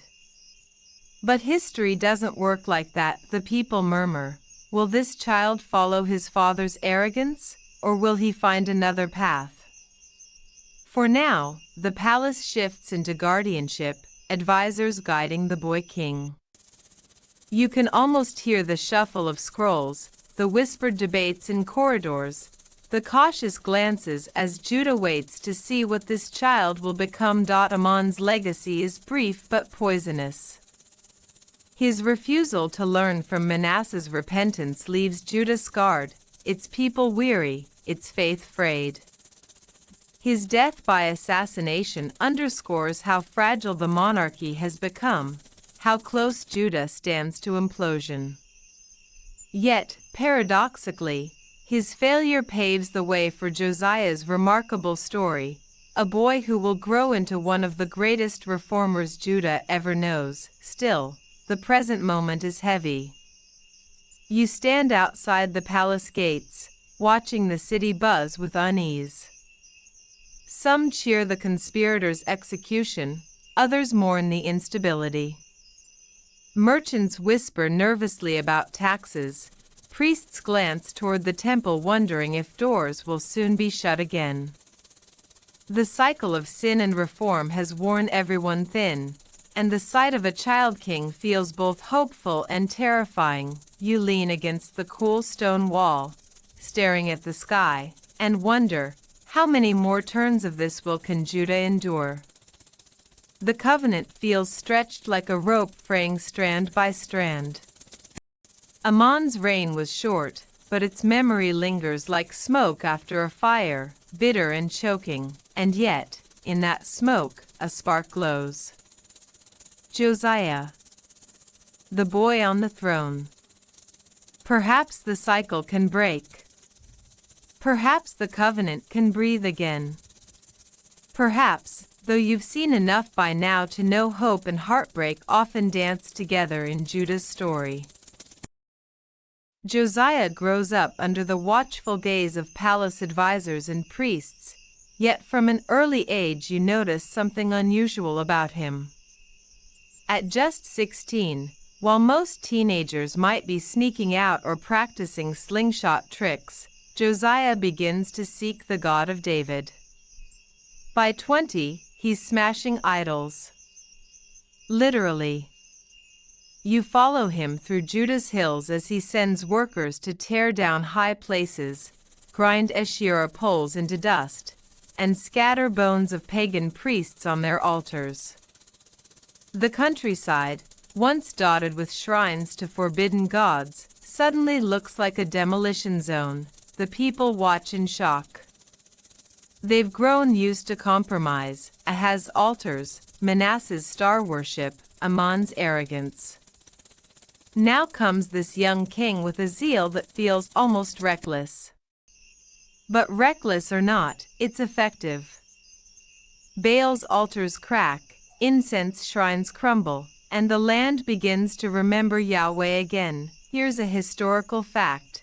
Josiah's reforms line up with the weakening of Assyria, which had dominated the region for decades. As Assyria crumbled under pressure from Babylon and the Medes, Judah found room to maneuver. Josiah seized the chance to reclaim independence and rebuild religious identity. And here's your quirky tidbit. One rabbinic tradition claims Josiah personally supervised idol destruction, swinging hammers and axes alongside his men. Imagine the king in royal robes, sleeves rolled up, smacking an Asherah pole while guards shout, "Majesty, please stop. You'll chip a nail." Historians still argue whether Josiah's reforms were purely religious revival or nationalistic strategy. Was he sincerely devoted to Yahweh, or was centralizing worship in Jerusalem a way to unify the kingdom politically? Perhaps it was both zeal and shrewdness bound together in one fiery young king. The turning point arrives in the 18th year of his reign. Temple repairs are underway, stonemasons hammer, carpenters saw, dust swirls in the sunlight. Then Hilkiah the high priest emerges, clutching a scroll. His eyes widen as he tells Shaphan the secretary, "I have found the book of the law in the house of the Lord." Shaphan unrolls it, reads it aloud, and the words fall like thunder. When Josiah hears the reading, he tears his clothes. His heart breaks as he realizes just how far Judah has strayed from covenant commands. You can almost feel his chest heaving, his voice catching as he declares, "Great is the wrath of the Lord that is kindled against us, because our fathers have not obeyed the words of this book." Prophetess Huldah is consulted. Her message is piercing. Disaster is coming. Judah's sins are too great. But because Josiah's heart is tender and he humbled himself, judgment will not fall in his lifetime. It's a bittersweet prophecy, mercy for him, doom for the nation. Josiah refuses to let despair paralyze him. Instead, he summons the elders and all the people to the temple. There, in a packed assembly, he reads the book aloud. The crowd listens, stunned, as covenant words fill the air again. Then Josiah makes a covenant before the Lord, to follow him with all his heart and soul, and the people pledge with him. The reforms intensify. Josiah cleanses the land not just of idols but of mediums, necromancers, household gods, and every abomination. He reinstitutes the Passover with grandeur unseen since the days of Samuel. Lambs are slaughtered, priests officiate, singers chant psalms, and Jerusalem vibrates with joy. You close your eyes, listening to the music, almost feeling like the nation has been reborn. Here's the sad twist. Despite Josiah's fire, the people's hearts are not truly changed. Many comply outwardly, but old habits cling. Forbidden gods linger in secret, tucked away in homes and whispered in shadows. You sense the reforms are like sweeping a dirty floor while dust still swirls in the air. The covenant has returned in ritual, but not yet in marrow. Still, Josiah shines. In the eyes of the chronicler, no king before or after turned to the Lord with such full devotion. For a fleeting moment, Judah seems alive again, its temple vibrant, its festivals joyful, its land cleansed of idols. You almost let yourself believe the cycle has broken, but the world beyond Judah churns. Egypt stirs, Babylon rises, Assyria staggers. Nations clash like giants, and Josiah, bold as ever, steps into the fray. He rides out to confront Pharaoh Necho at Megiddo, ignoring warnings. Arrows fly, iron clashes, and the young reformer king falls. His body is carried back to Jerusalem, mourned with tears and laments. The city wails, prophets weep, and you stand among the mourners, numb. How could a reign so fiery end so abruptly? How could a king so devoted be cut down in his prime? The covenant feels fragile again, the future uncertain. And though Josiah's memory glows bright, the shadows gather quickly behind him. You leave the funeral procession with heavy steps, knowing the story is sliding toward collapse. Josiah burned like a torch, but Judah's night is not yet over.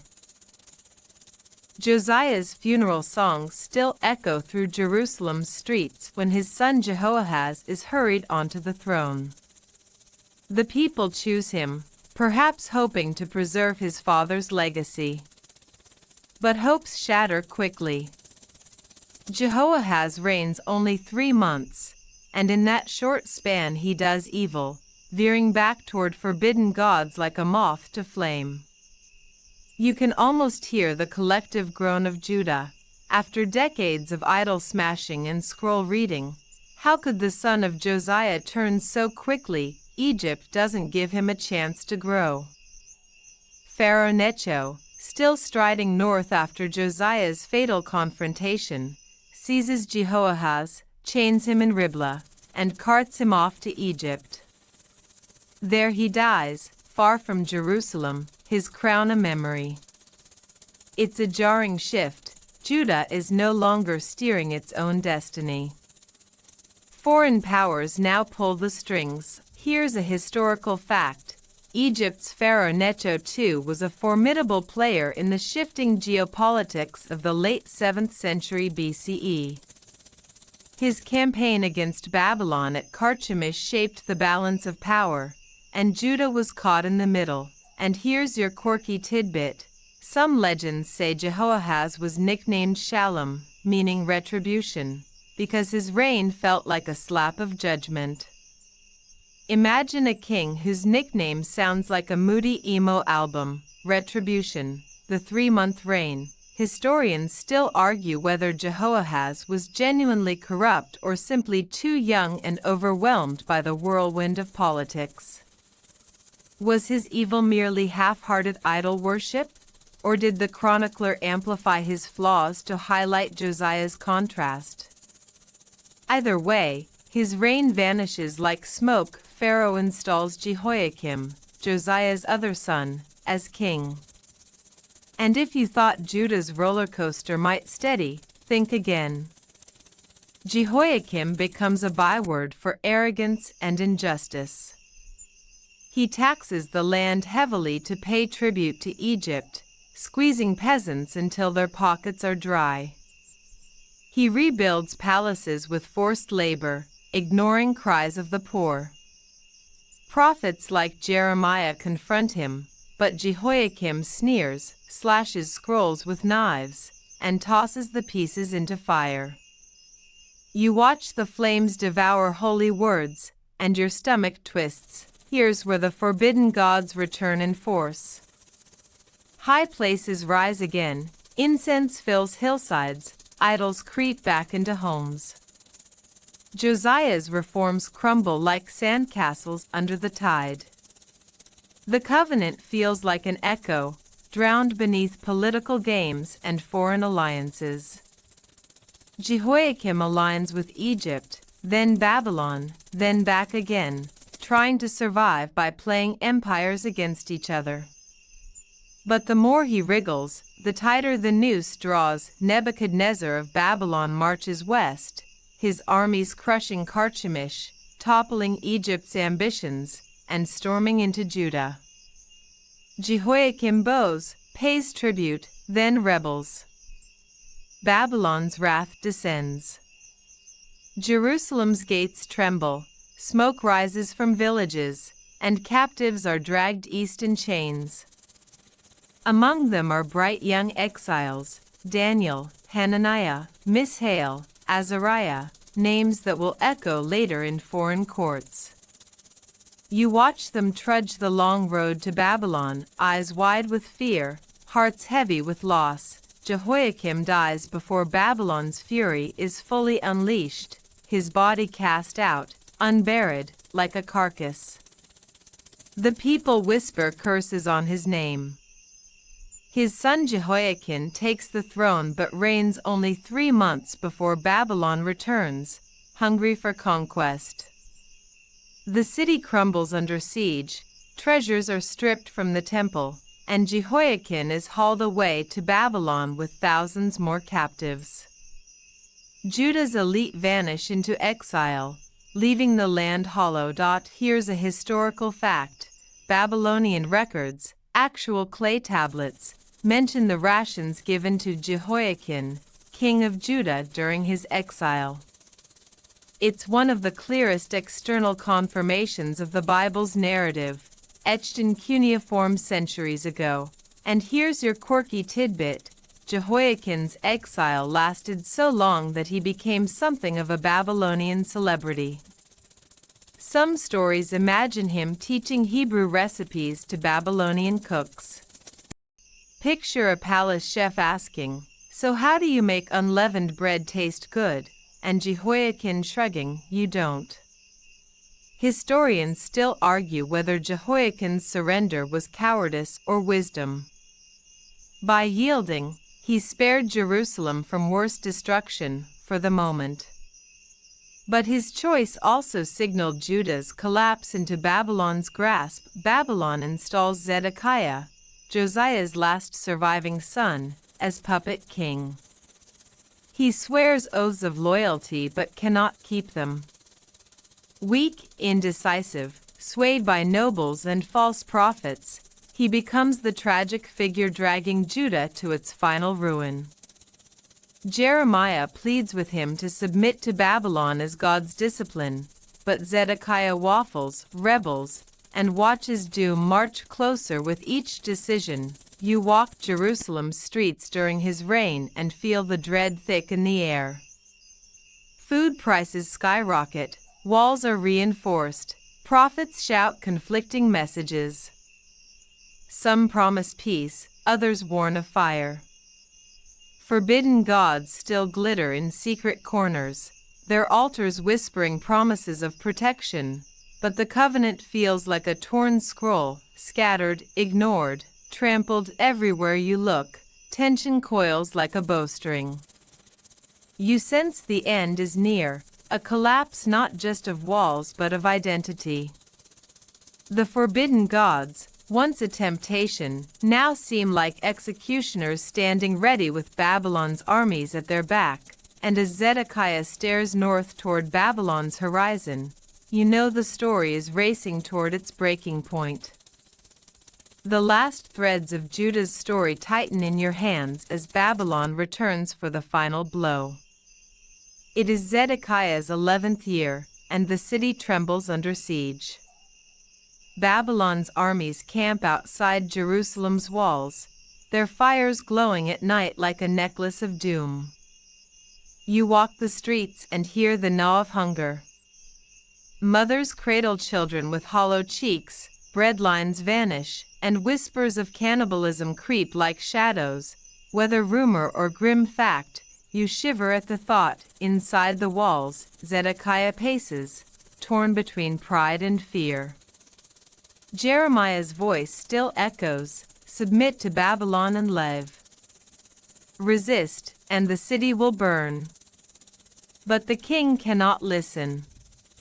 He trusts false prophets promising victory, clings to alliances with Egypt that never materialize, and shuts his ears to the covenant's demands. You almost pity him, weak, trapped, unable to choose the hard obedience that could have spared his people. Here's a historical fact. The fall of Jerusalem in 586 BCE is one of the most firmly documented events of the ancient Near East. Archaeologists have uncovered layers of ash in the city, charred beams, smashed pottery, all testifying to the destruction Babylon unleashed. And here's your quirky tidbit. Babylonian soldiers apparently had a habit of carving graffiti into conquered walls.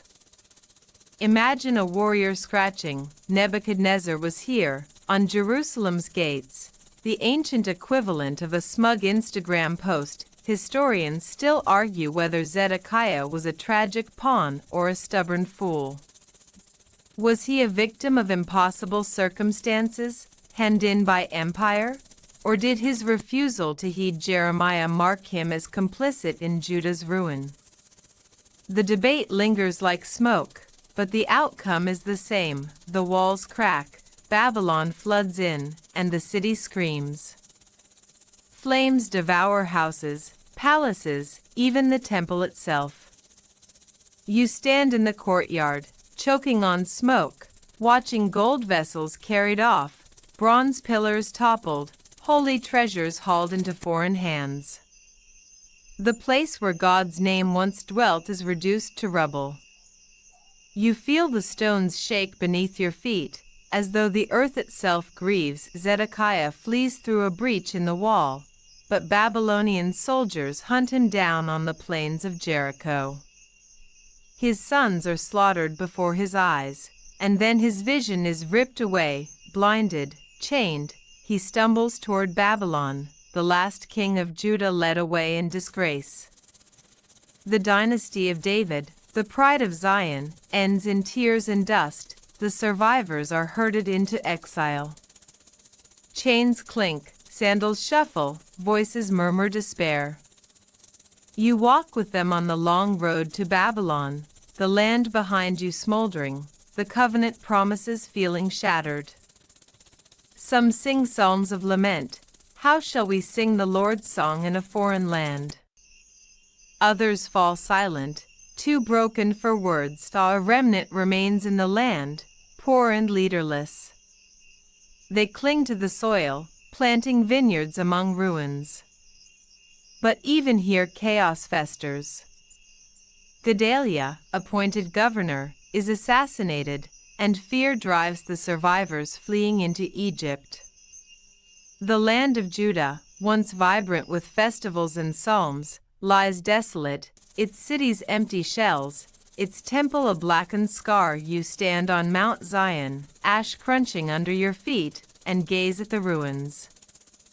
The forbidden gods promised protection, pleasure, power, but in the end, they delivered only ashes. The covenant had warned, choose life and blessing, or death and curse. Judah chose idols, and the curse fell heavy, and yet, even in the ruins, you sense a pulse.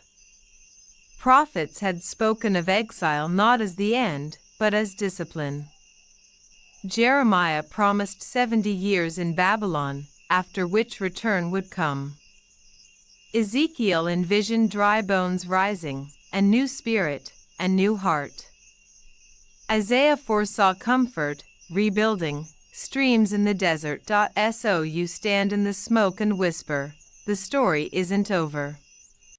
The forbidden gods have fallen silent, their altars shattered, but the covenant still hums beneath the rubble, waiting for the day when captives sing again in Zion. The night is heavy, but dawn will come. Word count, 1,100, wind down, 300 words. And now, as the fires of Jerusalem fade to glowing embers in your imagination, it's time to let your heart settle. You've walked through centuries of kings and altars, watched the rise and fall of forbidden gods, felt the temple's smoke sting your eyes, and listened to psalms carried into exile. The story was not gentle, and at times it pressed heavy on your chest. But here, in the quiet of your room, you can let it go, close your eyes and picture the ruins not as despair, but as silence after a storm. Ash drifts slowly through the air like snowflakes, settling on the stones, covering scars with softness. The shouting has stopped, the clash of armies has faded. All that remains is stillness. Breathe into that stillness. Feel the weight of the day slide from your shoulders. The people of Judah carried their grief far from home, yet even they learned to sing again. If they could hold hope in exile, you, too, can hold rest tonight. The prophets whispered of restoration, of streams flowing in deserts and light breaking through darkness. Let those promises curl around you like a warm blanket. Imagine the stars above Jerusalem, silent witnesses to history, now twinkling gently over your own bed, steady and reassuring. Inhale slowly, exhale even slower.